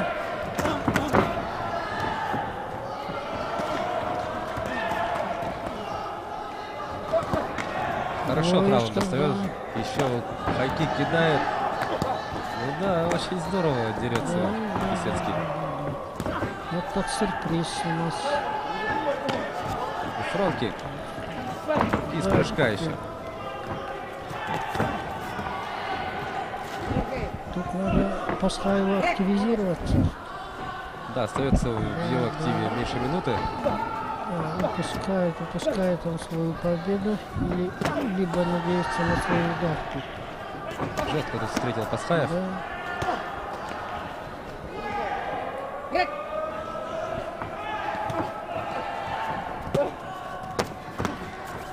Вот для кандидата мастера спорта Вячеслав очень хорошо ведет бой свой, ведет даже по очкам. Удар коленом проходит. Вот. За все 3 раунда Пасхаев серийно 3 удара провел. Мне кажется, что это очень странно. Да и меньше 10 секунд остается. Последняя возможность в том, чтобы набрать очки. Лоу-кики проводятся уже аж 3 удара. Целая серия лоу-киков. Да. Вот сейчас будет очень интересно, конечно. Да. Сейчас посмотрим, что решат судьи. Ну, по моему мнению, этот бой остался за Вячеславом Писецким. Ну, не будем да. сбегать далеко вперед. Дождемся. Александр Бабин, боковой. Отношение решения судей. Итак, слушаем. Единогласным решением судей одержал спортсмен синего угла Бувайсар Пасхаев, Чеченская Бувайсар Пасхаев. Причем да. единогласным решением судей. Единогласным решением судей. Сейчас, да, выиграл. Ну и Бувайсар Пасхаев, мастер спорта международного класса из Чеченской Республики, отправляется восстанавливать энергию и готовится к четвертьфиналу, к полуфиналу. Конечно же, у нас и так идет стадия четвертьфинала. Бувайсар Пасхаев. Так, следующая пара у нас. Сейчас выйдут в красной форме Артем Жигайлов, заслуженный мастер спорта России из Волгоградской области. И его соперник, мастер спорта из Республики Тыва, Кежик Монгуш. Так, представитель Волгограда и Тывы, да? Да, абсолютно верно. И вот мы смотрим, как... Ну, действительно, тут стоит отдать должное, конечно, Вячеславу Писецкому. Хороший поединок провел парень, на самом деле. Да, был очень активен. Да, работал очень активно.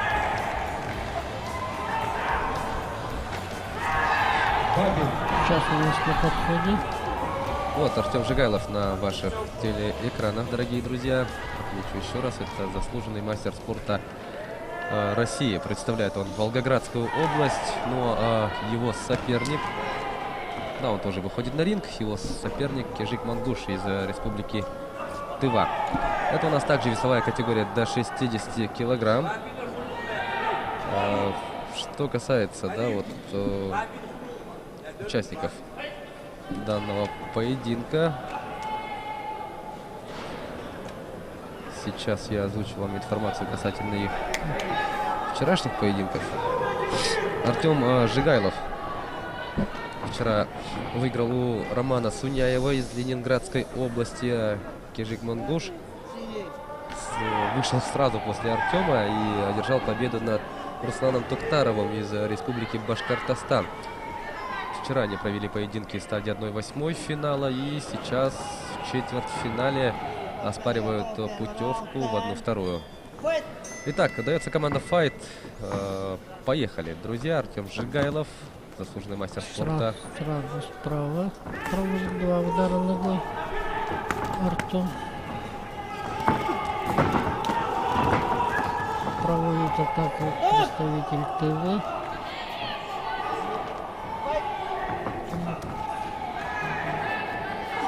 Артем у нас левша, оказывается.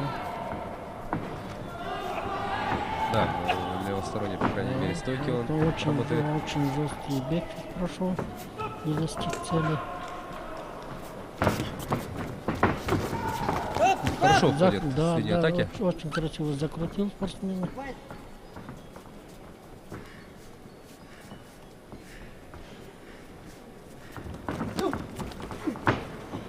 Так, захват и обратный.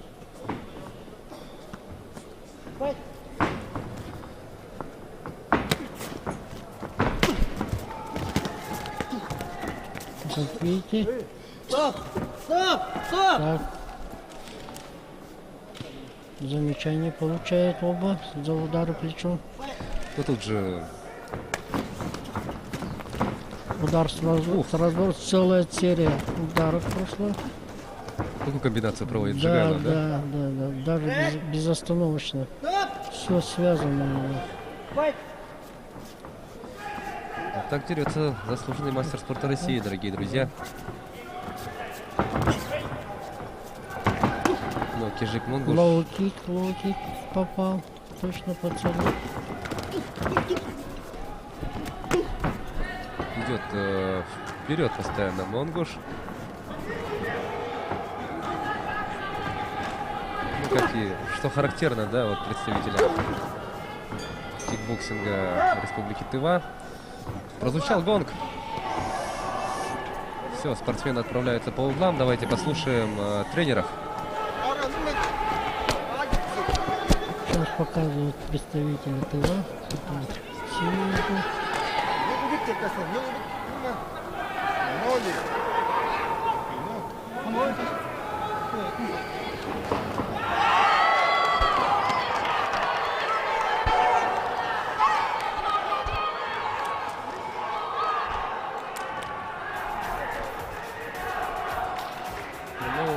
В углу Монгуша, как я понял, на родном языке, да, шла речь, конечно, я не смог, не понимаю, да. В углу Артема Жигайлова спокойная обстановка там. Момент, по крайней мере, когда мы показывали картинку, там разговор-то и не шел, просто восстановительные процедуры.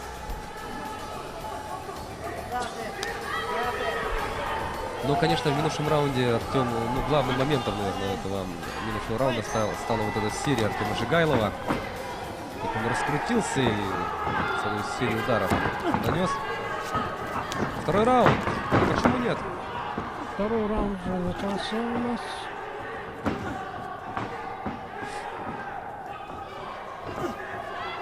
Также у нас Кижик Монгуш выступает первым номером.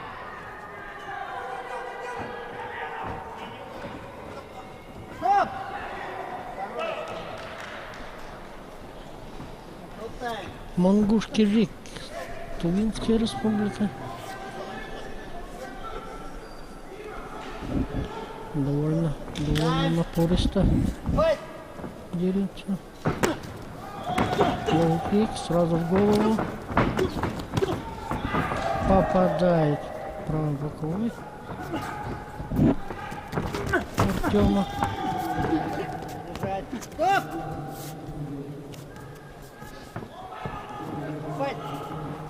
Половина раунда уже осталась позади. Лоу-кик по внутренней части ноги. Теперь и по внешней зарядил Жигайлов.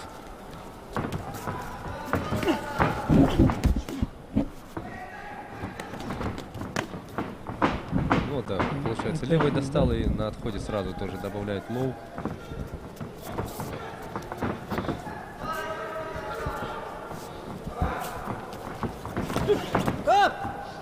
попытка провести бэкфист не обернулась успехом, и меньше 30 секунд остается.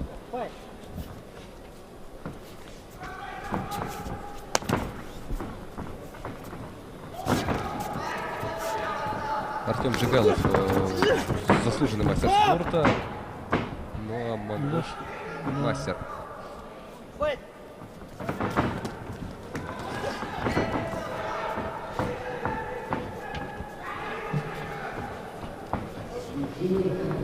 Последние секунды второго раунда, звучит гонг, все. Сейчас будет у нас возможность послушать, о чем будут говорить тренеры. И сейчас посмотрим.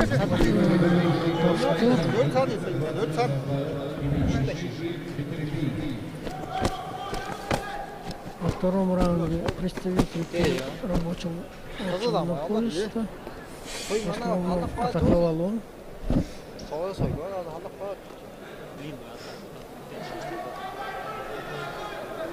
Мне кажется, Устам вообще не устал по виду.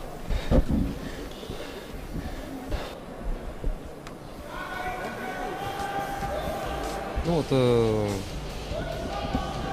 в углу, да, вот Артема Жигайлова спокойствие, да и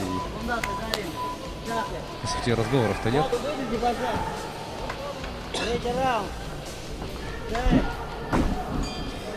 Итак, третий раунд. Сразу начинает атаку. Мангуш кибет. Артем активизировался. Очень плотно работают ребята.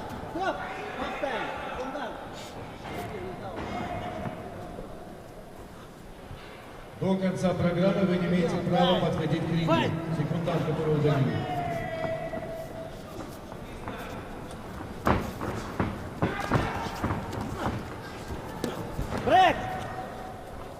По корпусу работает Артем Жигайлов в клинче.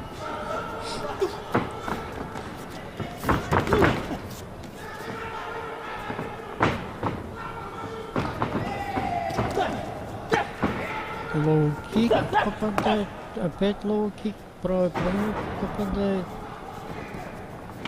Очень четко работает Артем.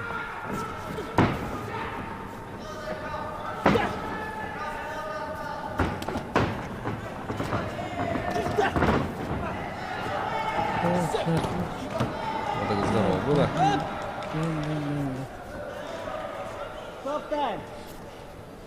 Так, и экипировку надо поправить Мангушу. Последнюю атаку Артем пресек сразу. Контратака.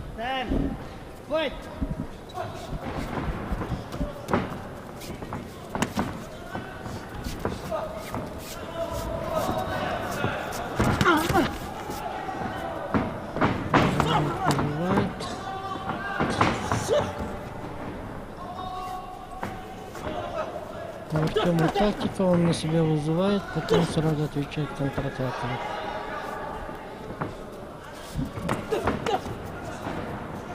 Кстати, у нас в этом поединке не совсем стандартная история, да, вот Мангуш, он выше, по сути, Жигайлова, но наоборот, он стремится, да, вот подойти ближе к Артему, а Артем может вот так встретить. Все. Завершился поединок. И сейчас дождемся оглашения решения судейской коллегии.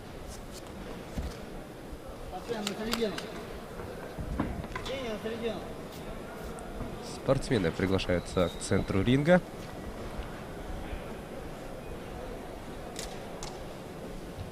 Единогласным решением судей победу одержал спортсмен красного угла Артем Жигайлов. Единогласным решением судей Артем Жигайлов признается победителем данного поединка. И Артем Жигайлов выходит в полуфинал. Очень хороший бой видели мы. Да, полуфинал состязания весовой категории до 60 килограмм. С чем мы его и поздравляем. Заслуженный мастер спорта России из Волгоградской области. Ну, Но Кижику Мангушу мы желаем удачи на следующих стартах. Ну, здорово смотрелся, конечно, и Кижик. Но стоит признать, Артем Жигайлов был лучше.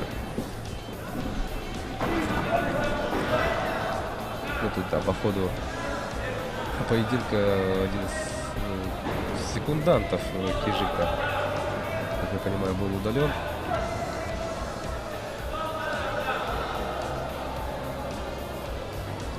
И Артем Жигайлов записывает на свой счет еще одну победу.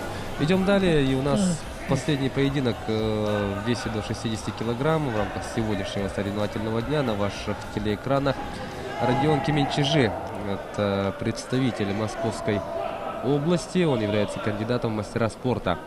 Ну а его соперник в синем углу ринга, точнее он выйдет из синего угла ринга, Сулейман Битербиев, также кандидат в мастера спорта из Чеченской Республики.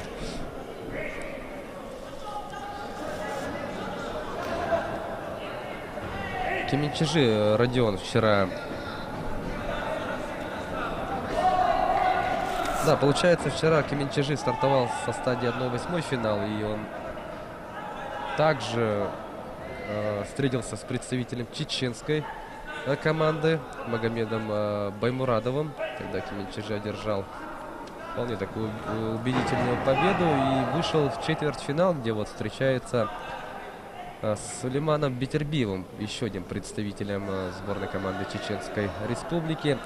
Ну а что касается самого Сулеймана, да, Сулейман Битербиев вчера выиграл у Виктора Ламторова, нашего бойца, и таким образом он добился права выхода в четвертьфинал.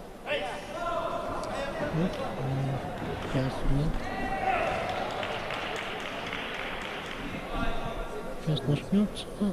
У нас на сегодняшний день 22-я пара. Это Кеменчижи Родион, Московская область, и Битербиев Сулейман, Чеченская Республика. Оба стоят у ринга. Сейчас поднимутся. Последние подготовительные моменты. В ринг номер 1 Поединок у нас приглашается 22-я пара. начнется Кеменчижи Родион, Московская область. завтра, дорогие друзья. Чеченская Республика. Начнем мы трансляцию в 11:00 и приступим к просмотру сразу полуфинальных встреч. Уже решающие стадии, да, вот приближаются, и буквально вот уже на днях мы узнаем победителей и призеров во всех весовых категориях. Ну а у нас в рамках этой вечерней программы, так, у нас это 22-й поединок, то есть 12 еще боев у нас впереди.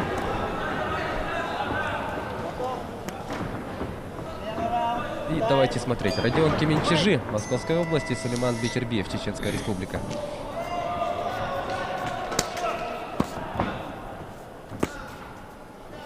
Пристреливаются друг к другу единичными ударами.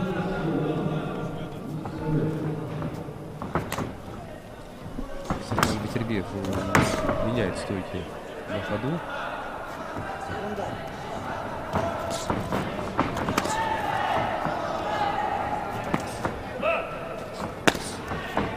Четкий, хлесткий лоу-кик, но тут же получил, да, снова. Действительно, тут Сулейман меняет стойку.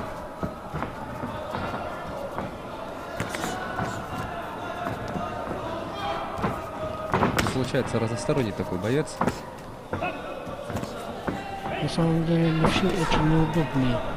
Соперник, я думаю, в любом варианте, По опыту так говорю. Ух, тут хороший блок проходит. Правый прямой, левый боковой получается. И еще. Хлесткий удар проходит у Сулеймана. И такие акцентированные, хороший удар. Да, точно.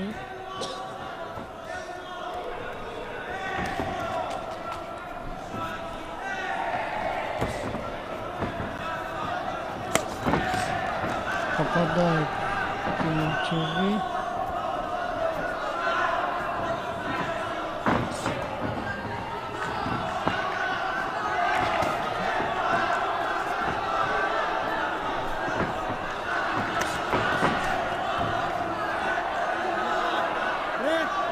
последние секунды первого раунда.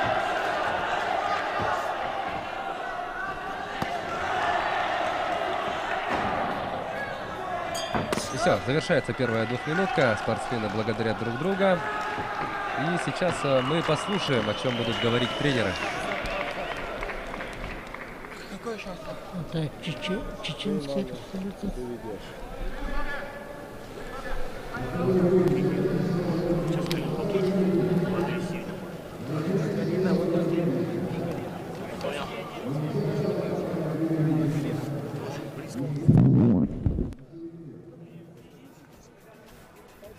Ну и смотрим яркие моменты минувшего раунда.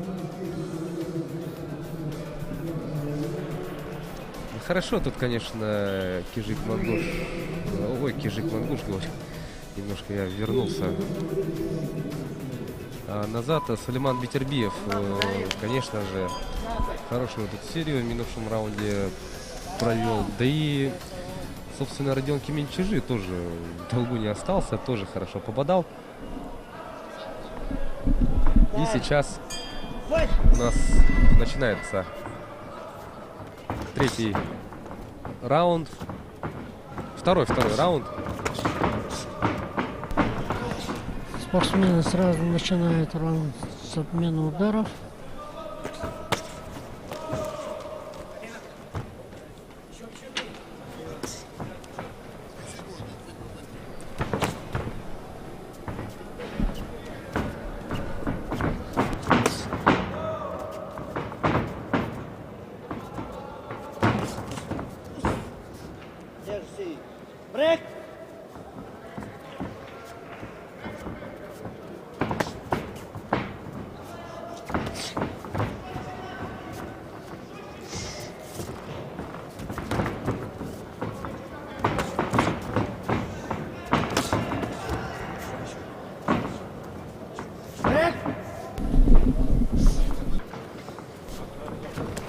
У нас последняя минута остается во втором раунде.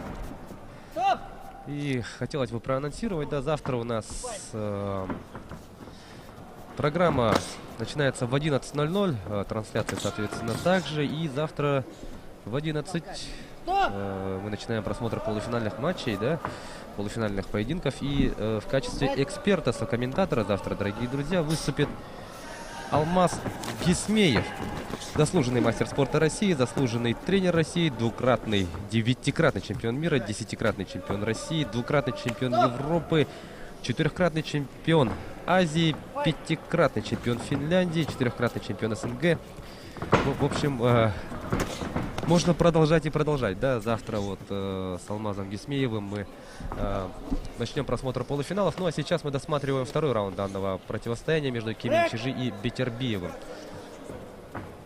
Завершается второй раунд. Это у нас, напомню, четвертьфинал. Послушаем.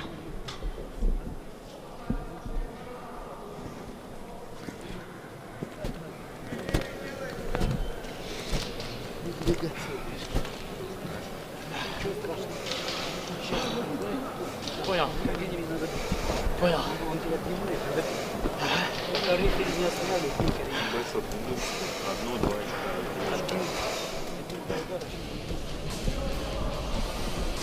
Ну, не удалось мне разобрать, о чем говорили, да, в углах, но четко я слышал одно.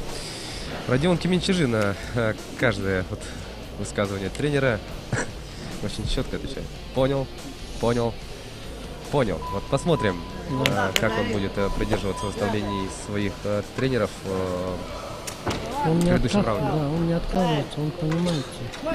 Сейчас третий заключительный раунд.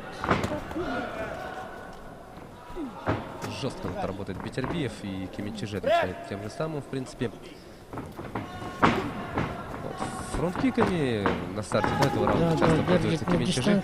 Надо было так и работать дальше. Вот и прямые, и боковые удары пошли в исполнении Кеменчижи.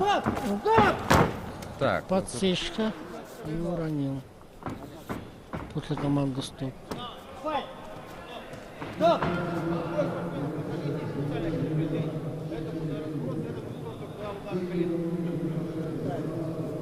Так, у нас тут...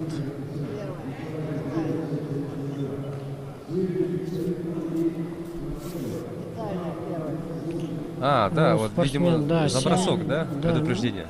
После Минус команды балл. стоп, да, минус балл дали. Действительно, произошло это после команды стоп. Команда судей, надо внимательно. Ну тут Удар ниже пояса. Попадает двойки. Киминчужи. вот Киминчужи демонстрирует, что он не вяжется он в клинч, то что готов он по команде брейк отойти. Вот сам пошел вперед Киминчужи, если до этого он контролировал дистанцию за счет фронт-киков, да? Решил пойти вперед. Вот сейчас тоже идет. А его ошибка, он на средней дистанции заходит. Это при его росте мог он в дальней дистанции хорошо поработать. Он же хорошо держит на дистанции. Да, есть у него преимущество в росте и да, размахе да. рук, ног, Ну, соответственно. Да, он почему-то рвется к ближнему бою все время. Так, еще один Да, балл. второй раз. Да, минус балл. За что дают? Очень активно начал работать. А тем временем, да, все, уже Терпи. время закончилось. Так, почему у нас не звучит гонг? Каждая остановка вот такая. Да. Ну и видим, то, что Киминчужи Да. уверен в своем успехе. Ну тут я могу поспорить. По завершению поединка, да, Киминчужи сразу же так победно вскинул руки вверх. Да. Ну, за счет минус баллов представитель Чечни может проиграть. Ну его 2 раза штрафовали в одном и третьем раунде. Да. Победу одержал Так, что там? спортсмен. А, флаг. Флаг. Обязательно. А, нет, футболка. Футболка с флагом.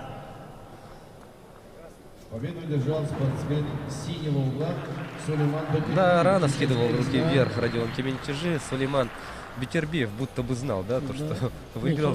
Я же вам говорил, что могу поспорить. Да, и Сулейман Бекирбиев Ну, успел, да, на 10 да, голов. да. Несмотря на минус балла, он выигрывает. Значит, обеспечил себе вот такое преимущество, которое, Первый раунд. да, несмотря на вот эти вот отобранные баллы, все равно одержал победу. И выходит в полуфиналу. Полуфинал весовой категории до 60 килограмм. И у нас, так, состав тут такой, следующий получился. 60 килограмм в полуфинале у нас. Тимирлан Бекмурзаев, мастер спорта международного класса из Дагестана. Бувайсар Пасхаев, также международник из Чечни. Артем Жигайлов, заслуженный мастер спорта из Волгоградской области. И Сулейман Бекирбиев из Чечни, кандидат в мастера спорта. Вот так состав полуфиналистов у нас выглядит в этом весе.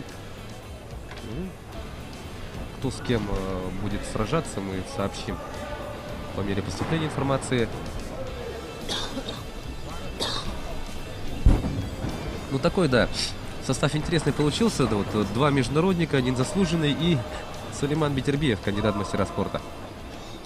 Так, следующая пара у нас 23-я пара. Михайлов Виктор. Да, он уже вышел на ринг и готовится начать поединок.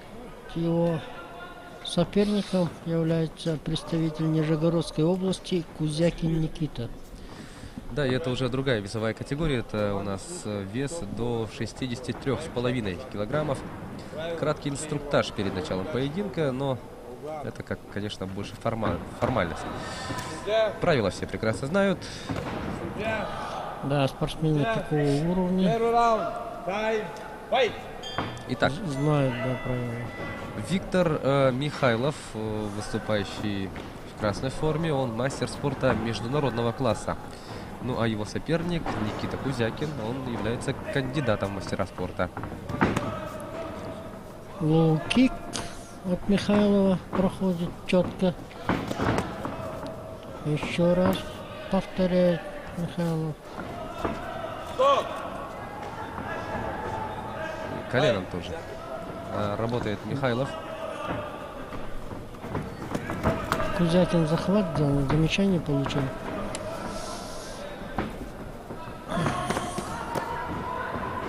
Но пока что на старте этого поединка преимущественно ногами работает Виктор Михайлов. Вот одиночный удар левой был выброшен. Все удары ногой у него достигают цели Михайлова.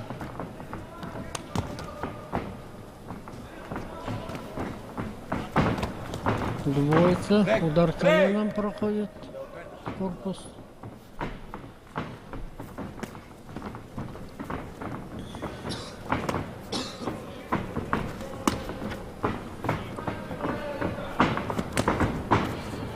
Встречает Кузякин своего более именитого соперника. Фронт-кик.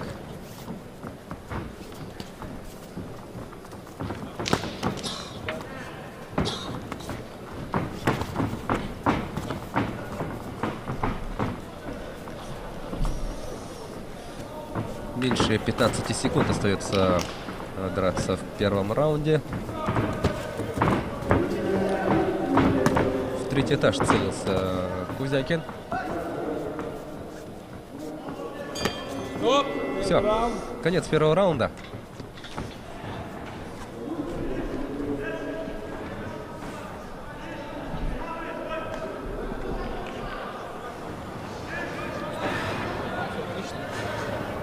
Можно поактивнее, да. Нажимай. Все. Что ты делаешь? Ты стоишь и стартуешь. Тебе не нужно стартовать. Нужно подбирать на ногах.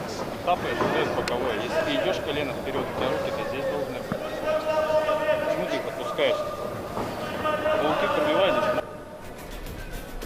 Но тут тренер Виктора Михайлова, да, сделал замечание своему подопечному, что если вот, Виктор идет колено вперед, то руки должны быть подняты. Что-то я такой эпизод не запомнил, но можно повторить, это будет. Тут Михайлов относительно спокойно ведет себя, чем соперник.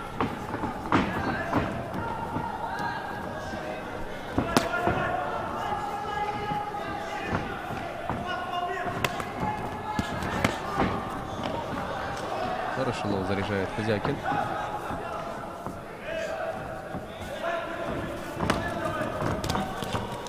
Руки подключает Михайлов. Да. У Михайлова удар ногой очень акцентированный проходит. Что слева, что справа.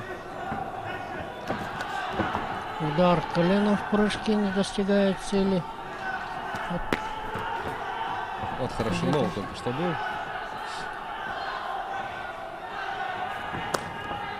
Мидл-кик. Достигает цели в исполнении Виктора Михайлова.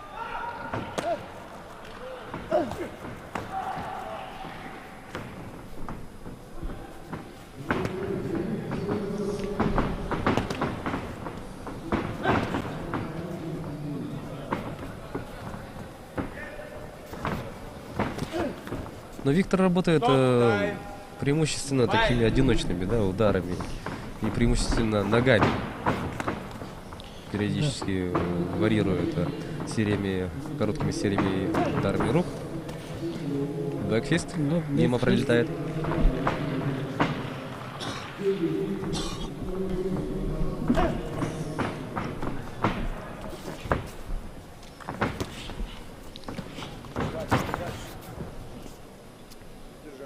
Виктор Михайлов проводит меньше ударов, но у него все удары достигают цели. Да, ведь... Лоу-кики.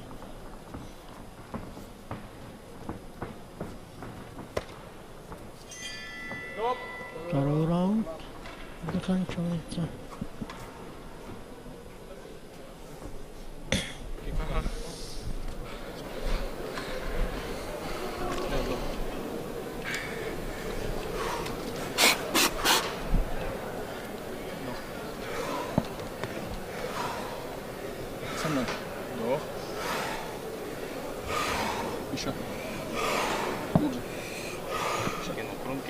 да, добавил.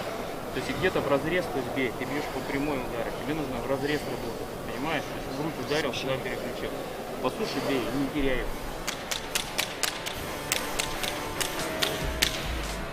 Послушали, да, вот тренеров. И нас с вами сейчас ждет продолжение этого противостояния.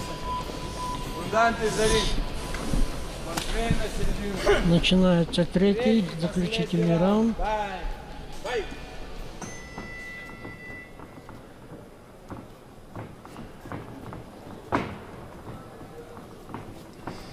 Да, и по всей видимости сегодня, дорогие друзья, мы закончим значительно раньше, чем вчера.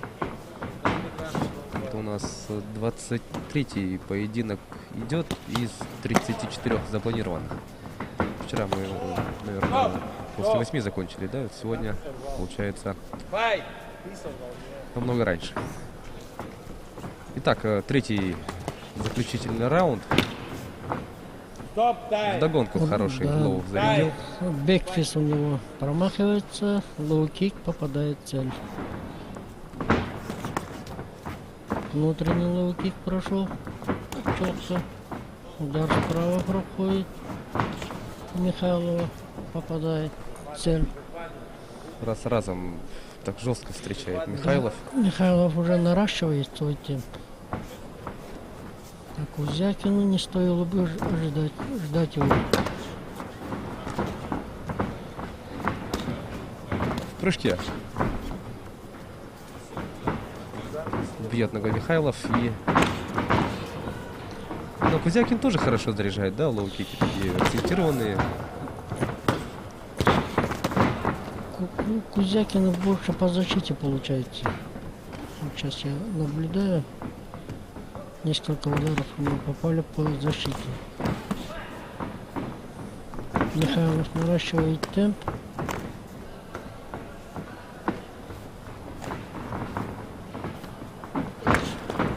Удар в прыжке с разворота. Кузякин промахивается. Бэкфист попадает Михайлова. Опять лоу-кик проходит Михайлова. И все, звучит гонг. Завершился поединок. И дождемся мы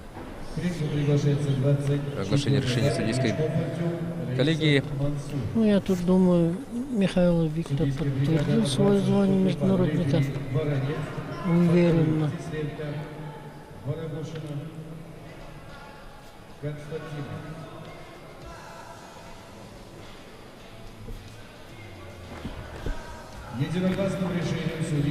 Да, единогласное решение судей. Виктор Михайлов. Виктор Михайлов у нас уже получается полуфиналистом. Сейчас идет. И да. будет готовиться к завтрашнему дню. Но не можем не похвалить, конечно, и Никиту Кузякина. Парень да, смотрелся да, достойно. Очень достойно. Кузякин. Ну и Виктор Михайлов. Завтра мы его увидим в полуфинале состязаний весовой категории до 63,5 килограммов. Становится он первым полуфиналистом. Да, вот, допустим, он вот выиграл, да, у нас Михайлов, и завтра у него полуфинал. На самом деле это очень волнительно для спортсмена. Спортсмены такого уровня, они не успокаиваются вплоть до финала. И все спортсмены, которые сюда приехали, они приехали только за победой. Конечно, вот те проигравшие, которые досадно, но они будут готовиться еще сильнее. Я так думаю. И пожелаем удачи всем, независимо от проигравших, победивших.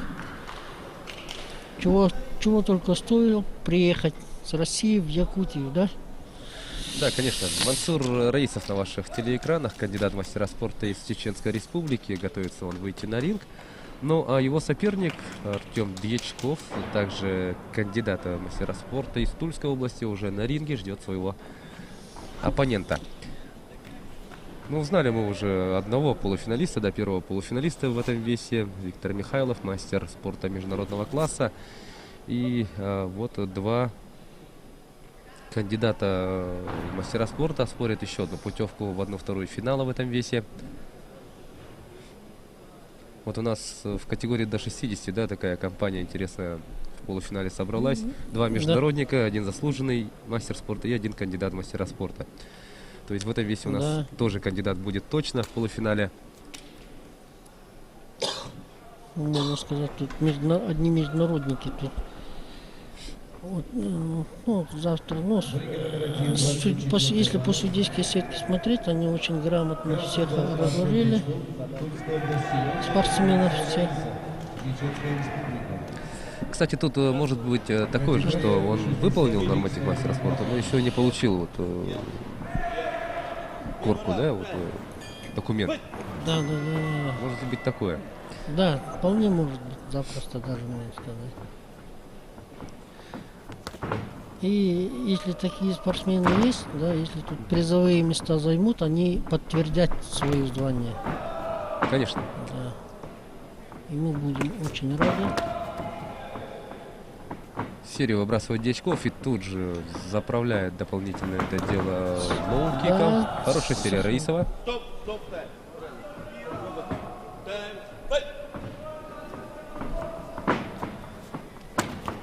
Лоу-кик Раисов. Ну, оба спортсмена с сериями работают. Да, все серийные спортсмены, серийные удары у них все. Одним-двумя ударами не ограничивается.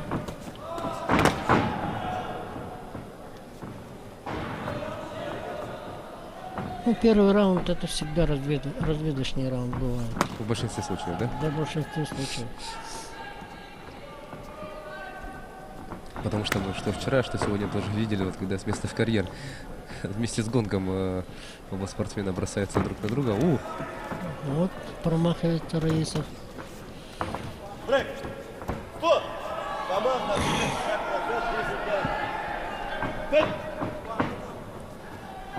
Возобновляется поединок. Ну, оба спортсмена вот сериями работают, и тут как-то трудно сказать, да, кто больше попал. Да, они разведывают друг друга, ждут.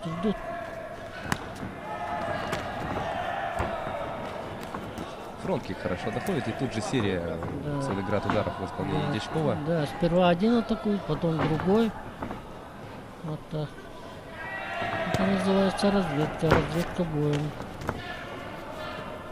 Я думаю, во втором раунде оба начнут работать поплотнее. Завершается первый раунд. Давайте послушаем тренеров.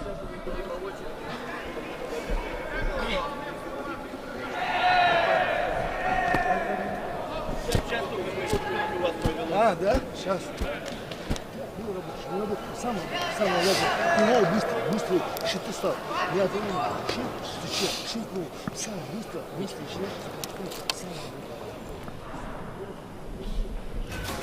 Ну, знаете, примерно равный такой раунд прошел.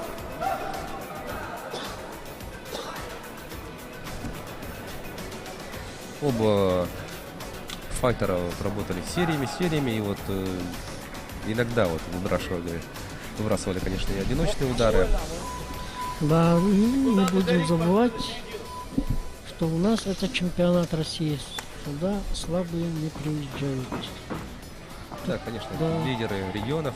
На кону ведь не только награды данного турнира, да, но и честь региона стоит. Ну и к тому же еще и путевка на отборочные является, мы знаем, эти соревнования на чемпионат мира. Да, смотря впереди какие соревнования, чемпионат Европы или мира. И после этих соревнований будет сформироваться сборная России.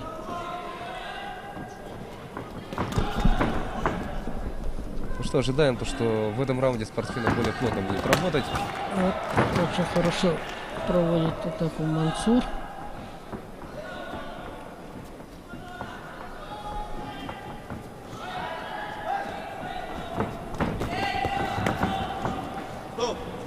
Лоу-кик, сползает фута у Раисова.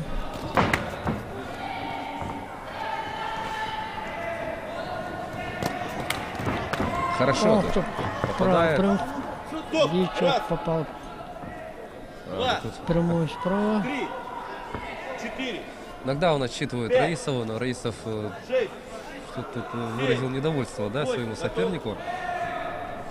Да, на самом деле удар точный был, правой прямой.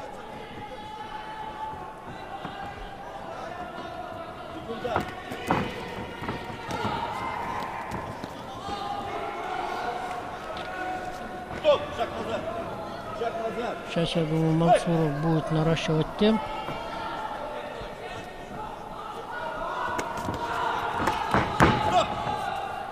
Хороший лоу-кик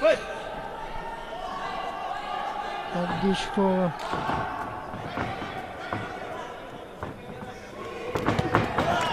Хороший боковой. Мансуров проводит боковой. Но почему-то дальше не стал развивать. Все, завершается второй раунд.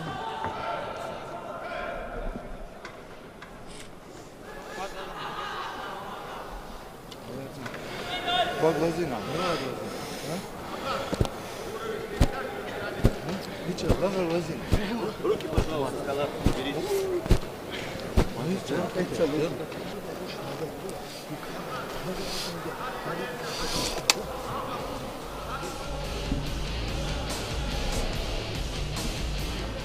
Напоминаем, что вот два кандидата в мастера спорта у нас продолжают выявлять, да, ну, оспаривать путевку в полуфинал. В этом весе уже один полуфиналист известен. Это Виктор Михайлов, мастер спорта международного класса, чье выступление мы видели в предыдущем поединке. Секунданты за ринг, партнер на середину. Итак, начинается третий раунд заключительный. Третий раунд, дай, файт! Сейчас будет интересно. Понаблюдаем за спортсменами. Хороший лоу-кик. Да, точно акцентированный лоу-кик от Дьячкова.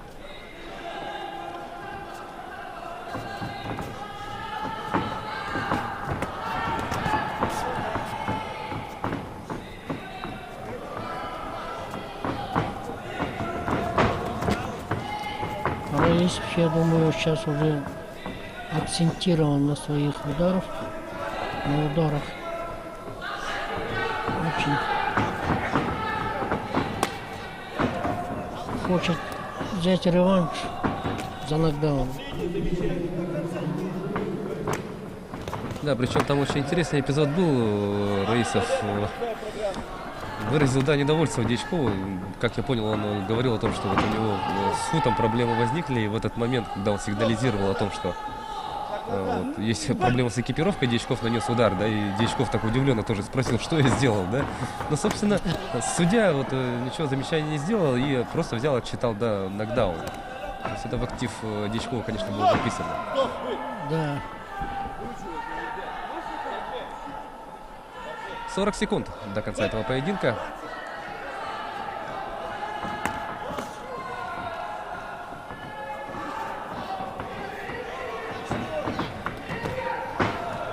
Очень хороший левый боковой.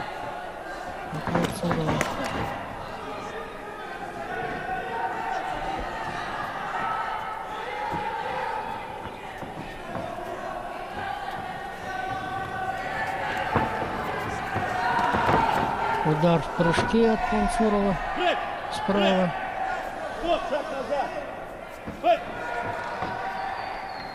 3, 2, 1. Звучит гонг, поединок завершился. Так, вот тут не надо. Да. В конце раунда. Чуть у нас... Не поняли друг друга спортсмены?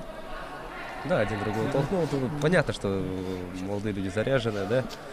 Эмоции, нервы, это, конечно, объясняется. Ну, гонг прозвучал сейчас после объявления результата. Надеюсь, что спортсмены пожмут друг другу руки и поблагодарят, да. Ну да, руки, конечно, жмут, так и есть. Все вот эти вот негативные мысли, они остаются позади. Да. Решение судей. Мансур Раисов объявляется победителем данного поединка. Благодарит он тренеров своего соперника, благодарит рефери и отправляется восстанавливать силы и готовится к полуфиналу. Два полуфиналиста вот в весе до 63,5 килограмм у нас выявлены. Виктор Михайлов, мастер спорта международного класса, и вот Мансур Раисов, кандидат в мастера спорта из Чеченской Республики, также выходит в полуфинал.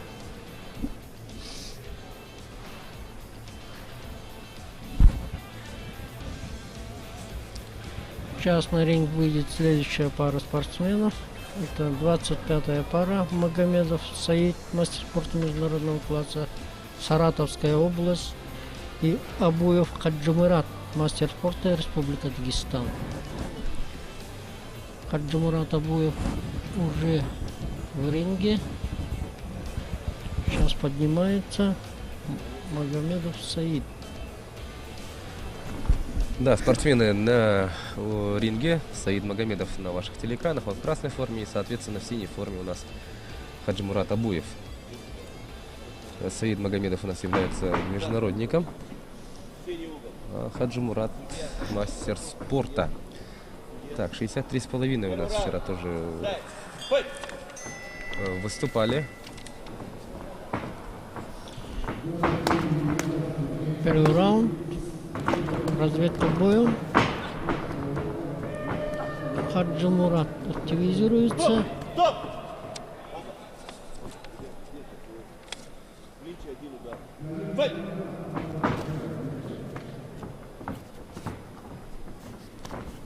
Хаджимурат Абуев, он вчера оказался сильнее Заура Зазия, кандидата в мастера спорта из Краснодарского края. То есть для него это второй поединок. Магомедов Саид попадает справа четко. Правой прямой ногой проходит у него. Ну, а вот Саид Магомедов, он вчера выиграл у Павла Попова. У нашего спортсмена? Да.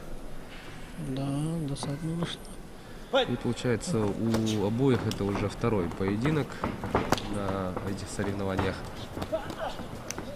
И победитель данного поединка выйдет в полуфинал и составит вот конкуренцию Мансуру Раисову и Виктору Михайлову. Там уже или жеребьевка, или каким способом будет составляться, да, вот пары полуфинала. У нас первый раунд. Да, первый раунд. И очень активно работает Абуев Хаджимурат.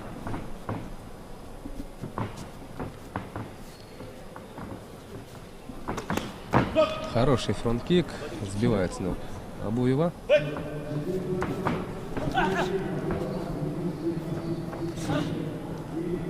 Хороший обмен. Кик долетает до цели. Все, завершается первый раунд.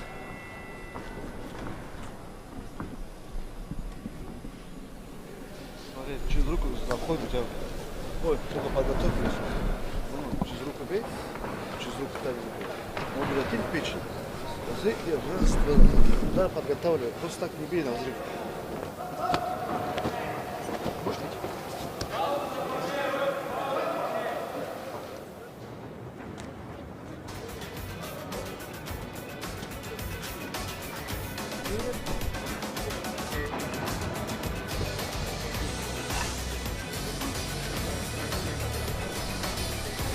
Итак, тут здорово видим, да? С разворота пробил Саид Магомедов. Хорошенько так зарядил по корпусу, но это фронт-кик, который сбил с ног. Это от Магомеда, от Магомедова Саида проходит удар прямой. Четко, ясно. Второй раунд. Смотрите, начался. Сразу бросается вперед спортсмены. В начале этого раунда Абуев идет вперед, яростно осыпает своего соперника. Второй раунд очень плотно начался у нас. Не жалеет сил спортсмена.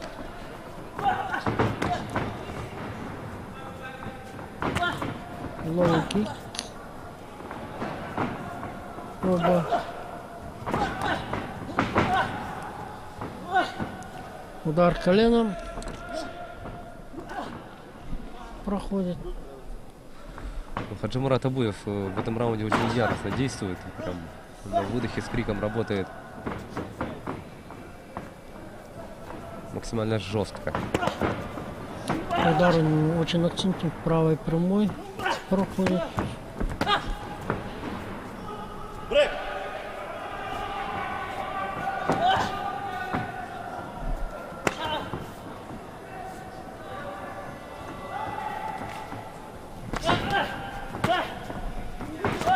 Очень активно работает Абуев.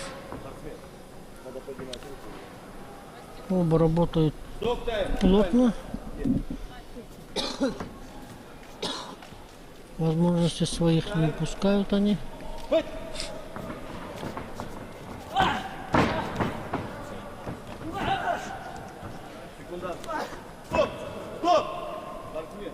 Запрещенный удар. Удар локтем с разворота.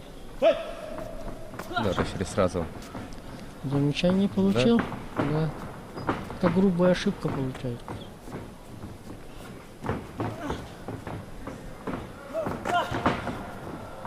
Вот в этом раунде прилично выложился Абуев.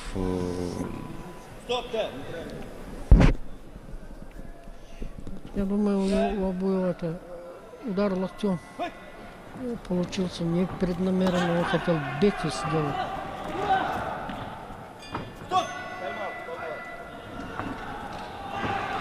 Второй раунд закончился.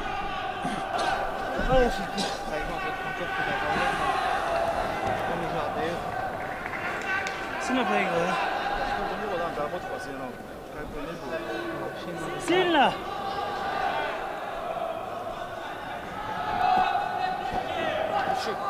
Он видит, что он с рук провалился. Все нормально.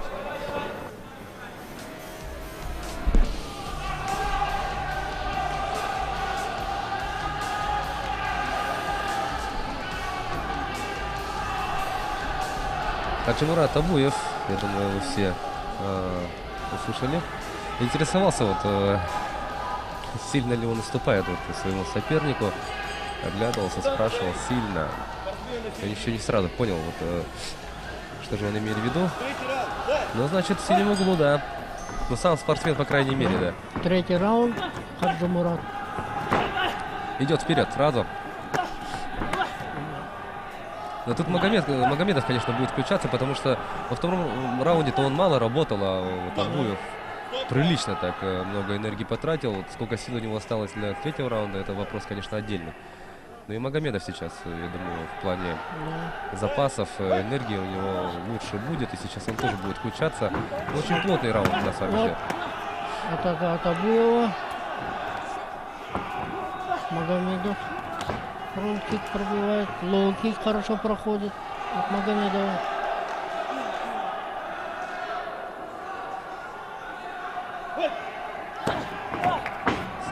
С разворота идет Магомедов.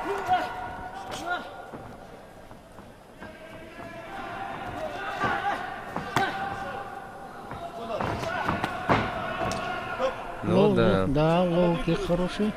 Все-таки сбил ног Абуева. Все-таки подустал, кажется, Абуев, потому что идти вперед-то он идет, но уже не наблюдается такой хлесткости, и вот попадается он на да, размазывается у него удар. Размазываться начали.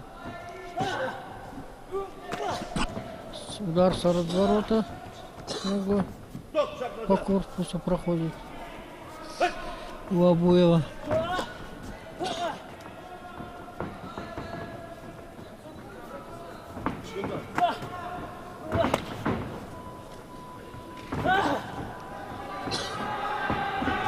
Третий раунд. Завершающий. Правой прямой.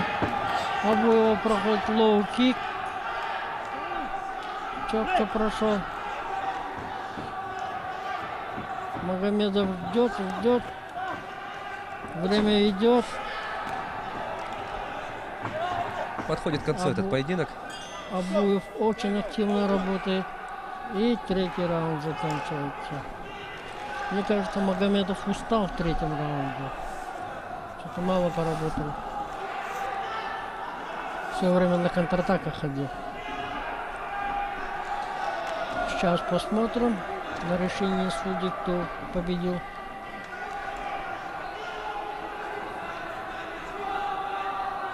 Все-таки бой за выход в полуфинал. Да, на кону. Да, оба спортсмена полностью выложились.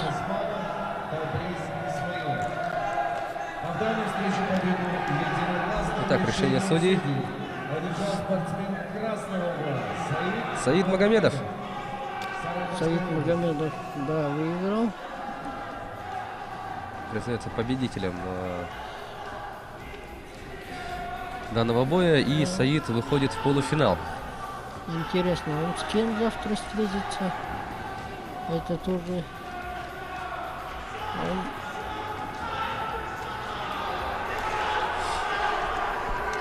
Сейчас посмотрим турнирную сетку.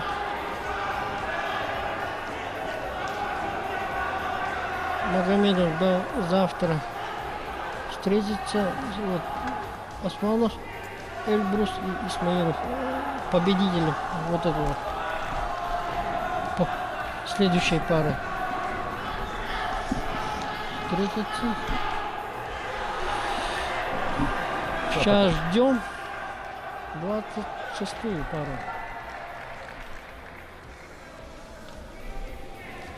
Ну и повтор мы видим минувшего поединка, минувшего раунда.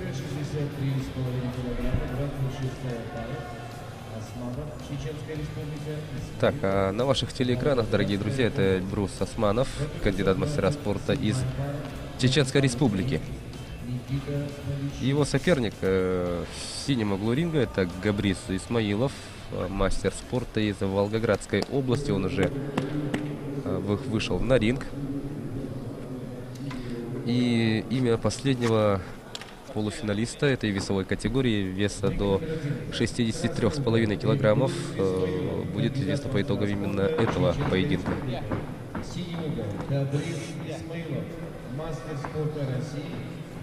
Итак,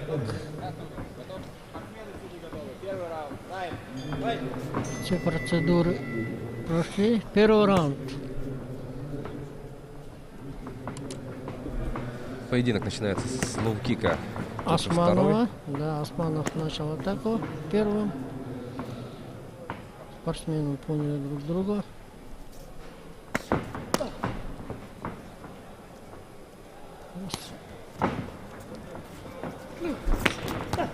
Лоу-кик хороший, внутренний прошел от Османова. Эльбрус Османов вчера вот на стадии 1/8 выиграл у Алиева Руслана, кандидата в мастера спорта из Москвы.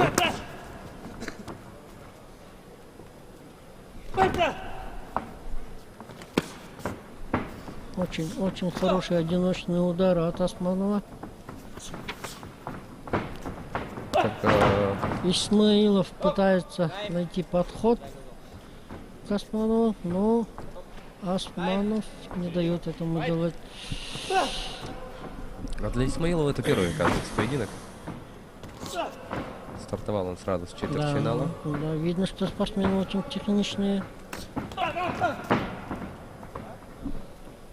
Исмаилов очень хорошо заряжает лоу-кики. Акцентированные, такие хлесткие, мощные. Ну и Османов тоже не отстает в этом плане.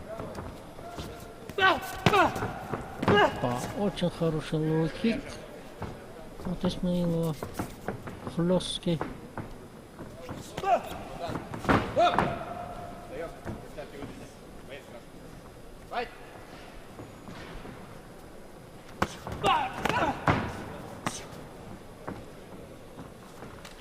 Пристреливаются спортсмены друг к другу.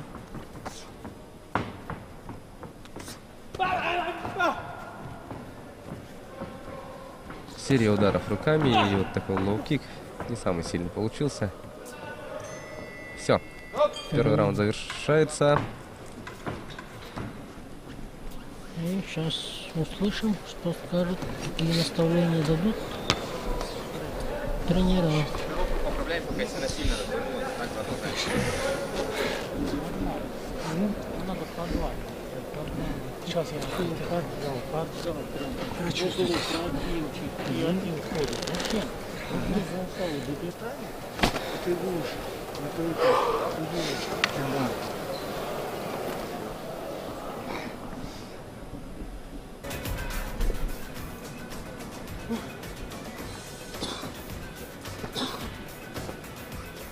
Сейчас мы вот видим повтор первого раунда.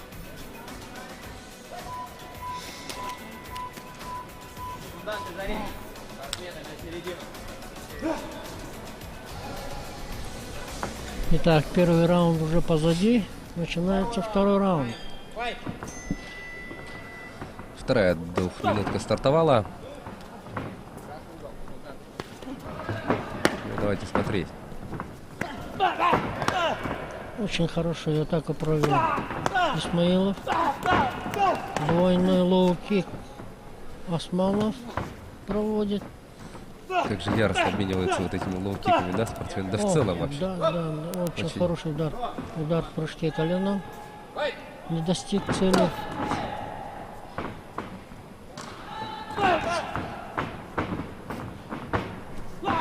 Исмаилов меняет стойку.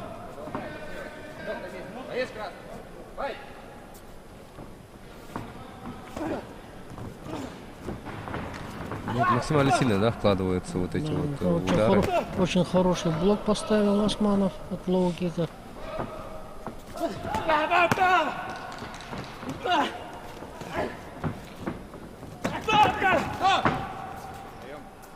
Споткнулся Османов.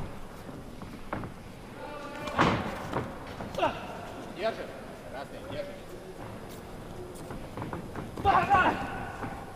Двоечка.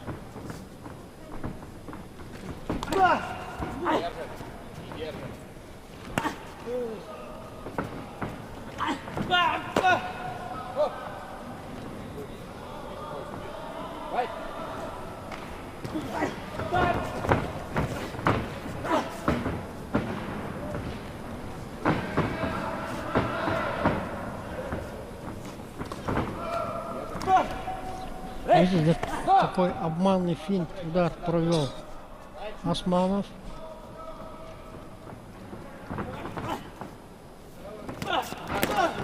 Последние секунды второго раунда.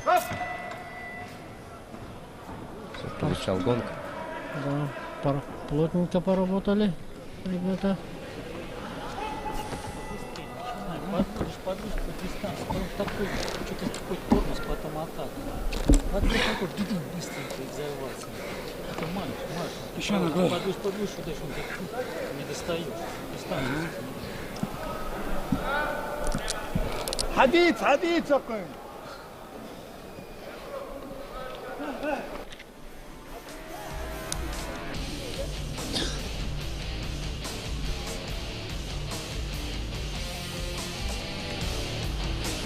Вот сейчас вот видим повтор второго раунда.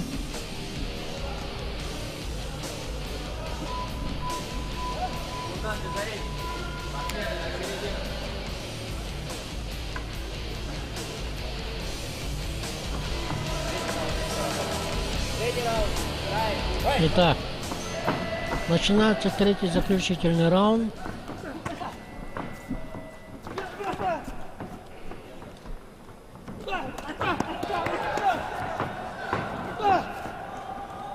Как же резво у нас. Да, обмен ударами начался сразу.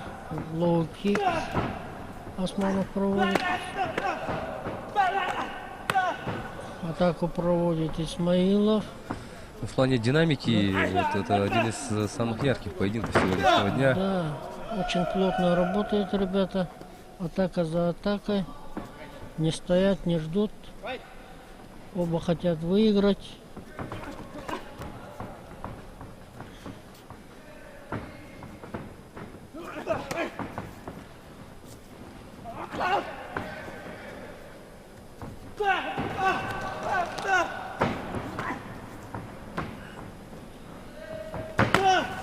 Лоу-кик Исмаилов. Османов 2 лоу-кика четко провел.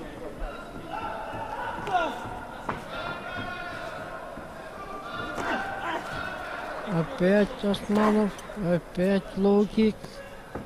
Двоечка у него проходит, но не достигает цели.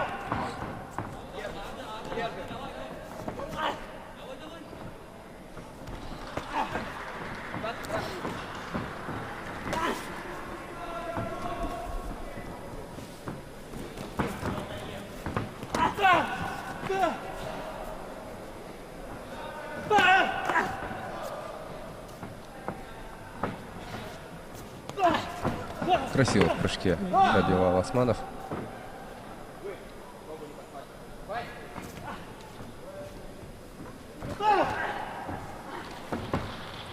И все.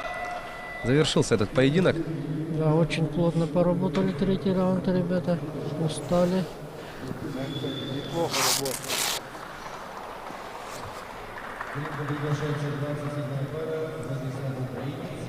Да, видим, как устали спортсмены. Османов Эльбрус на экране выложился полностью. Сейчас посмотрим, что решили судьи.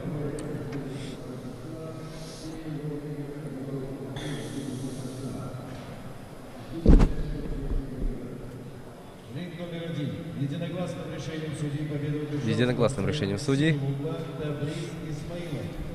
Габрис Исмаилов объявляется победителем.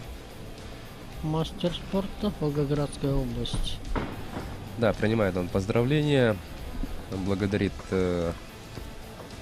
соперника, его тренеров, рефери. Ну и все. В этом весе мы определили всех полуфиналистов. Таким образом, у нас в этом весе в полуфинал вышли Виктор Михайлов, мастер спорта международного класса из Челябинской области, Мансур Раисов, кандидат в мастера спорта из Чеченской республики, Саид Магомедов из Саратовской области, он тоже международник, и мастер спорта из Волгоградской области Габрис Исмаилов.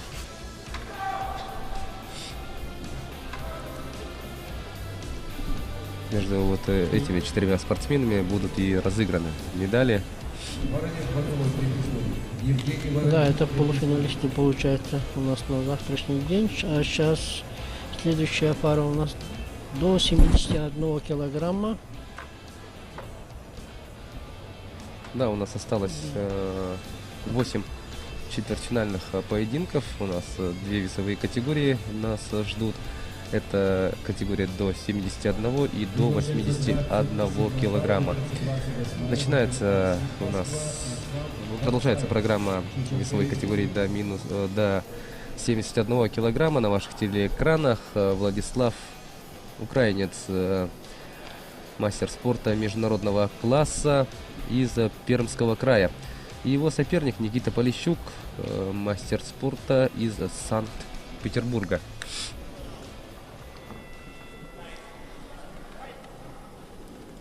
Ну, 71, да, это такая весовая категория.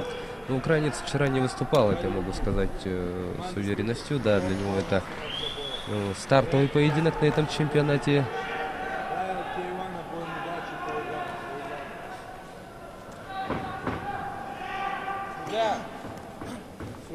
Что, собственно, касается и Никиты Полищука. Оба спортсмена вот этим поединком стартуют на чемпионате. Так, начинается поединок в весовой категории 71 килограмм.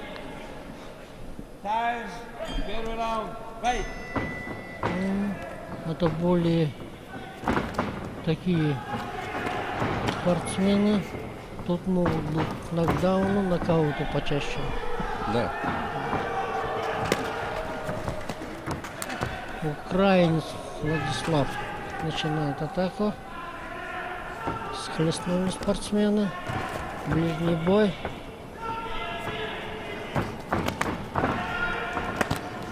Бэкфист проводит украинец. Ну, очень активно работают спортсмены. И при всем этом граде ударов один может оказаться решающим.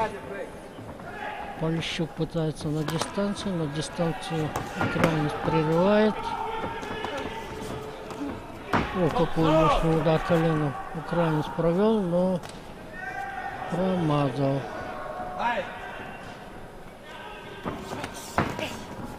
Очень хорошо работает в средней дистанции украинец. Моментальная дистанция обрывает. Вроде вот с дальней дистанции и раз с ближней дистанции у него.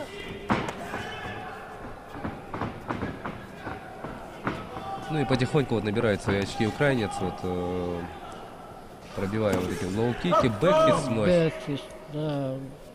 Прошел, но не четко. Полищуку пора активизироваться, не ждать.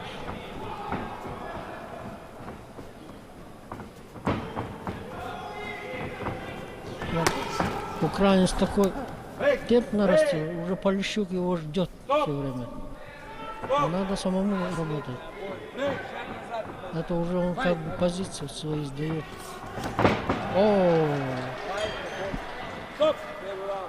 И на такой вот ноте. Да, просто на удар наткнулся и равновесие потерял. Никакого нокдауна, ничего нету. Подставляет. Правый сразу, да. Джеб, потом уже ноги. Джеб, навстречу, да, потом ноги. Или ногой как встретил, потом или в голову. Проходит же? Проходит. Где-то вот видишь, он руку отпускает, вот как раз здесь правый пойдет, и внимательнее за этим.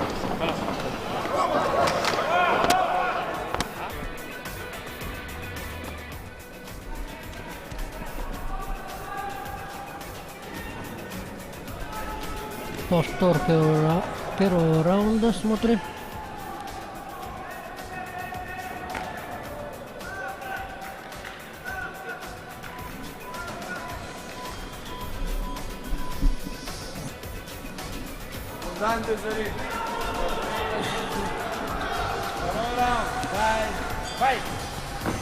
Второй раунд. Время раунда у нас 2 минуты. Украина сразу начинает атаку.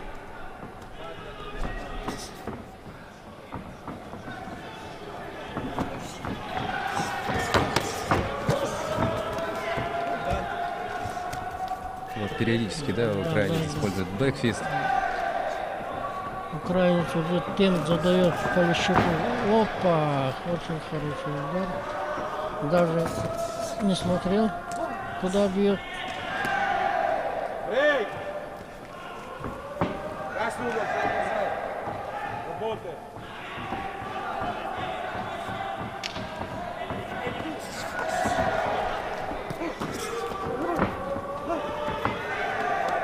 Тоже в таком высоком темпе проводит спортсмен этот раунд.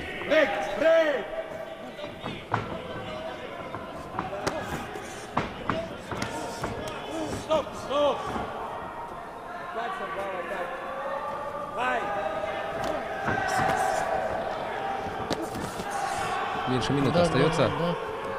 В дальней дистанции попадает справа Полищук. Вот, на самом деле тут один диктует, второй принимает его условия, как бы так получается. В роли диктующего тут украинец, да? Да, диктующий тут украинец. Тут надо Полищуку не ждать, а самому работать, самому диктовать.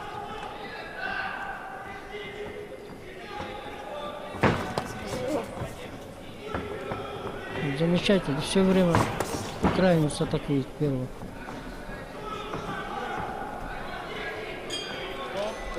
Завершается второй раунд. Сейчас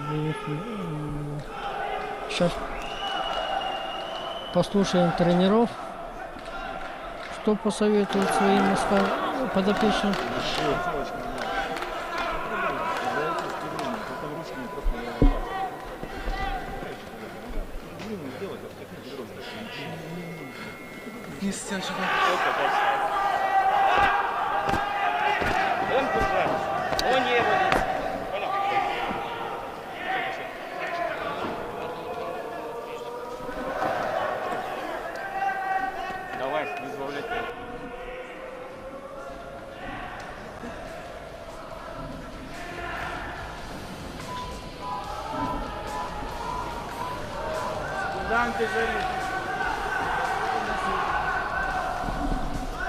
Итак, сейчас начинается третий раунд, заключительная двухминутка. Полищук начинает атаку.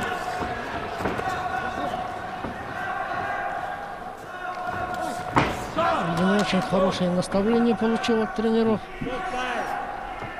Украинец действительно тут здорово поймал движение своего соперника.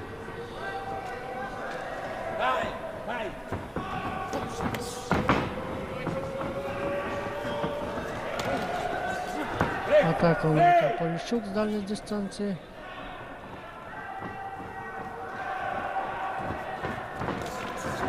Встречает украинец. Лоу-кик украинец. Бэкфист проходит. Да, бэкфист проходит. Пожалуй, это лучший бэкфист украинца в этом поединке. До этого как-то... Два раунда пытался таких бэкфистов делать. Но на третьем получился. Удар в прыжке. Не достигает цели. Вот когда вот схлестывается, да, и судья останавливает рефери и дают замечание одному, что он задерживает. На самом деле обычно бывает второй задерживает. Тут уже 50 на 50. Первый задержал, а второй его как бы держит. Ну, как решит судья, да? Да, как решит судья, да. Чуть больше 30 секунд остается. Красный угол. Очень громко говорит. Замечание дает рефери. Да, удалил секундантов.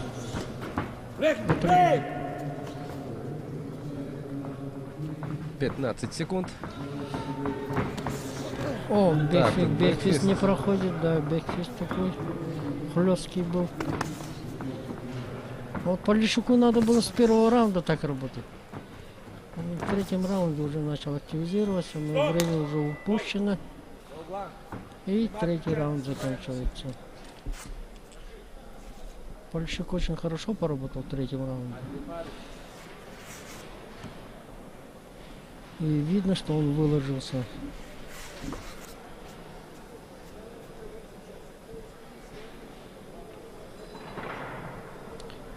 Сейчас оглашение судей услышим. Единогласным решением судей побеждает у нас Владислав Украинец. Мастер спорта международного класса из Пермского края. И получается он становится первым полуфиналистом весовой категории до 71 килограмма.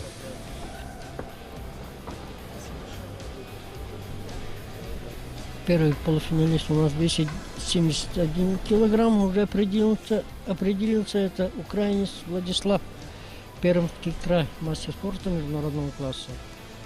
Вот он идет на ваших экранах. Готовится 29-я пара. Ну и за пределами соревновательной зоны также продолжается разбор полетов, как мы видим. Сейчас вот вышли волонтеры. Да, протерли канаты, вот, зону, где у нас работают спортсмены и их ассистенты. Ну, мы идем далее. Это Вадим Апсид из Москвы, перворазрядник. Ну, а его соперник Ислам Дацаев, кандидат в мастера спорта из Чеченской Республики. Да, вот на самом деле первый разряд. Если по разрядной сетке, там они делятся на юношеский, на взрослый разряд. Тут нужно написать первый взрослый разряд. Потом идет кандидат мастера спорта. Вот так. У нас рефери на ринге. Дается, да, команда Fight, и у нас этот... Первый раунд начался. Да, эти спортсмены также проводят свои стартовые поединки. По воле жребия они стартуют с четвертьфинала. Апсид начинает атаку с дальней дистанции. Ух. Здорово выбрасывает ногу в область третьего этажа. Дацаев, да, хорошие блоки ставит. Походу начинает разведку активно.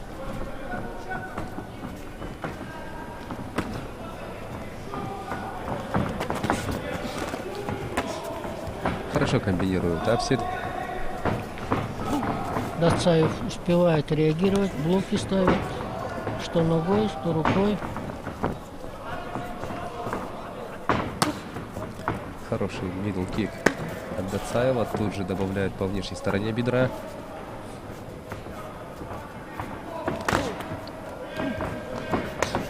Апсид уже он с самого начала занял центр ринга и диктует, опять начинает диктовать свои условия. Дацаеву надо подключиться к этому, атаковать самому. Промах от Апсида, бэкфист промахнется. Вот, буквально на мгновение, да, вот задержал ногу Дацаева. Рефери, конечно, сразу это заметил и сразу сделал замечание. Да, вот, захват и держание тут запрещены правилами. Лоу-кик проходит от Дацаева четко, ясно. Опять. Еще раз. Очень хорошо реагирует Дацаев. Он в движении бьет удара, и человек теряет равновесие и падает. 2 раза подряд делает.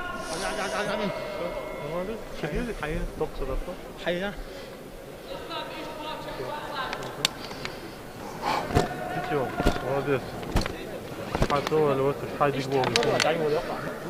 Видно из-за них ножку, а ты должен ногу легче, с ручек зашел, сразу ножки, зашел. Чуть пониже сядь. Шаг тебя вытянул.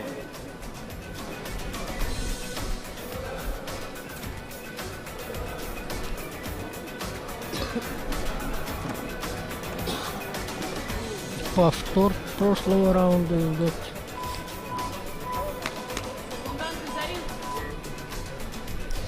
Итак, спортсмены получили наставления от своих тренеров и выходят они к центру ринга. Раунд начинается. Лоу-кик от Дацаева.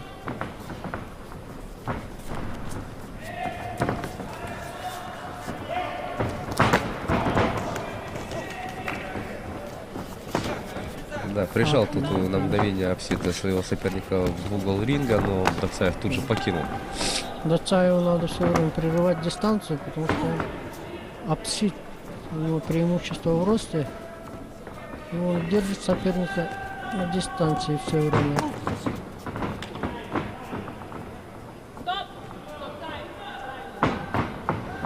Сползает фута. Подправили его. Говорит, выше тяните. Все, продолжается бой.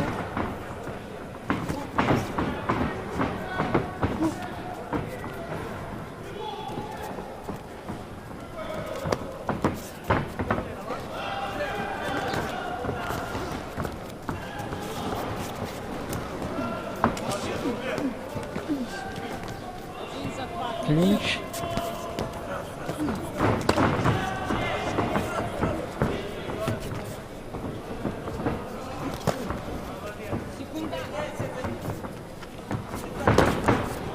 Лоу-кик Дацаев. Дацаев сейчас на отходе работает и при возможности сразу выбрасывает лоу-кик, мидл-кик. Прямо попадает.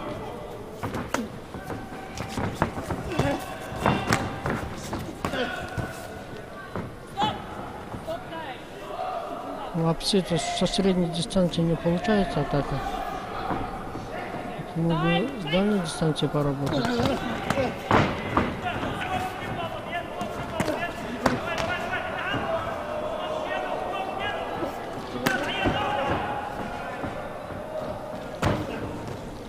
Дацаев как бы стоит, прижался к рингу и ловит его отсюда на атаках. Второй раунд закончился.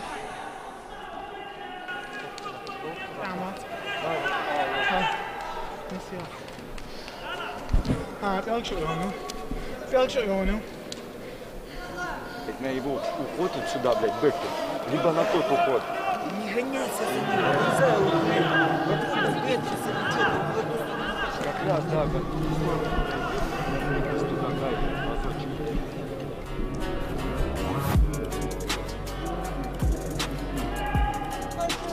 Яркие моменты минувшего раунда в замедленном действии специально для вас, дорогие друзья.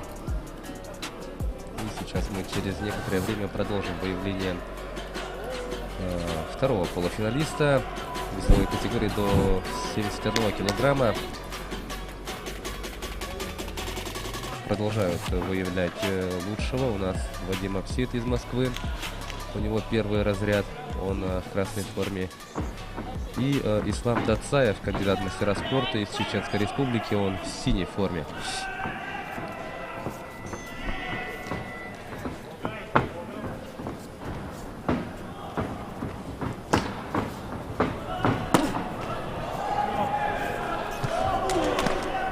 Бэкфист пытался Апсит ударить, но не прошло. По защите попал.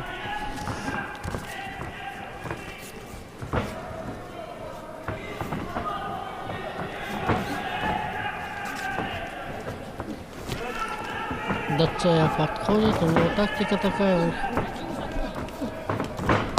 при отходе работает, притом очень успешно работает. Лоу-кик. Опять фута.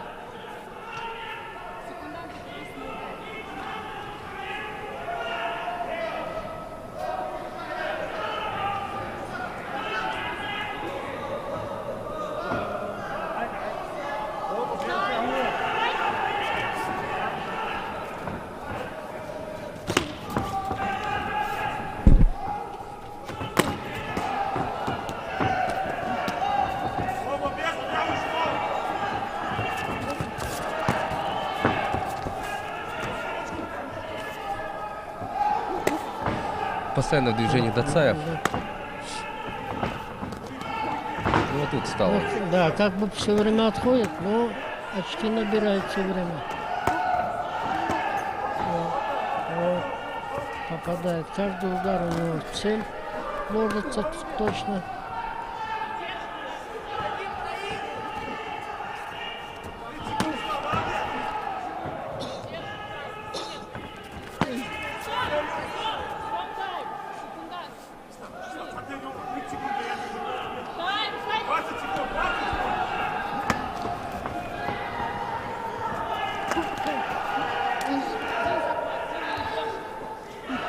Третий раунд заканчивается.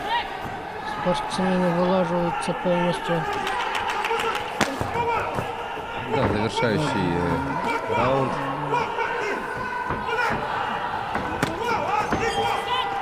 Оба понимают, что это бой за выход в полуфинал. Все, завершился третий раунд. Сейчас узнаем, что решили судьи. Кто выиграет этот бой.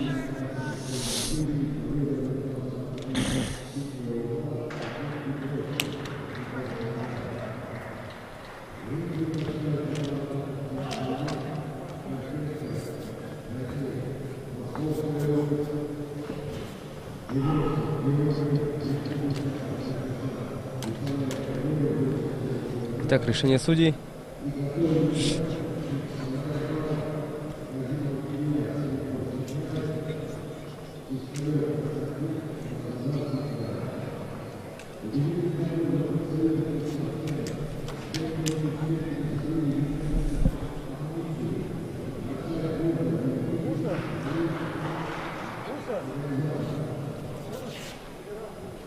Ринг номер 1. Победу одержал спортсмен синего угла Ислам Дацаев. Ислам Дацаев, это второй полуфиналист весит до 71 килограмма. Вот тут мы видим, Апсит Вадим недоволен. Решение судей есть уже. Да, Вадим остался несогласным с решением, таким вердиктом. Ну, а на ваших экранах Ислам Дацаев видим доволен итогом этого поединка. И отправляется он. Да, Ислам был точнее своего соперника. Я думаю, победа досталась ему по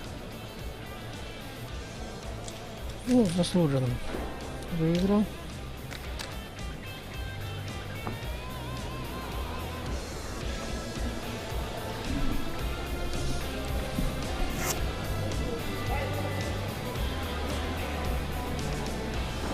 Сейчас у нас на ринг.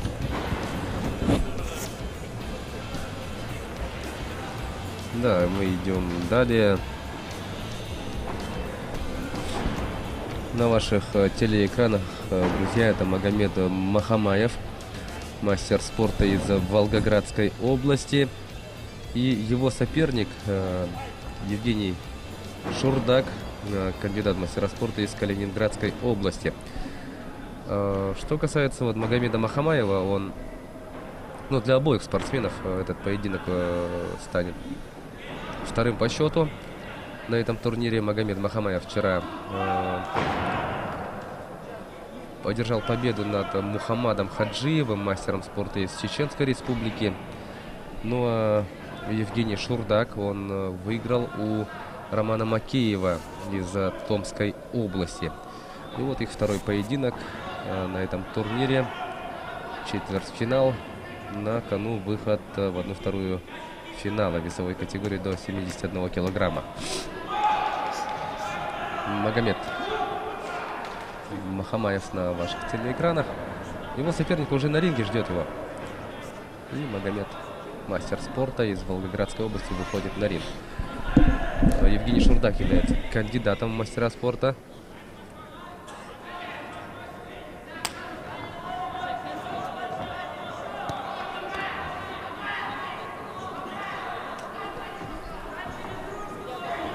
Итак, все готово для начала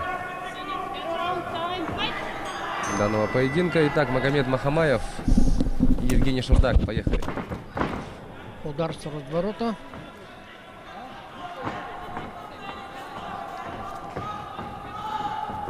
Еще два поединка в этой весовой категории у нас осталось.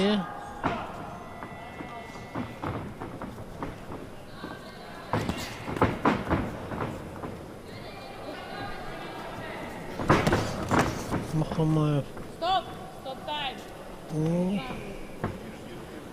Удар в пах. Рефери дает время для восстановления.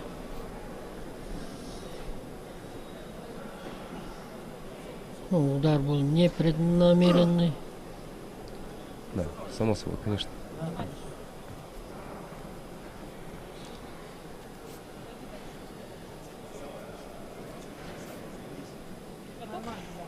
Так, Евгений Шурдак готов продолжать поединок. Хорошо по корпусу пробивает Махамаев. Доик, прямо доишка. В голову попал. И вновь попадает Шурдак.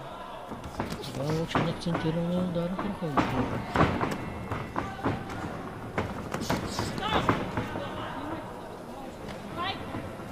Замечание дает Шурдаку рефери.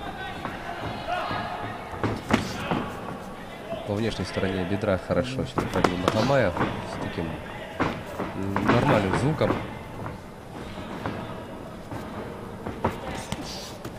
Удар в прыжке не получился у Шурдака. Здесь так не прошел. Да. Начинает активизироваться спортсмены. Как сказать, проснулись. С разворота хорошо по корпусу пробивает Махамаев. Иногда он будет сейчас отсчитан. Да, хорошенько попал. По печени.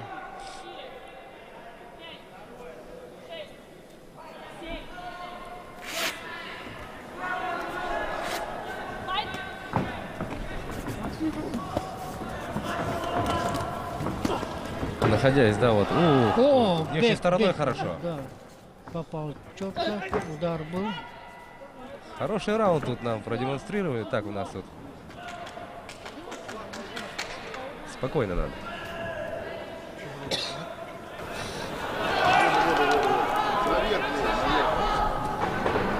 Соберись. Как это, Моль?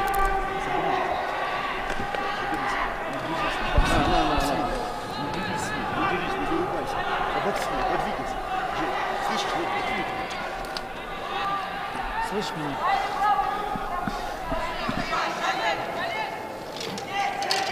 Давай, собрано, слабость, больше не закрой. Что?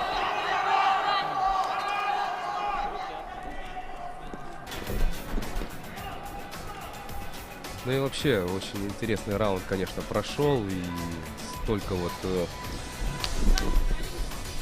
попаданий, да, вот. Интересно, конечно, интересные приемы проводили. Вот тот самый нокдаун. Смотрите, как с разворота хорошо так вложился, попал. Ну и тут сам спортсмен, да, вот Евгений Шурдак, когда ему отчитывали нокдаун, он глазами вот переглядывался со своими тренерами и, видимо, с той стороны спросили, типа, нормально с тобой? Ну, он сразу покачал головой из стороны в сторону, дав понять, что Да, нормально. Да, сейчас станет. волевой спортсмен, надо вытерпеть это. Да? Это Ну он вот, ему сколько, 6 отсчитали, на 7 секунде он буквально подпрыгнул и дальше, да, пошел биться. И второй раунд тоже очень интересно у нас сейчас идет. Динамичный такой поединок. Да, понаблюдаем, очень активно работают оба. Вот опять с разворота хорошо. Так, ну тут несколько... Очень мне нравится Шурдаку, да. Напряжение чувствуется, да, Да, на сейчас ринге. будет наращивать упущенное, будет бой интересный. Вот когда первый раунд завершился, тоже там какое-то недопонимание между спортсменами Да, там да. возникло. В конце раунда. Да, перекинулись там парой фраз, и вот сейчас тоже вот после пропущенного вот этого вот удара, да, переглядываются Так, друг с другом. Шурдак уже знает тактику своего соперника, уже отошел в сторону. Вот эта вот злоба не должна переходить границы, если вот спортивная агрессия, да, это, конечно, всегда хорошо. Если Да, вот да, прям да. какая-то Да. неприязнь сильная, то это нет. Она не должна выходить вне ринга.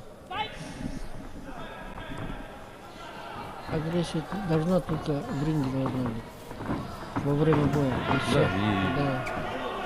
Всегда вот очень хорошо, да, вот пелось на, ну, строки из песни Тенниса Мяги, гимна Олимпиады 80-го года. В спорте есть соперники, в спорте нет врагов.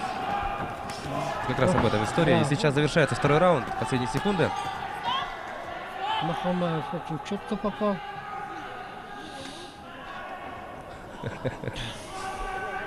Ну, на самом деле мне нравится, как оба заряжены, да, Евгений Шурдак чуть ли не там кулак показывал, направляясь в свой угол. Давайте послушаем. Сейчас посмотрим, сейчас будет третий раунд. Давай, и этажи, нижние этажи тоже, волкики не забывай.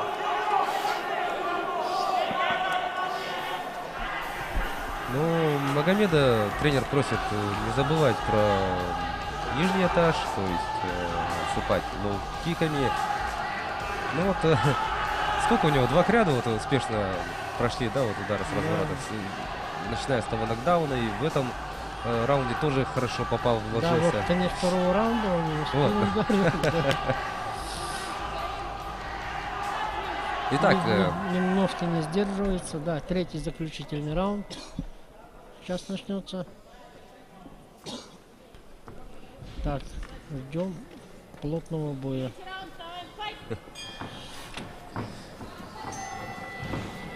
ну вот кулак даже не сразу дал, да? Магомед протянул кулак, и Евгений Шурдак Удар просверлил в взглядом. прыжке, да, удар в прыжке не проходит у него. Колено.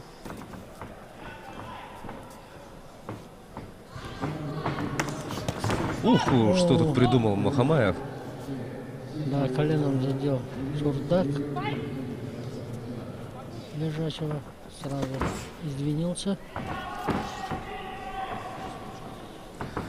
Махамаев выше своего соперника, но в быстроте и в резкости движений, да, не уступает нисколько. Вот опять с разворота, раз за разом.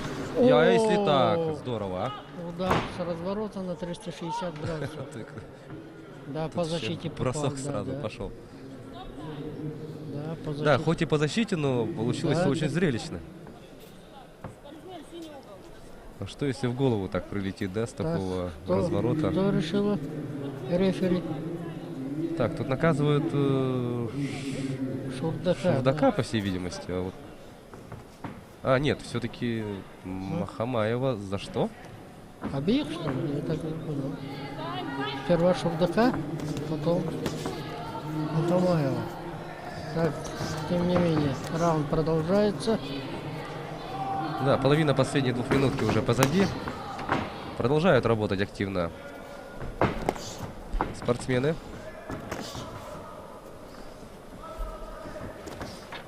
Фронт-кик. Это скорее такой контролирующий дистанцию. Очень красиво ушел Махамаев от удара. Да, с наклоном назад.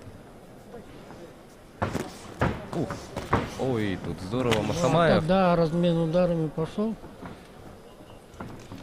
Снизу пробивал и боковой. Смотрите. Вот так сюрприз.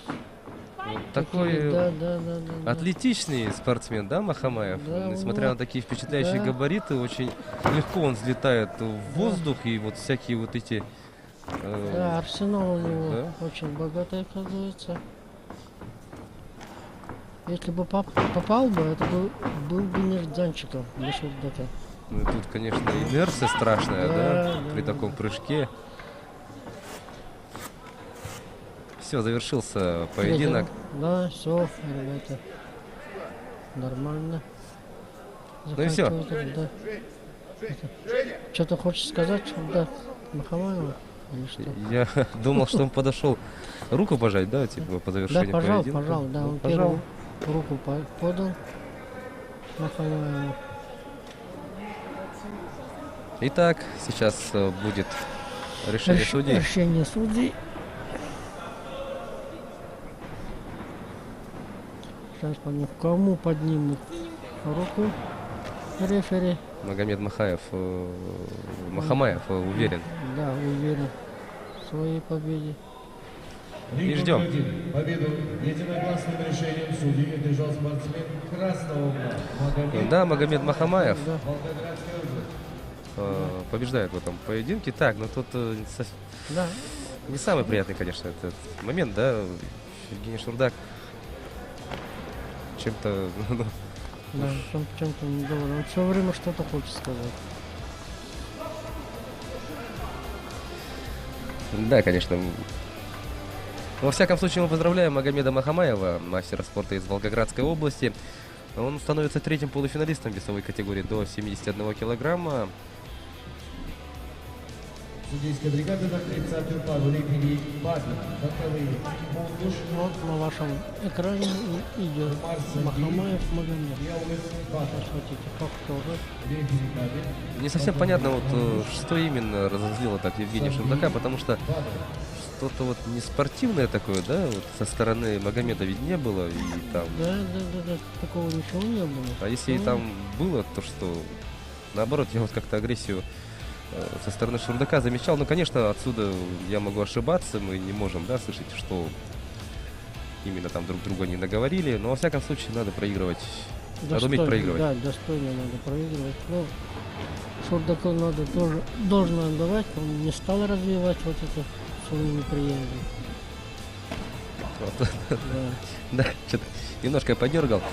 Ну ладно, друзья, идем далее. И сейчас мы по итогам следующего поединка выявим последнего полуфиналиста в этой весовой категории. На ваших телеэкранах Рустам Абакаров, обладатель первого взрослого разряда из Республики Дагестан.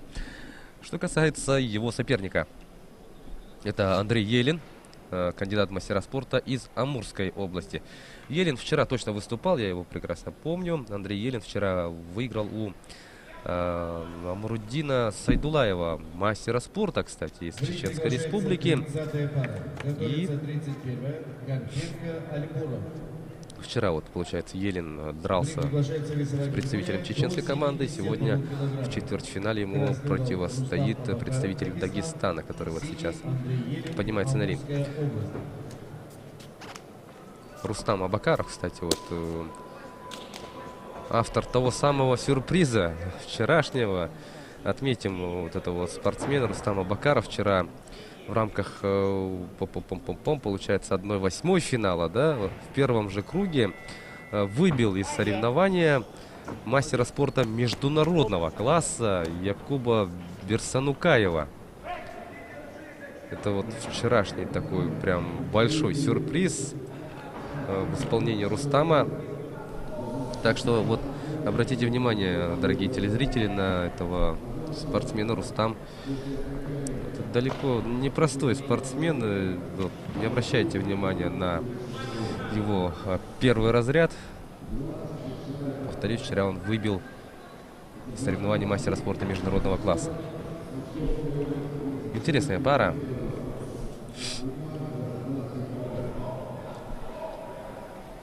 Так, у нас тут смена судей проходит. Все. Начинается этот поединок. Рустам Абакаров, Республика Дагестан, и Андрей Елин, кандидат в мастера спорта из Амурской области. Так, спортсмены пристреливаются друг к другу. Активных действий пока нет. Одиночные удары.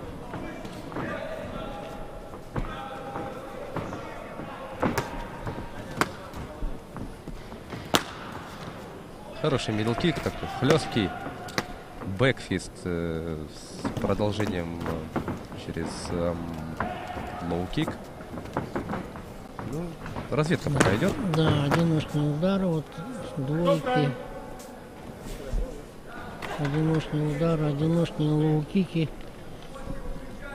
Это идет разведка между спортсменами. Прощупывают слабые стороны друг у друга.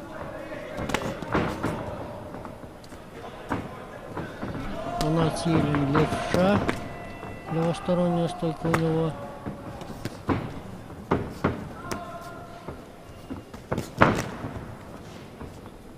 Уходит от канатов Абакаров, движется в сторону. Елин достаточно плотненько на ногах стоит и занимает центр ринга. Да, все время напирает. Не так активно, но идет все время постоянно вперед. Да, кстати, вот не несется же вперед, да, сломя голову. Он вот спокойненько наступает, раз в раз выкинул двоечку, выкинул серию, одиночный удар. На самом деле это очень такая тактика, которая напрягает соперника все время. Ух, вот. Хорошо двойка прошла. Да, хлесткий удар. Вот, боковой тоже доходит до цели. Да, хук слева. И последние секунды первого раунда. Успевает блок ставить от лоу-кика Елин. Вот. Первый раунд закончен. Сейчас послушаем наставление тренеров.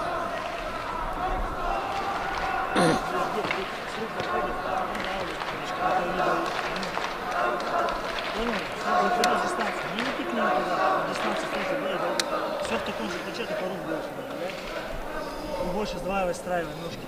Пристал? Отлично. Два бока. Давай вот раз, два бока прям в голову. Подготовь это все. Дернул, раз.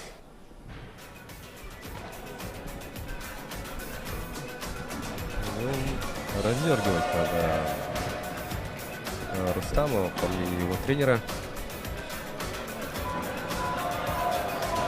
Рустам вчера действительно, да, тут удивил всех собравшихся болельщиков и всех тех, кто смотрел нашу трансляцию. Рустам Абакаров вчера выиграл у мастера спорта международного класса. Такую первую сенсацию он сотворил. Да, второй раунд начался. Абакаров начинает активизироваться. Не отстает Елен. Сразу перехватывает инициативу. Попадает слева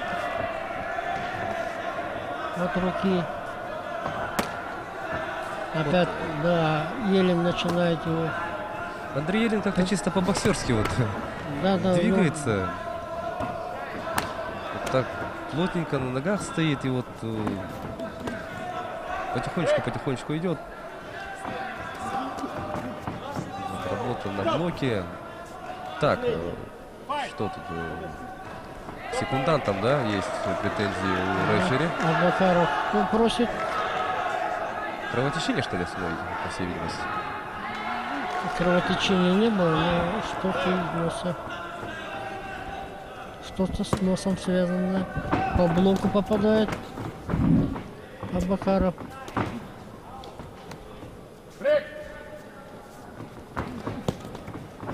Хороший обмен. Активный размен ударами идет.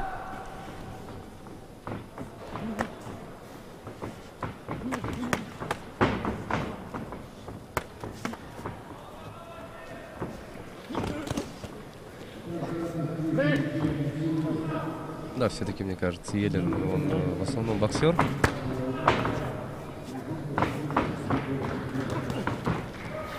Да, ребята очень плотно работают. Одним ударом не ограничиваются. Меньше 15 секунд, 10 секунд. Да, Елен, как всегда, незаметно начинает напор наращивать. Он. Звучит гонг? Да, второй раунд. Да, очень грамотно бились.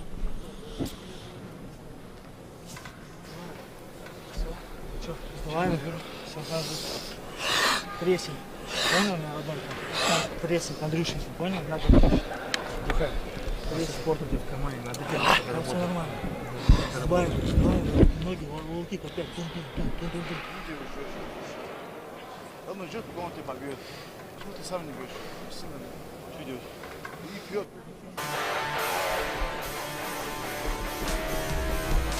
Итак, смотрим повтор минувшего раунда. Ну и у нас, собственно, все по налаженному сценарию идет, да, с самого начала поединка. Андрей Елен спокойненько, да, маленькими шажочками, плотненько так стоя на ногах, идет вперед, наступает. Ну вот сейчас что-то веселее начался третий раунд.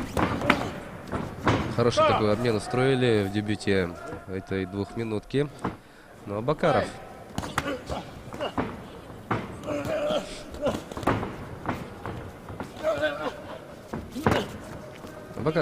активно работает, но смотрим то, что Елен тоже выдаст такую серию, что будь здоров.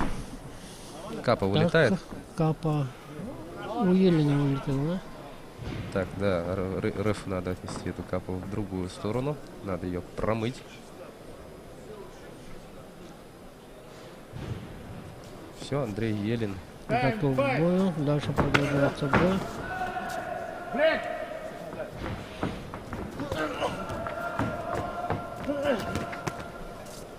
Рустам Абакаров, автор вот сенсации вчерашней. Я думаю, это, конечно, надо отмечать при каждом удобном случае. Да? Рустам Абакаров, являясь перворазрядником, вчера выбил из соревнований мастера спорта международного класса. А международник откуда был? Международник у нас, так, сейчас, он был из Чеченской Республики. Якуб Берсанукаев. Да. Представителя клуба «Ахмат». Хорошо, значит, поработал Абакаров. Сегодня что-то против Елена у него таких особых приемов нету. Ну, Елена еще раскрыть надо, да? Видим, как он защищается. Очень-очень такой крепкий паренек. Да, и плотно стоит на ногах, ты попробуй его сдвинь, да? Удары выдерживает хорошо, умеет. Но он очень блоки все время ставит от лоу-кика. Защита хорошая у него, просто отличная у Елена.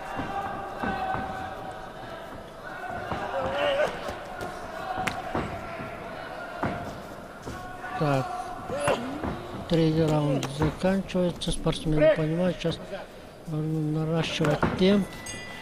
Вот, и закончился раунд. Обоюдным лоу-киком, да?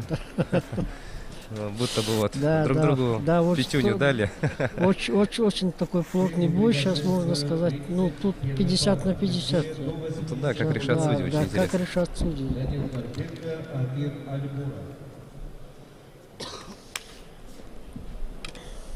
Сейчас мы узнаем через несколько секунд победителя.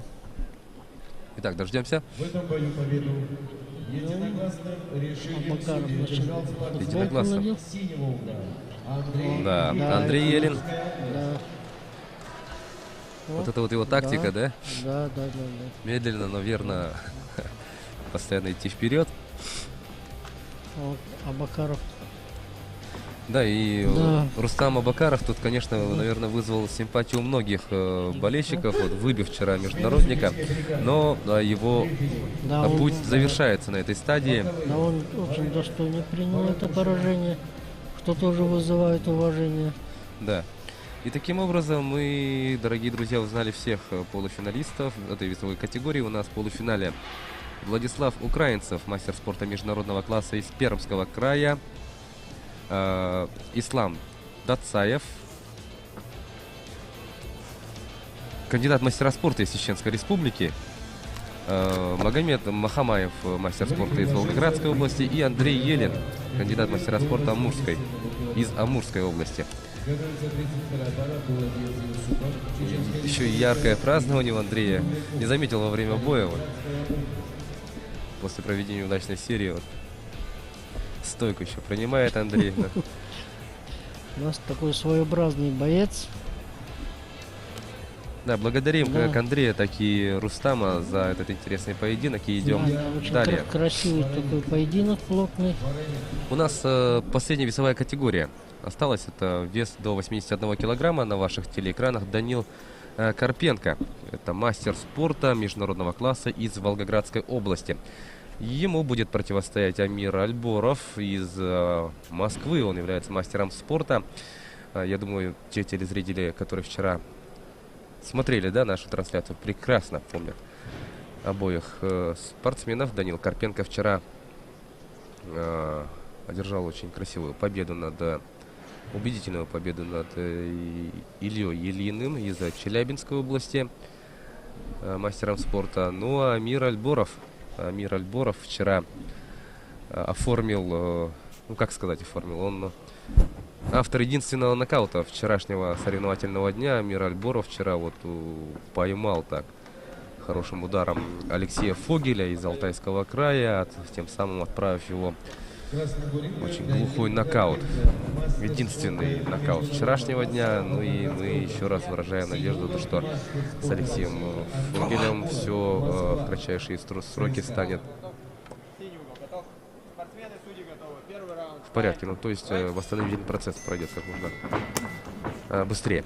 Итак, начинается этот поединок, и давайте смотреть. Это у нас 1/4 финала.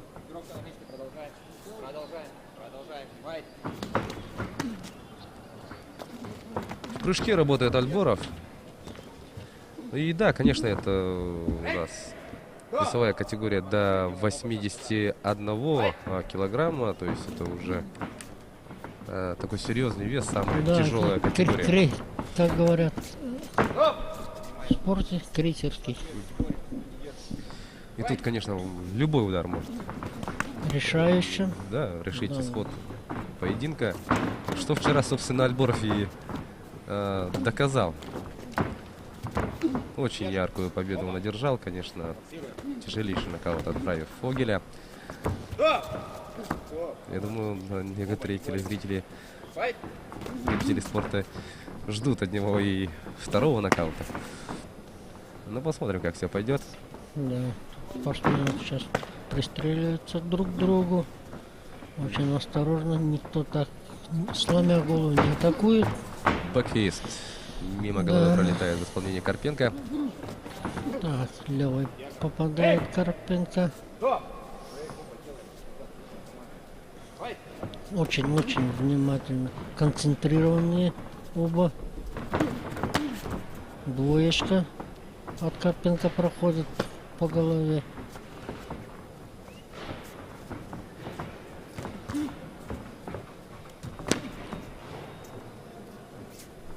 Очень легко ногу выбрасывает хайкик Карпенко. Работа в стойке. Да, очень-очень красиво, легко. Непринужденно так выбрасывает. И все, завершается первый раунд.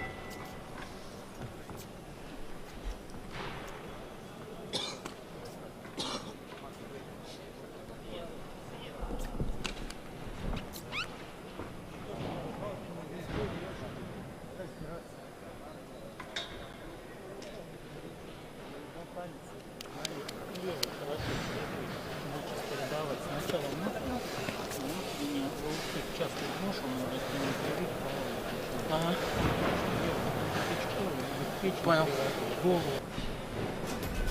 Ну, отметим, что Данил Карпенко является мастером спорта международного класса. Вот Амир Альбуров, он мастер спорта. Ну и видим яркие моменты минувшего раунда. Так, мне кажется, примерно равная пока вот борьба идет, да, в первом. По итогам первого раунда. Да. Думаю, спортсмены только пристреливались. Вот сейчас плотнее пойдет, да, поняли друг друга. То есть то. Сейчас будут более акцентированные, такие четкие атаки, удары. Так, непреднамеренный удар в пах.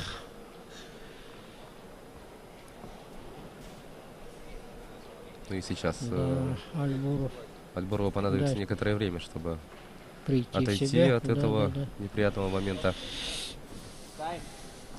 Все, Альбуров готов продолжать.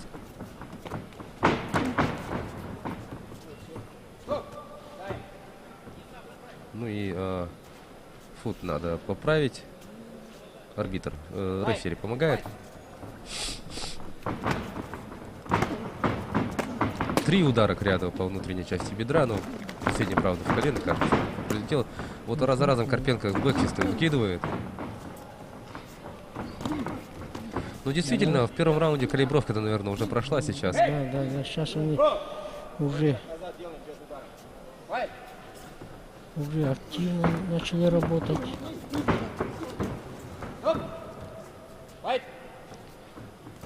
Лоу хорошо доводит Карпенко. Его... Да, удар в голову. По защите попал ногой. Очень резко у него вот левая нога вылетает.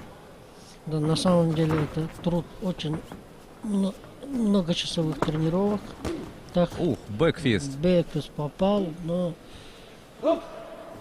сперва в плечо попал, и потом в голову соскользнул.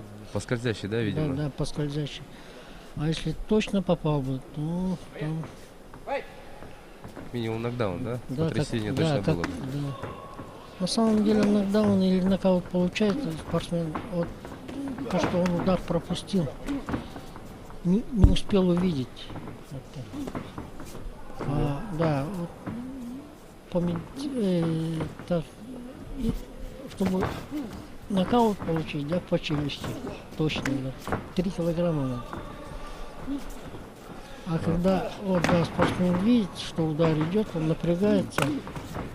Да, нокаута нет, но он удар получает в голову, и это отходит от него. А удара нокаута нет. Обычно там снизу прилетает или боковой. От прямого удара очень мало.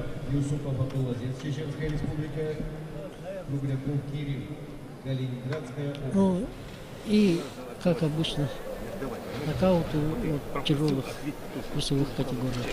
Правый ты всего же 2 раза за раунд. И когда бью, я попадаю, я вижу. Двойку бить. Не левый, правый, а левый, правый. А тут сейчас тоже мало.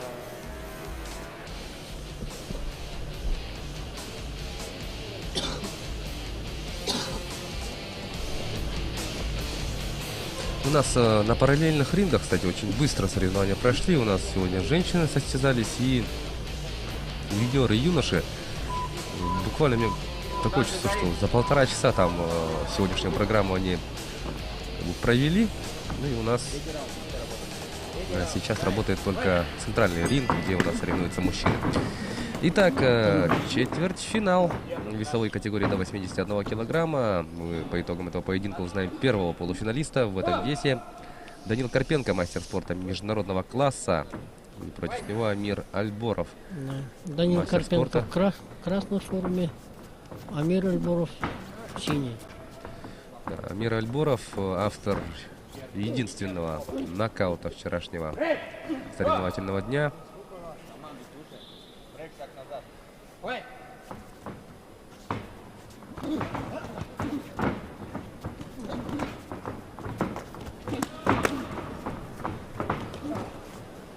Ну тогда вот вчера Амир Альборов-то поймал вот Алексея Фугеля, кандидата в мастера спорта. Я думаю, вот, провернуть такое же с международником уже совсем другая задача. Но тут, конечно, тоже это спорт, на самом деле, попасть-то можно. Да, попасть, конечно, всегда можно, но надо момент уловить.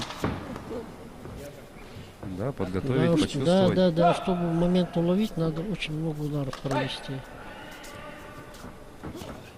Порядка 40 секунд остается. Да. Сейчас Карпенко включается. Ну, потихоньку набирает, да, вот баллы. Да, потихоньку оба начинают. Ну, тут оба работают, оба попадают. Так, бэкфист планировал Альборов провести, но локтем, по всей видимости, да? Удар. И тут фестиваль лоу-киков у нас прошел. Альборов. Обмен лоу-киками. Да. Последние секунды данного поединка. Что-то интересное тут Карпенко хотел, да, исполнить, но не получилось. Ну что ж, интересный поединок прошел. Да, сейчас определится имя первого полуфиналиста в весе до 81 килограмма. Так, сейчас ждем, что решат судьи.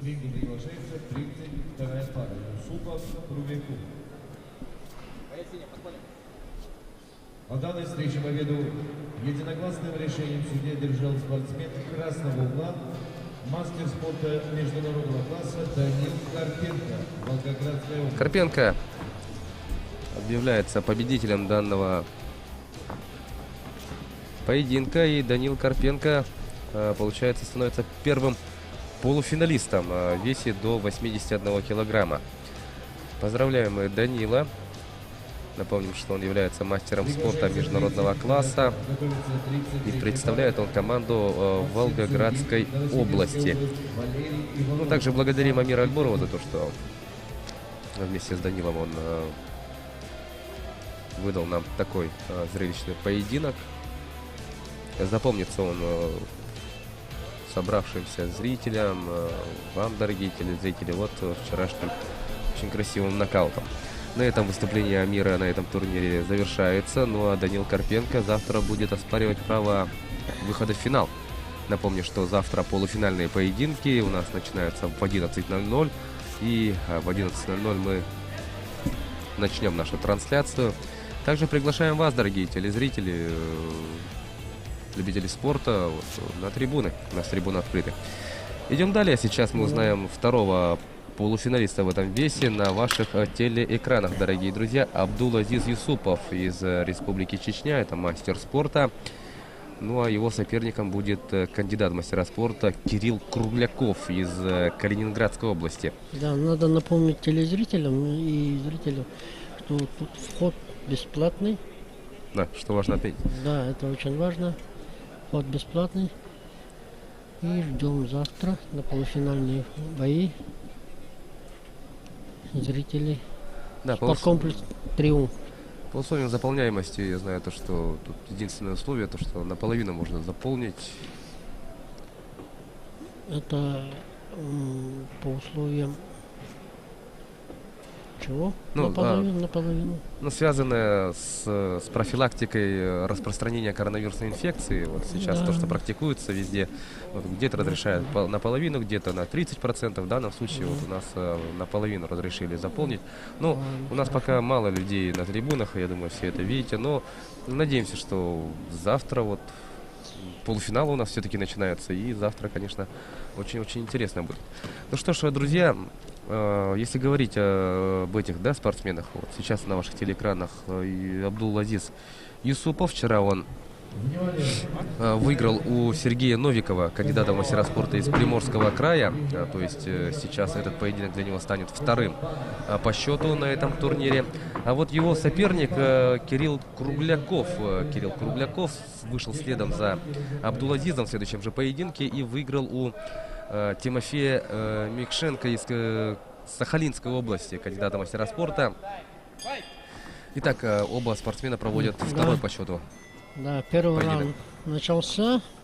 Юсупов Абдул-Азиз в красной форме и Кругляков Кирилл в синей. Напомним, что это весовая категория до 81 килограмма. Такая резвая, хорошая разведка у нас идет. Да, Вот серии уже подключаются. работа. Колено хорошее. Колено. По защите колено пошло. Удар колена — это, в принципе, очень опасный удар. Если точно попасть по корпусу, можно тряхнуть так, что можно и не подняться. Ну, в этом поединке у нас роль прессингующего выполняет Юсупов, да? Да, он в центр ринга занял с самого начала. Ну, вот Кругляков хорошо отстреливается, да? Да, серийно поработал. Отбросил своего соперника назад. Ну, это очень хороший удар показал сейчас Юсупов. Как бы в прыжке, но это если попасть, он очень сильный удар получается. Что с левой руки и что с правой. Как бы удар проводит в полете. Так, серия ударов заканчивается лоу-киком у Круглякова.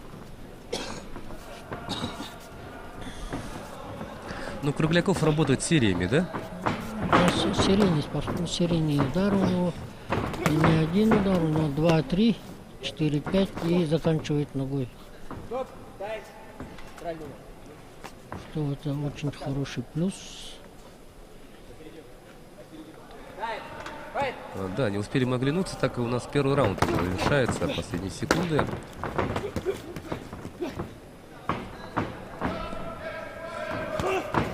Попытка такого размашистого бэкфиста. Юсуп Абдулла. Бэкфист от Юсупа Абдулла проходит, не находит свою цель. Итак, заканчивается первый раунд.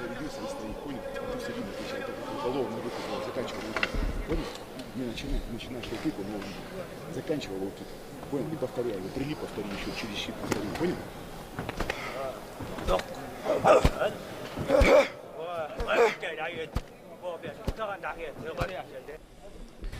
Ну, Кириллу Круглякову, да, тренер говорил о том, что надо завершать комбинации лоу-киками, да, и подключать лоу-кики, но в углу Абдул-Азиза момент подключения нашей камеры, да, мы вот такие воинственные звуки. Да. Духи горца. Слушали, да. Настраивался Абдул-Азиз. Ну и параллельно тоже вот восстановительные как бы, упражнения, да. Хорошо, начинаем второй раунд. Вот. Юсупов сразу центр ринга занимает. С разворота пытался пробить. Ну, тоже так же, да, идет активно вперед. Да. Тут обоюдный обмен ударами идет.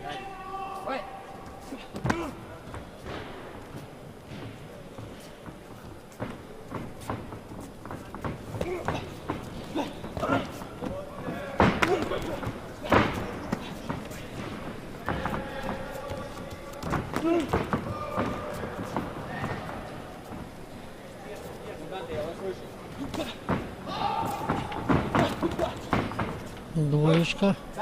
А Круглякова достигает цели. Надо вот поправить экипировку.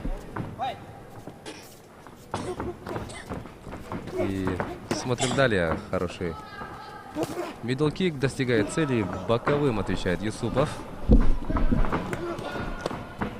Ну вот очередная серия в исполнении Круглякова. С разворота. Попадает в корпус.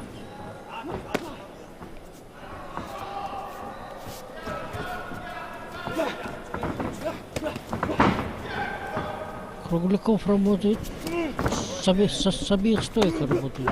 Даже и левшой поработал, и правшой. Кстати, да, меняет, вот сейчас да, уже левшой работает, да? Да, меняет стойку, до этого правша был. Вот теперь правшой работает. Юсупов хочет поймать его. Не получается, вот очень сейчас хорошо. боковой доводит. Да, апперкот промазывает, апперкот попадает. Да, опять нечаянно в пах попал Кругляков. И последние мгновения этого раунда. Ну, Юсупов тут успел собрать 2 лоу-кика. Послушаем тренеров. Вот так, отлично. Садишь? Сядешь? Вот так и работает. Все минут. Все четко. Не начиная слово опять. Вот видео просыпаться. Только заканчивал. Там же ручки два этажа лоу-кик. И повторяю лоу-кик. Понял, Кирилл? Понял? Полетах, можно.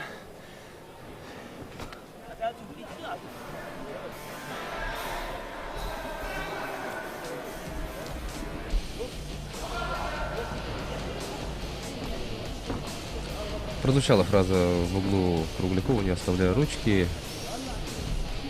Да, говорит, руками поработай, лоу-кики, и сразу, говорит, руки подними, защиту, чтоб держал.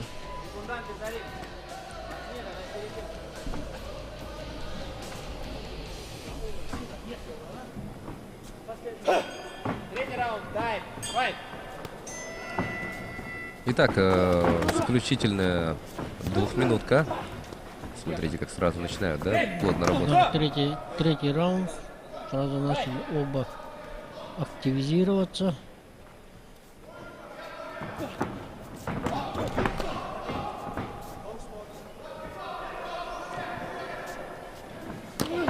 Вот, сразу ворота. Красота какая. Да, по защите попал Юсупов. Ну вот да, Абдулазиз очень жестко работает. Да, хлесткие у него удары. Резко. И при всем этом очень сдержанно, да, ведет поединок. Да, что-то так, да. Сдержанно ведет. Ну, и не активизируется же, как положено, горцу.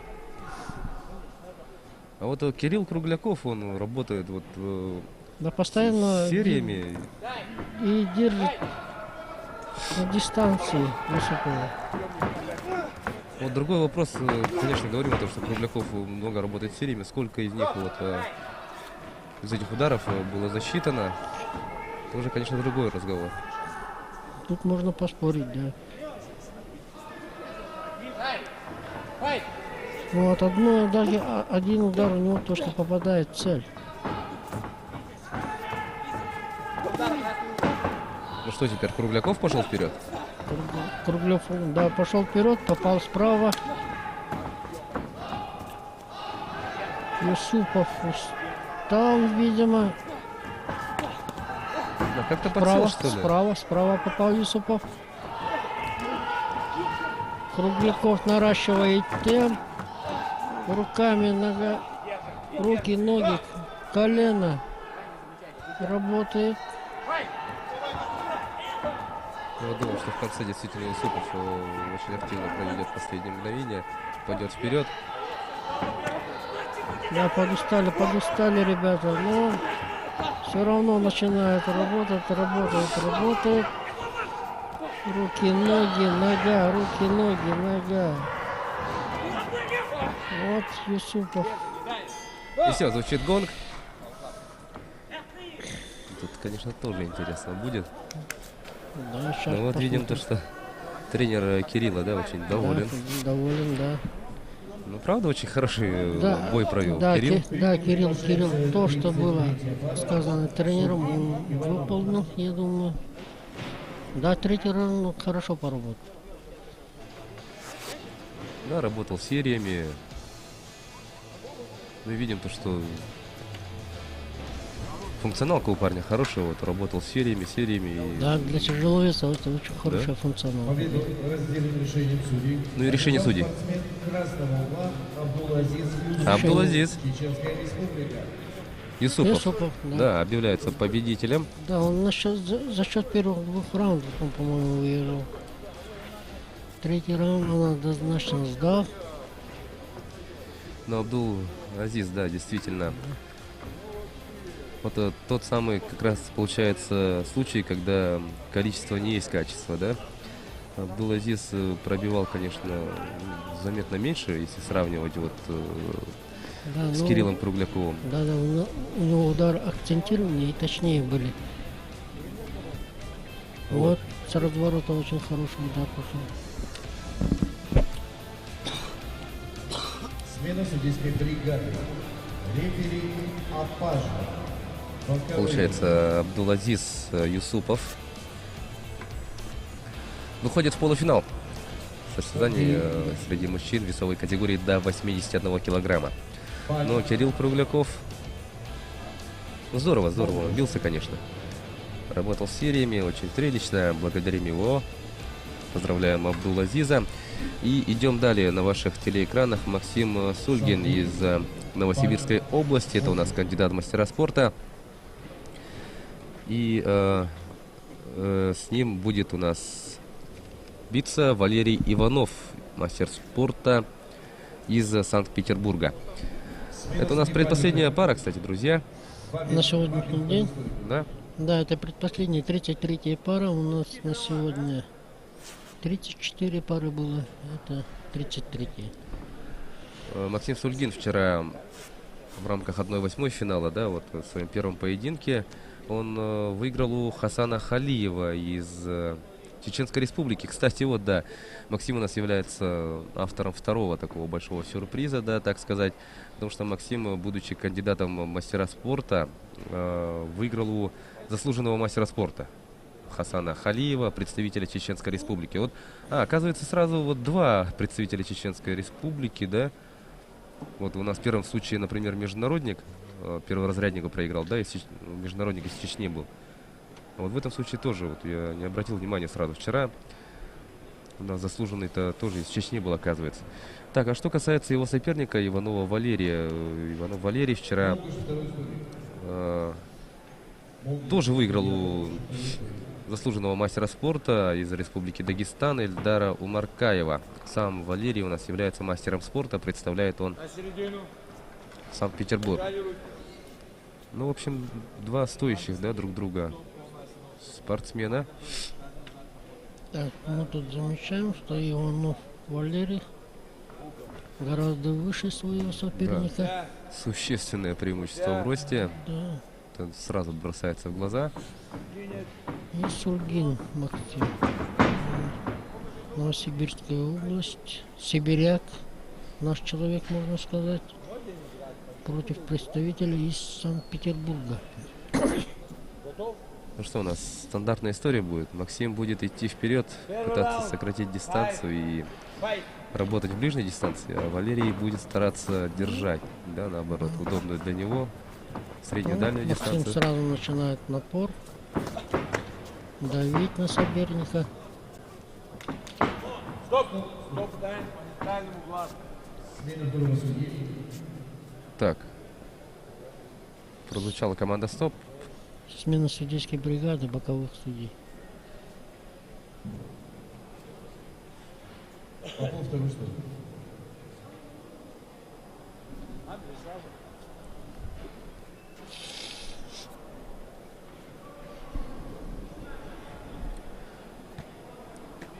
Ну что ж, как я понимаю, замена... Тайм. Да.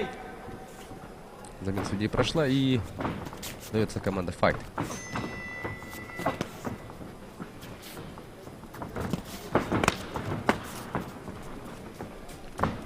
Шульгин начинает атаку.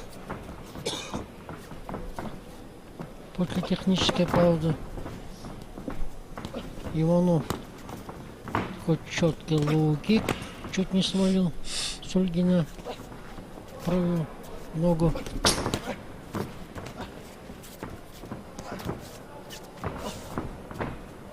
Стоп, тай. Тай. Файт.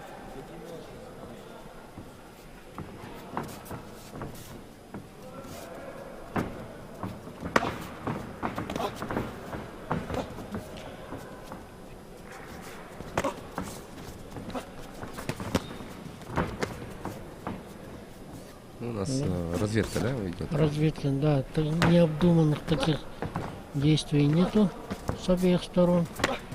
Осторожно так пристреливается. Да, аккуратненько, вот одиночными, либо же небольшими такими сериями. Вот серия из 3 ударов и лоу. Попытка бросить хайки Шульгина. Да, по защите попал.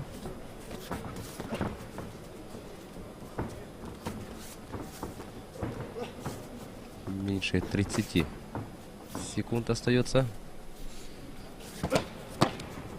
Одиночные такие хлесткие удары достигают своей цели Иванова.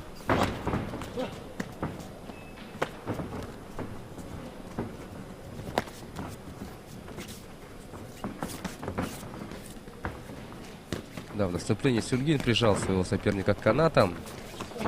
По защите работает.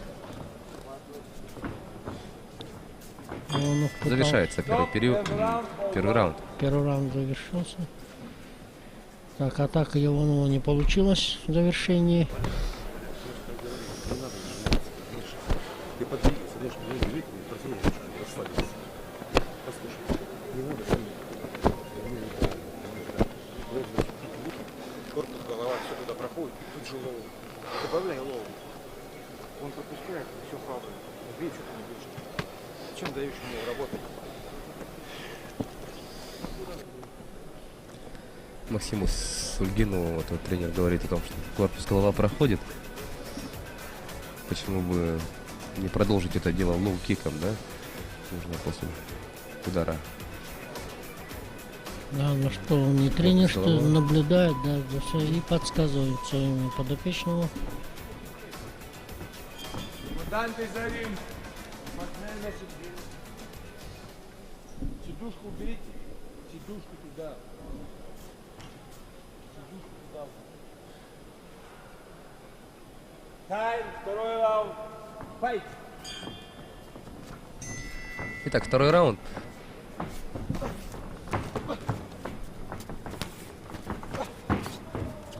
Шульгин начинает атаку. Иванов работает при отходе.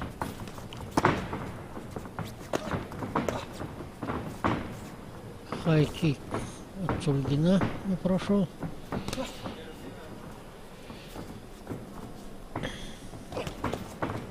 Через руку так четко попал Шульгин Иванова.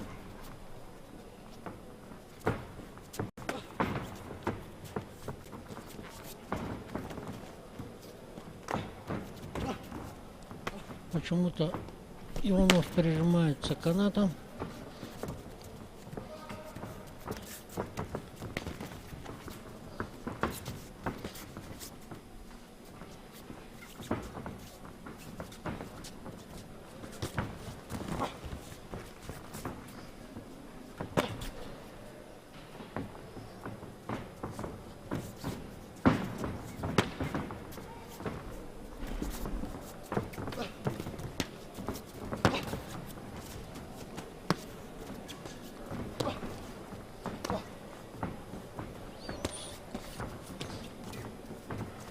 Как-то мало действий от Иванова.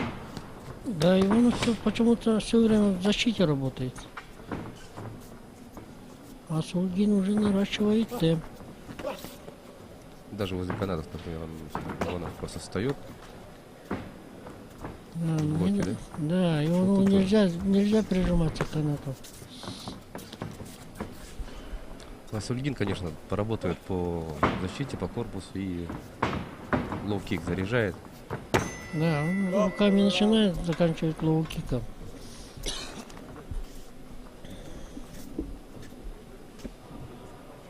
Готовится к выходу в ринг 34-я пара. Алварбек Данил Беков, Санкт-Петербург, Александр Дмитренко, Самарская область. Руку переднюю опустил, правой получится. Именно через взрыв дистанции. Потому что она прям у него башка высоко, рука здесь висит у него. Висит, я что-то не замечаю. Она прям висит у него. Сам не вижу. Он первый раунд собран был, держал. Это пустил. Да, повтор второго раунда у вас, телезрители.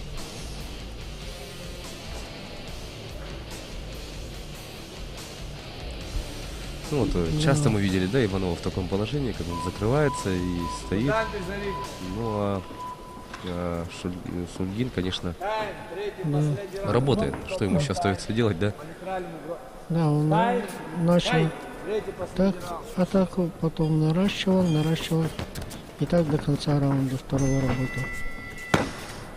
Ну что ж, это у нас последняя двухминутка, и Иванову как-то, наверное, надо менять. Да, ему надо менять тактику. У него преимущество в росте, он должен его на дистанции держать, не подпускать.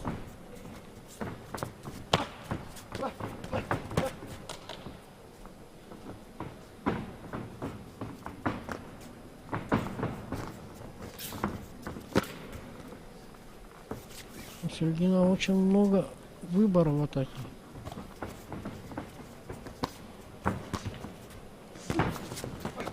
Жестко по защите работает, ну и по корпусу. Да, по корпусу тоже не забывает добавлять. Ну вот какие-то, да, активные действия Иванова начинаются. Вот. Если же ранее он преимущественно просто ставил, вот сейчас. После серии лоу-киков хорошо боковой провел. Почему же раньше не стоило начать, да, такие действия? Апперкот доходит до цели. Но Сульгин уже перехватил инициативу. Он хай-кики бьет.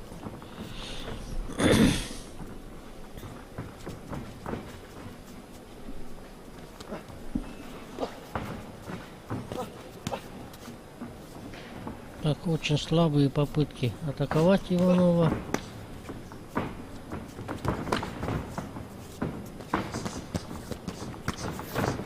Вот, Сульгин очень жестко работал по корпусу. Он просто запутался в ногах, упал.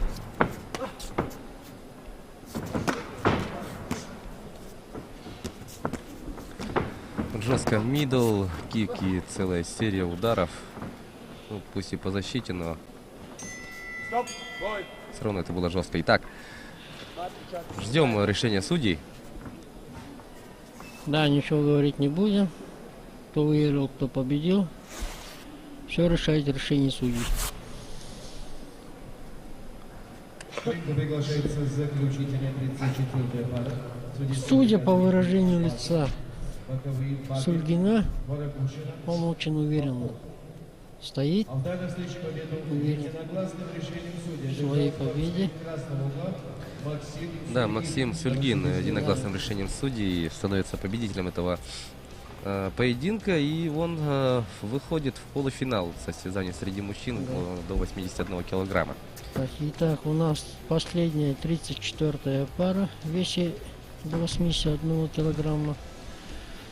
Это у нас Даниил Беков, Анварбек, мастер спорта из Санкт-Петербурга. И его соперник Дмитренко Александр, мастер спорта международного класса, Самарская область.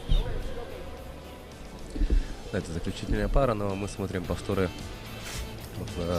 последнего раунда предыдущего поединка. Но действительно, что-то, не знаю, даже это, с чем связано. Валерий Иванов что-то много стоял, и только в третьем раунде он что-то начал двигаться, но как бы там уже поздно было, по большому счету. Сулгин уже он с начала раунда перехватил инициативу и не отпускал этот нокаут.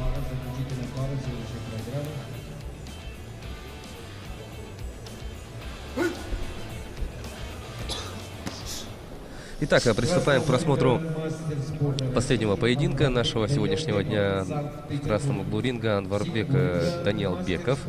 Это у нас мастер спорта из Санкт-Петербурга. И в синем углу ринга Александр Дмитренко из Самарской области. Он является у нас мастером спорта международного класса. Так, последний поединок сегодняшнего дня, первый раунд. Первая двухминутка началась.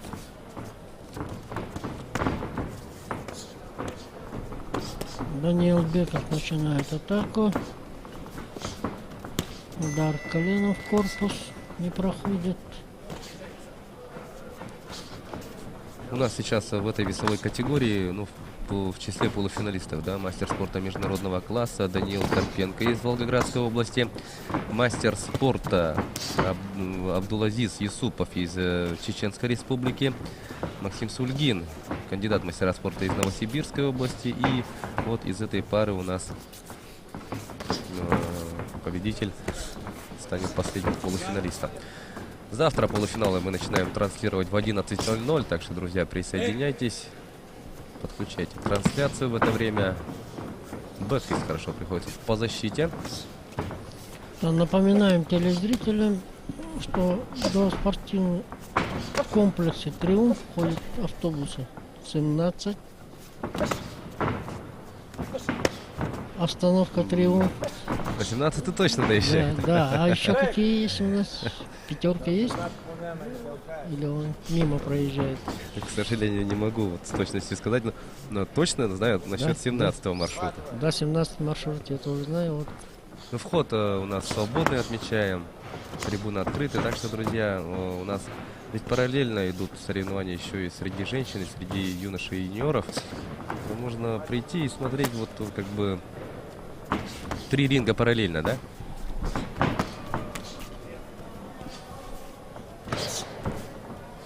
Так, очень активно работает Даниил Беков, Анварбек.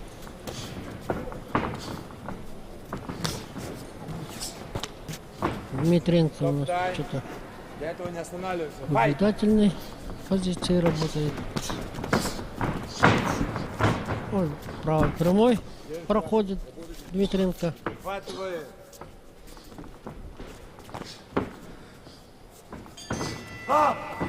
Завершается раунд. Стартовая двухминутка.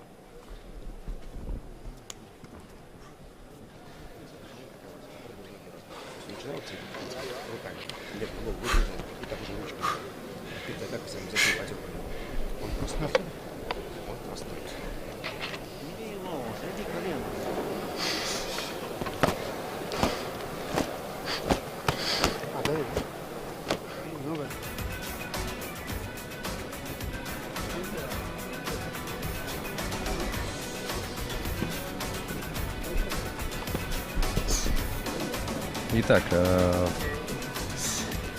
начнется сейчас у нас второй раунд. Встаньте за ринг. Спортсмены на середину. Второй раунд.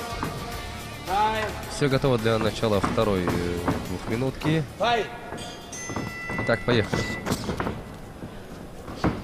Даниил Беков сразу начинает атаку. Ну, в первом раунде он тоже, да, очень активно работал. Преимущество у него в росте, в размахе рук. Да, со второго раунда тоже он начал атаку. Фронт-кик, прямые левой. Даниил Беков преимущество в росте. Да, дистанция очень хорошо работает. Да, не подпускает себе. Дмитренко вот на расстоянии работает. Если что, встречает. Да, тем не менее, у Дмитренко 2 правых боковых в голову прошло. Четко.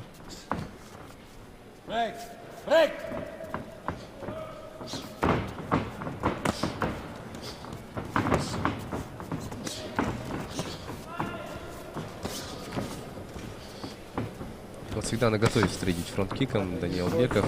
Да. Это очень такой несложный удар, но очень сдерживающий противника.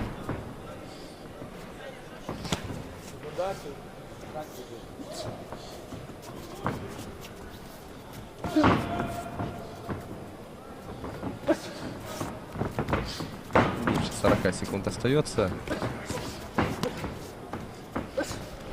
Вот, периодически, да, Даниил Беков держит своего соперника на расстоянии вытянутой ноги.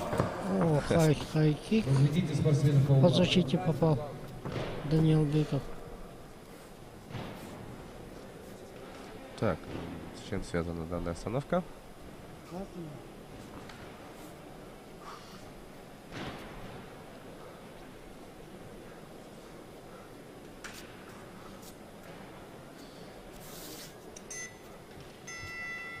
Тайм-аут, спортсмены по углам.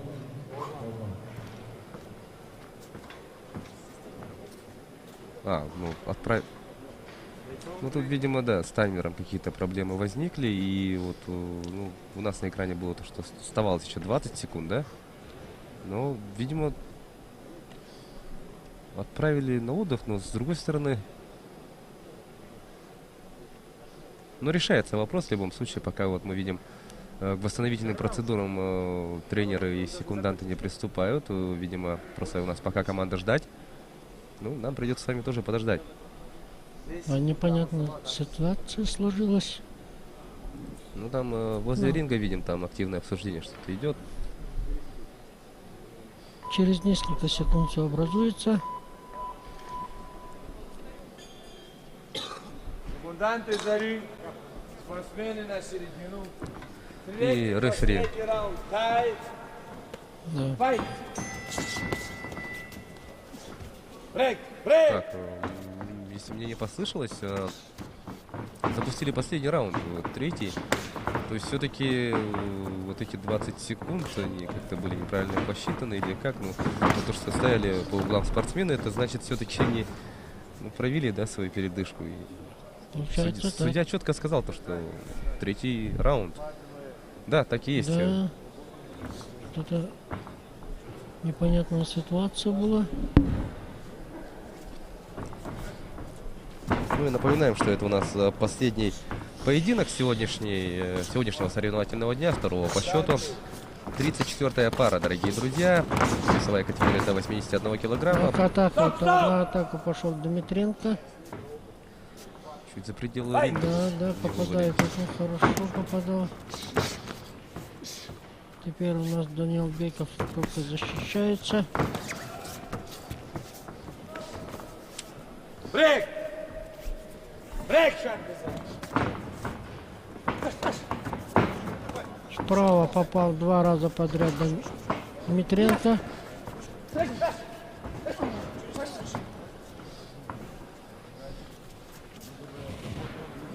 Не держать, работай.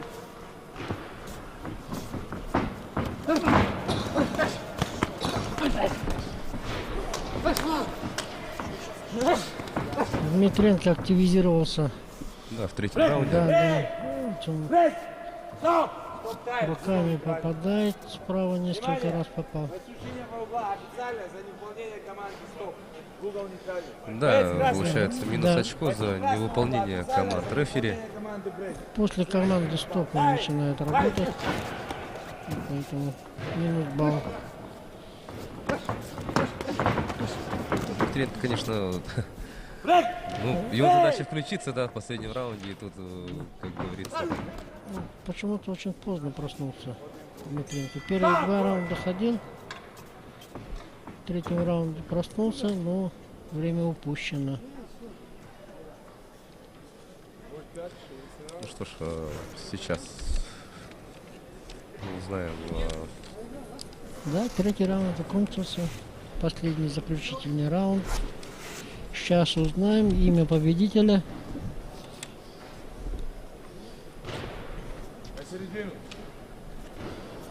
Второго полуфиналиста весил до 81 килограмма.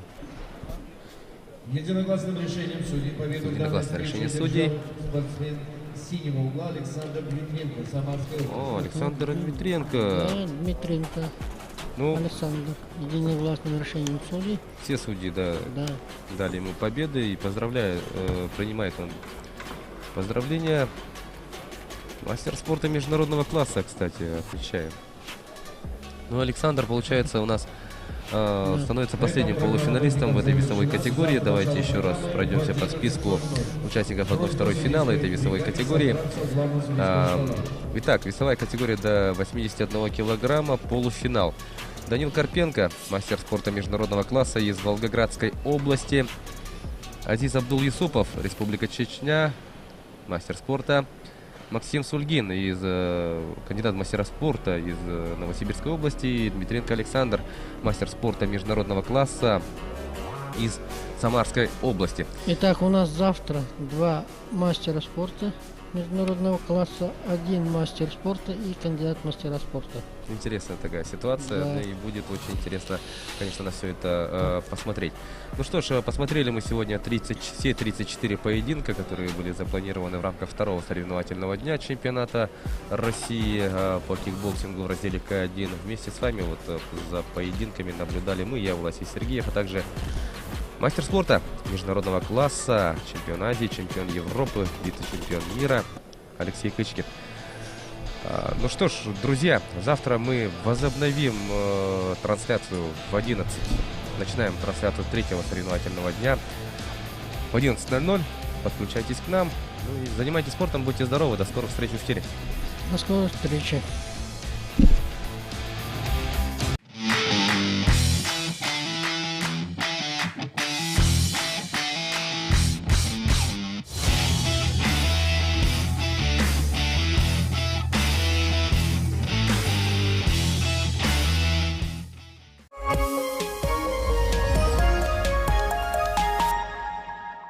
Устала спина, ноет шея. После трудного дня все